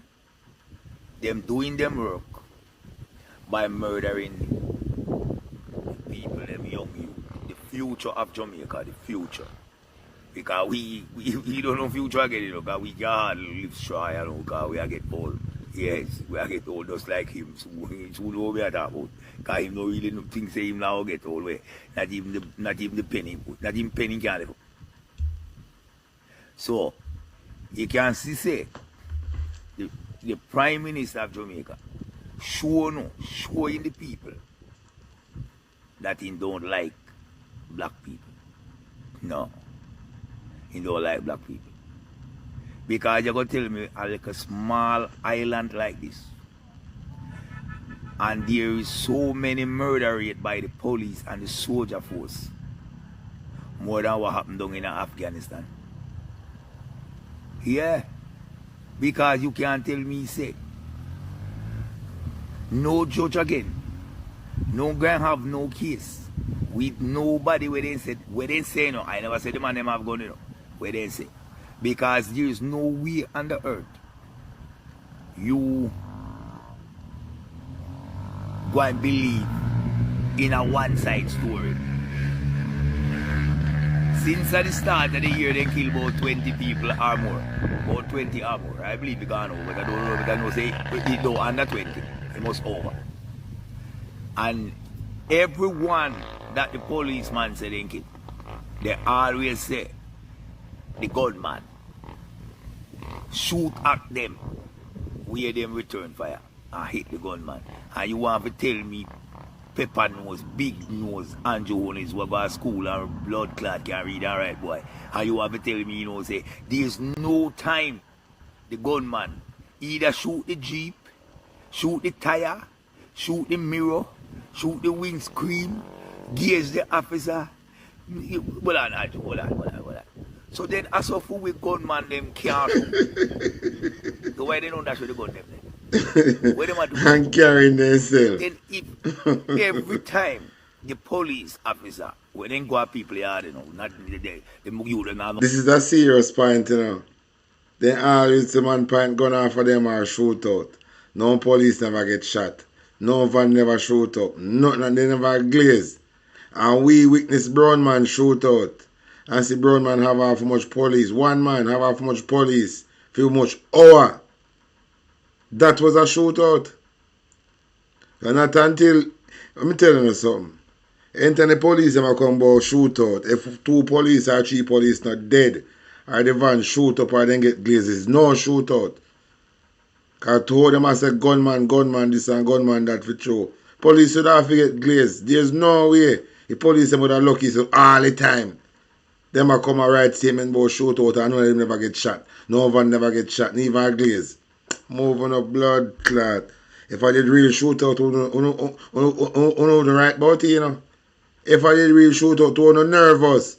Maybe all foolishness you know right.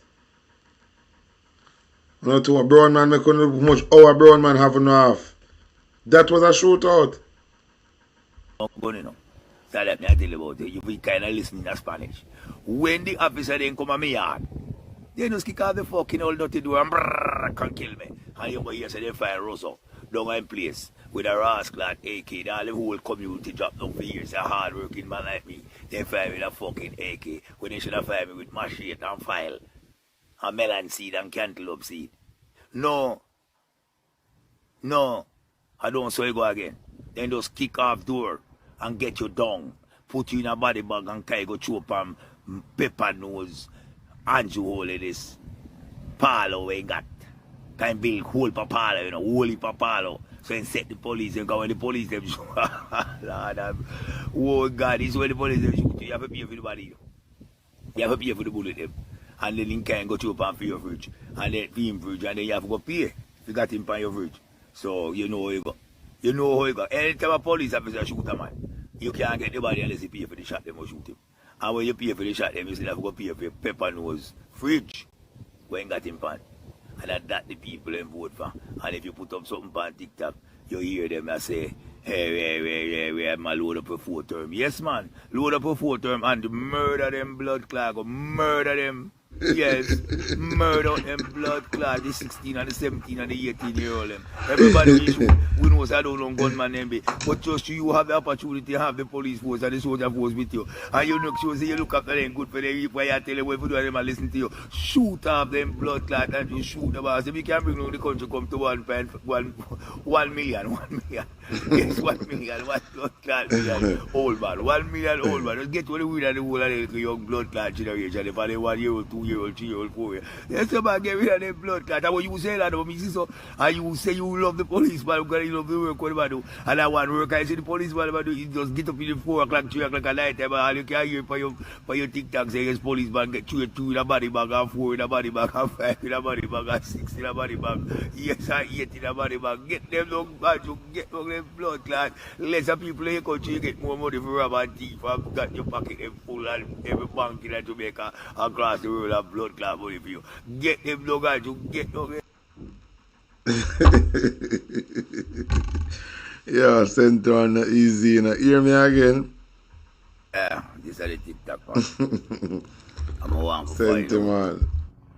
If Jamaica people really go sorry, they have a sorry. Because we the PMP, sorry, but the JLP them glad. And I believe I should have helped them glad. Yes, although him a shoot, the police officer them still a shoot 1 and 2 PMP. But I glad when him police them kill them. A 4-year-old at that out. I'm going 4. Nah man. I should not a 0-year-old. He's a gunman. I should have half insurance come from his mother womb. From the police shoot him. He is a gunman. That's what you know vote for. Because the man did tell you know, straight on stage. So I gotta make you meet you maker. Our body bag. Yeah. I'm gonna jump up and rain. I'm gonna vote for him. Here he come up, I see him on TikTok yesterday. When congratulate the police them for doing a good job. Good job. He never say the police force them going around and brutalizing the children of Jamaica. And doing a good job. Much more better. More than for just get up and analyze 4-year-old, 1-year-old, 2-year-old. That's what half of the country vote for.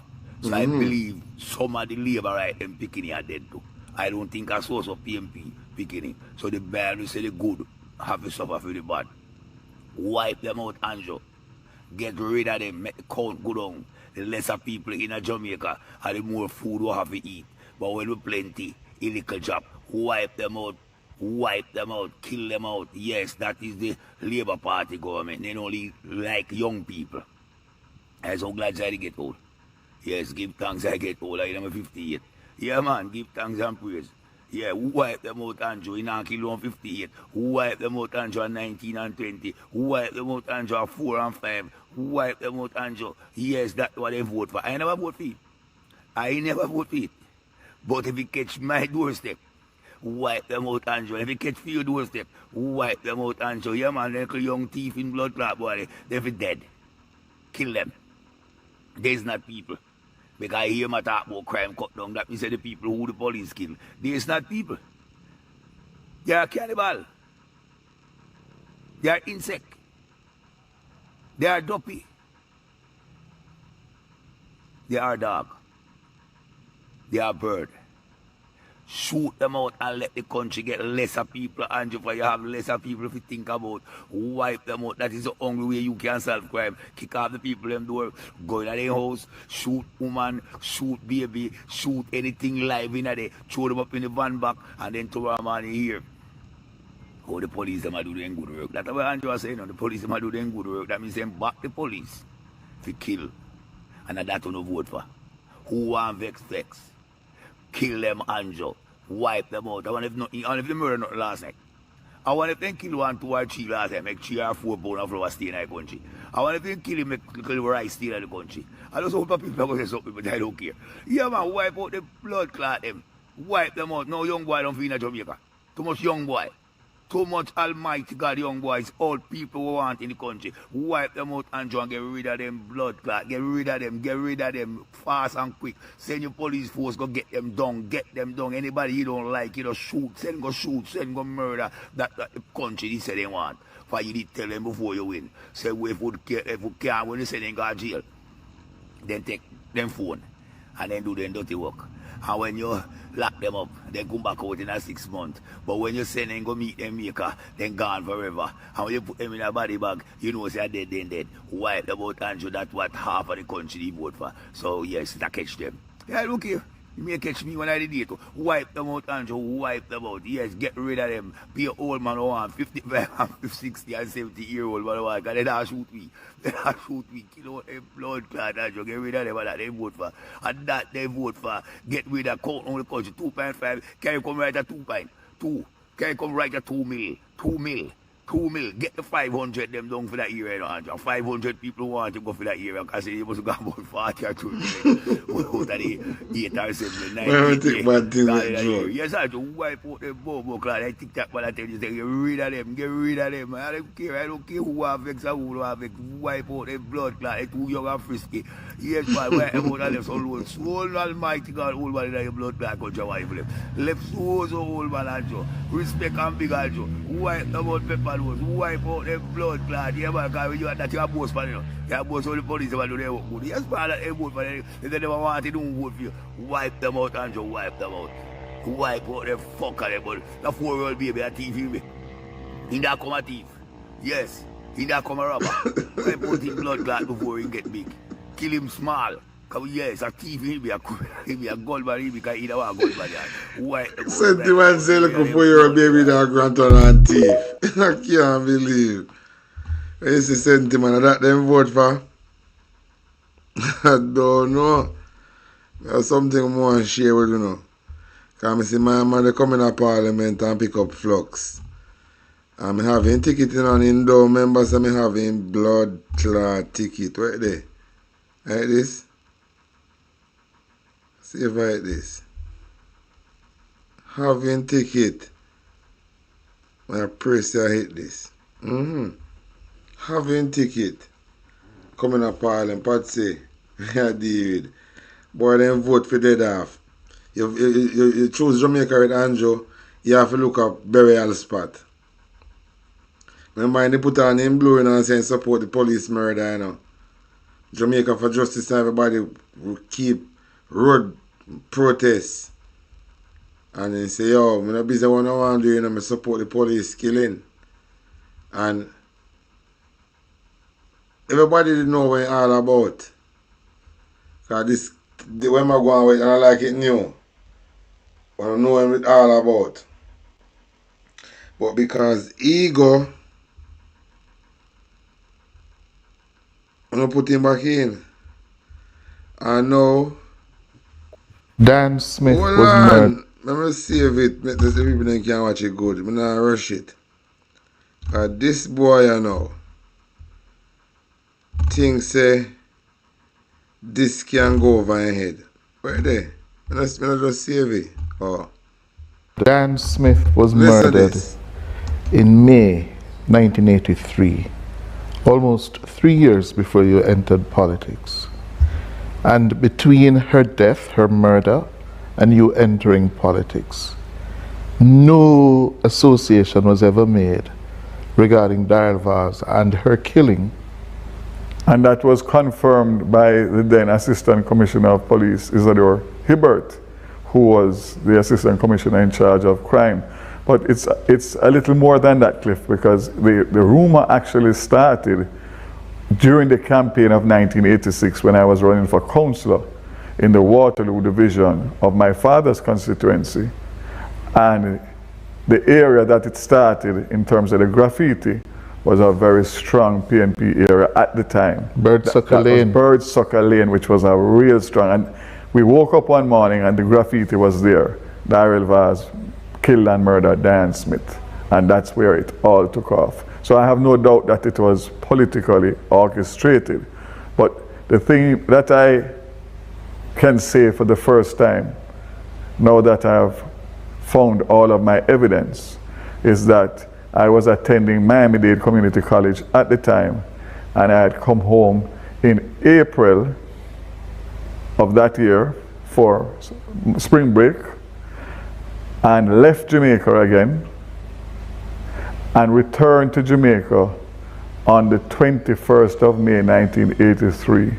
And I have, which I have shown, my passport with those dates stamped in them, along with my Miami-Dade transcript to show that I actually graduated from Miami-Dade late May. So finally, I have been able to find those documents. Not only my passport with those dates, but my ex-wife, who was then my girlfriend, who traveled with me, living in Miami at the time, and traveled to and from Jamaica with me for vacations. So I have both passports and exact same entry dates, exit dates and entry dates. Why do you think this nasty rumor has stuck with you all these years? It has been used politically because it only rears its head during election periods. And let me qualify, not only general election or local government election, it has been used by my very colleagues in the Labour Party from time to time, depending on what activities are taking place in the party, whether it is deputy leader race, whether it is leadership race, whether it's general secretary race. As long as I'm involved, whichever side I take, the other side has used it against me. So I'm a very straight talker. It was orchestrated by the People's National Party back in 1986, but it has been used widely, politically and non-politically, to get at me and to make sure that it does not rest and be put to bed. You have told the story of the then PNP leader, now the late Michael Manley, calling you and your dad to say that rumor was just simply not true. Yes. So I enjoyed a very good relationship with Michael Manley, as my father and he were very close back in the early 70s. So I knew him personally and very well. And when it happened, the People's National Party had boycotted the 83 election. So they were not in Parliament. And they used to caucus at the Wyndham Hotel. And they were called the People's Forum. The People's Forum. And when it happened, I don't know whether it was my father who called him or what, but I got a call to come to the Wyndham to meet Mr. Manley with my father. And we went, he came out and he apologized. And he said he gave instructions that it must be removed within that day. And he was very, very upset about it. And Portia Simpson Miller was also there, and she came out. So it was both of them that spoke to myself and my dad at the time. And I accepted it right then and there, because I knew that it wasn't coming from him. It was coming from others within his own organization. You went on to win the Waterloo Division in the local elections of 1986 and became a councillor. That's correct. At the Kingston and St. Andrew, what is now the Kingston and St. Andrew Municipal Corporation. But it was taking a toll on you. Yes. To the point where you felt dispirited and was going to... Definitely. It took a heavy toll on me, because I felt very hurt that something like that, which was untrue and unfounded, and I knew that it had no substance because I wasn't even here. But people didn't want to hear that. People just wanted to stick with it and go on it. And it did take a toll on me in the 86 as I served. And the truth of the matter is that, but I got over it, Cliff, because I realized that you had been absent from 2 KSAC council meetings. Yes. And was about to be removed if you had missed the 3rd one. Yes. But Michael Manley saved the day. Yes. What happened there? I was living at Waterloo Road at the time, and young, in my 20s, and I got a call, if I remember correctly, council meeting was either Tuesday or Thursday, every last Tuesday or Thursday. And I got a call, and my housekeeper came and said, woke me up actually, and said, Mr. Manley is on the phone. I said, which Mr. Manley? She said, yeah, Mr. Michael Manley wants to speak to you now. I thought it was a prank, because I hadn't seen or spoken to Michael Manley for years. Well, it was. When I answered the phone, it was him. And basically he told me that I need to get to the council within half an hour. He wasn't asking me, he was telling me, because I'm elected by the people and I have a responsibility to the people regardless of how I feel or what issue I'm having within the party or whatever. That's not his business or my business.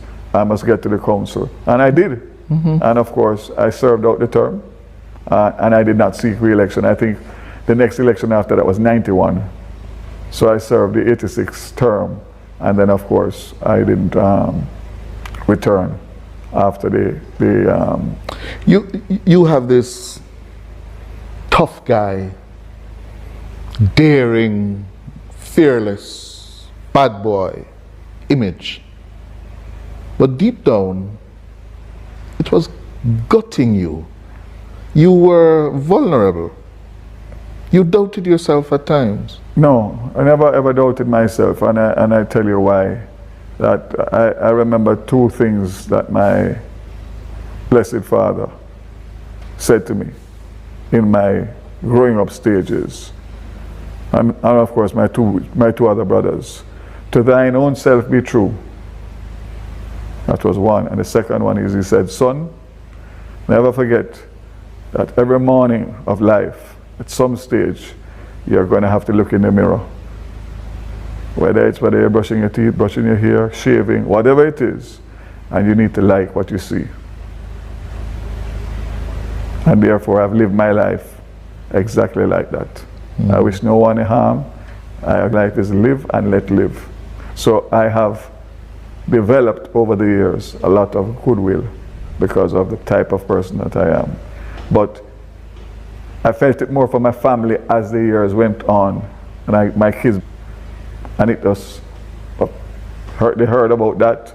And of course, from my oldest is 32, just gave me a grandchild, and my youngest is 18, just graduated from high school. So between over these years, it's tough on them, and because it's tough on them, it's tough on me, because despite the fact that they don't make it seem as if it bothers them, but you know it does. It has to. Yeah, has to. And the fact that it continues, and if it's not one thing, it's another, and of course everything affects them terribly, as it affects my wife, as it affects my parents, as it affects my brothers, as it affects my friends. But I'm surrounded by good family and good friends, and that is what has kept me. And as I said, my philosophy. You have been involved in many political battles, yes, where you have been at the forefront, not only the Dan Smith and then back in '86. When was your lowest point? I would have to say in recent times, the lowest point for me would have been my visa, because as a US citizen that renounced to serve Jamaica, to get a visa and to utilize that visa, and then one day, without knowing why, I think that was the biggest issue for me. I mean, it's a courtesy, but obviously once that happens, then of course all flags goes up and everybody has a different take as to why, and of course everybody is an authority and everybody has information. Oh, this is what, and of course, and the room that reignited the rumors again, that you mix up in a drugs. Absolutely. So that to me really, because again, I mean, after getting over all of the other hurdles, you remember that I was in a court case charged with corruption under the Bruce Bicknell, where the chief prosecution witness testified in the court that he was coerced, cajoled, bounded by police at the highest level to give a statement to implicate me in order for them no man curse. But this gentleman came and basically spilled the beans as to the conspiracy that was afoot. And of course, as it turns out, nothing of the sort. But it didn't even go to trial based on his, and he was a state witness. Yes. That they wanted to turn into a hostile witness based on his testimony, and the judge refused it, and the case was ended. But guess what? The damage was already done. Daryl Vaz charged for corruption. Yeah. So back to the revocation of your visa. Yes. So why is it taking so long to complete the appeal process? I really can't answer that, Cliff. But as I said before, I am cautiously optimistic based on where I sit today as against where I sat then. And of course, the only thing that I can say is that it would show that the Prime Minister, whatever he had to do, did, and he was prepared to appoint me in this very important, sensitive ministry, for which I'm very grateful and happy. But it continues to hang over your head. And I'm hoping, but again, I have no control over that. I'm hoping that it will be a positive outcome in due course, but when that course will take place, I don't know. And is it correct to say, by virtue of your visa being revoked, your wife's visa was also revoked? We made that public. Yes.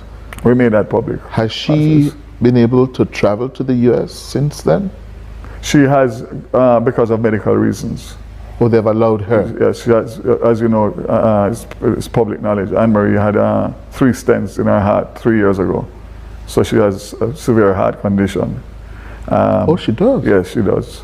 And so therefore, they have graciously allowed her to go for medical purposes as her doctor who did the procedure and monitors her is there. Yeah. So, but her visa hasn't been returned in full. No. But again, I'm grateful for that, and that also would obviously be a positive sign. How does that affect you all when you go upstairs and lie down together? My children, all 5 of them, are dual citizens. So they have US and Jamaican. US and Jamaican, by virtue of birth and by virtue of just similar to me in terms of me getting as a result of my mother. So thankfully some of them go to school over in the US, in Canada. So thankfully it has not interrupted their life in terms of, but obviously them going and not having their parents to vacation or do business, whatever it is. To attend graduation and that was hard. My second daughter just graduated from University of Miami with honors, masters, and her graduation was about 4 weeks ago, and the entire family was able to go except me, and we timed it with her medical appointment. So that was tough. You were the only one. Yeah, tough, very tough. So it go. But I'm optimistic and I'm hopeful, and I always say the glass is never half empty, it's always half full. That's how I look at life. So I'm always positive regardless of the circumstances. When they were gone and you alone come home to the house and knowing where they were? Thankfully I had my brothers and stuff, but yeah. You shed a tear? Hard for them too. Yeah, man, of course. You cried? Of course. Definitely. The impact of your own in the Labour Party using this against you? I have good friends as colleagues in the Labour Party, and I have colleagues. But I have a philosophy that you don't have to be friends to work towards the same objective. And I've always said it. You and I can go and campaign for the same reason or the same person or the same candidate, and we work assiduously together as a team. But it doesn't mean that we have to be friends. Doesn't mean that you and I have to go to the same bar after for a drink, or go to the same church, or go to... So I separate my relationships in friendships and colleagues. And I guess that would be a normal thing. So I do have very, very close Labour Party colleagues.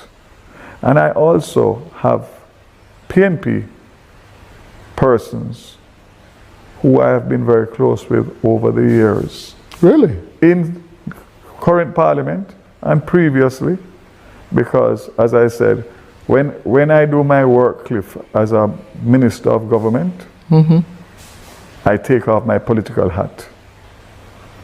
So I am not tribal and I'm not partisan. So if there's a project that comes to my desk that is good for Jamaica, I don't look at the names of who is associated with the project. I look at the project and the benefit and the value of the project to Jamaica.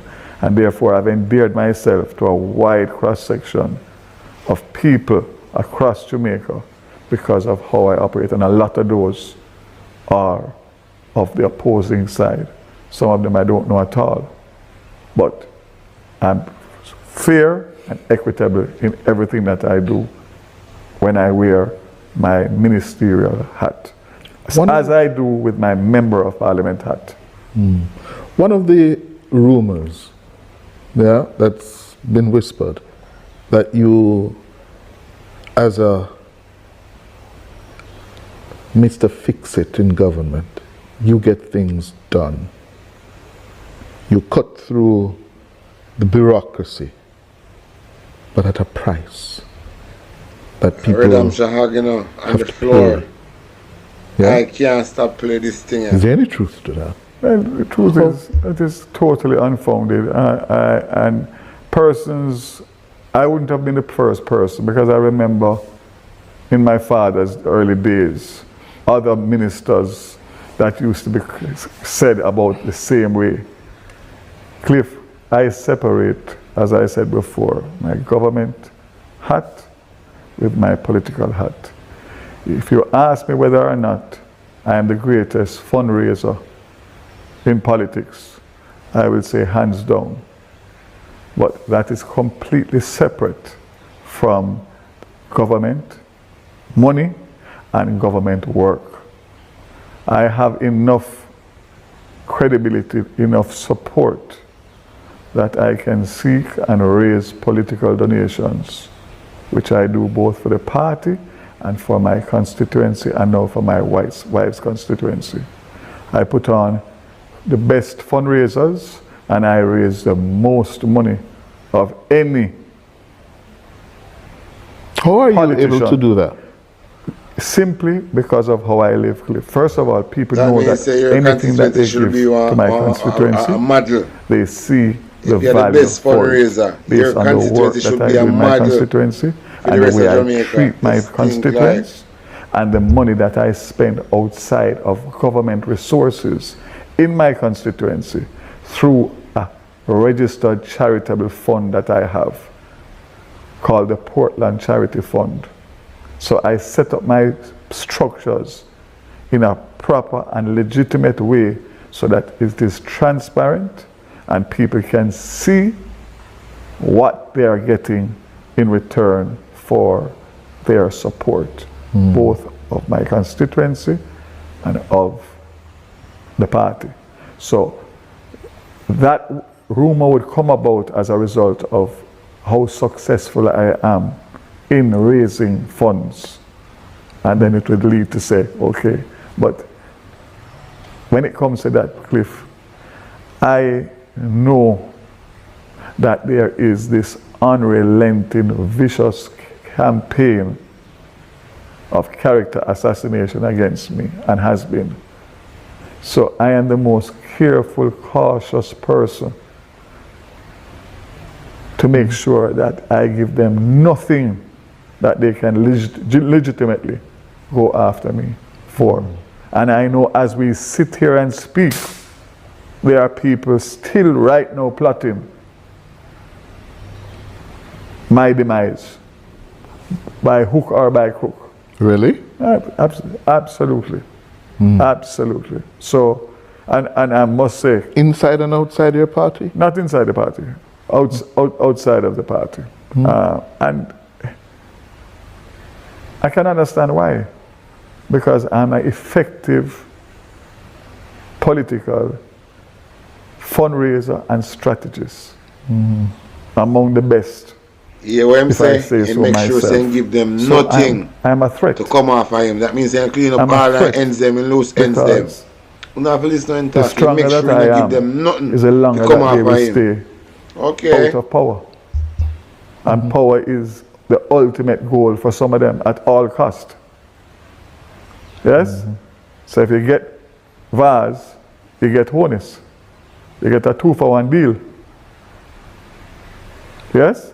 So it's not rocket That's science. been very presumptuous, It's not though, rocket Mr. science. Vaz. Well, the bottom line is that it is well known the relationship and where the relationship is coming from with my Prime Minister and leader Andrew Honus and where it is now. Why? Because I'm a performer. And therefore he tasked me with, and has, which is going to drive the recovery of the pandemic. And hence, you hear the broadband plan that I've announced. That is one of the tasks that he has given me. Not an easy task. But I'm just saying. So the relationship between you and If you get Vaz, you get wholeness. It has grown to If you the get point Vaz, of where I have a you get level wholeness. of admiration and respect for him like you get no other. Vaz, And you it's get all wholeness. because of his Very humility, interesting. his hard work, his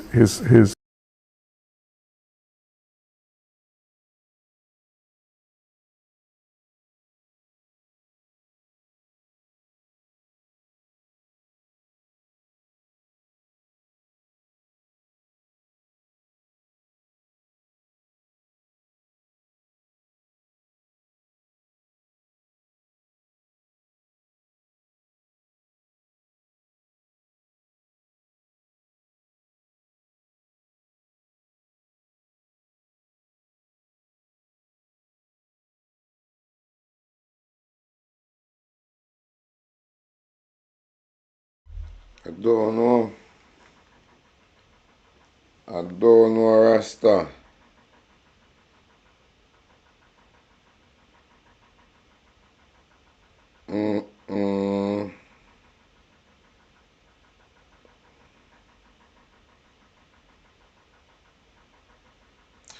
Right the same, Marga. Right the same, Marga. Right, that's it, Marga. Anyway, see if we can connect back this thing here. If you get vase, you get wholeness. Oh, bird and feather flock together. Interesting time ahead. Interesting indeed. Very interesting time ahead.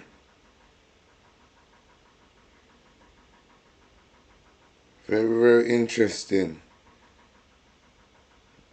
Like the conversation here. Hi, my name is Alicia Bramwell, age 31, and I have retinal detachment in my eyes. And I'm asking the public, please, for some support and assistance in getting my retina surgery done, which is almost $4 million.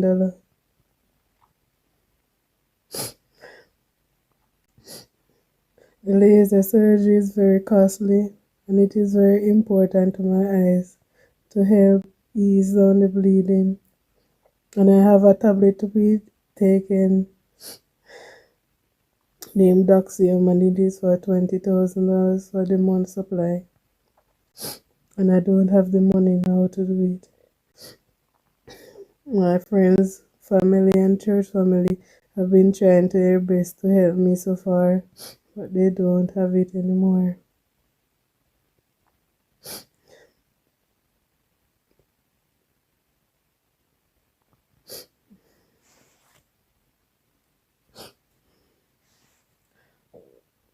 And there's a lot of disadvantage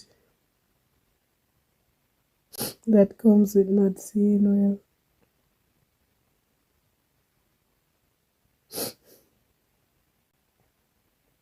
So I'm asking the public, please, for your support in any way possible to help me get my retina surgery done as soon as possible before I go fully blind.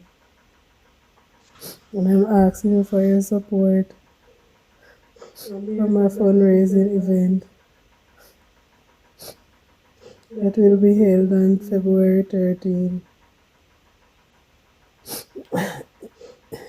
in Kendal, Manchester. I will really appreciate it. For your support in any way possible to help me get my retina surgery done as soon as possible before I go fully blind. And I'm asking for your support for my fundraising event that will be held on February 13 in Kendal, Manchester. I will really appreciate it. For your support in any way possible. Oh boy.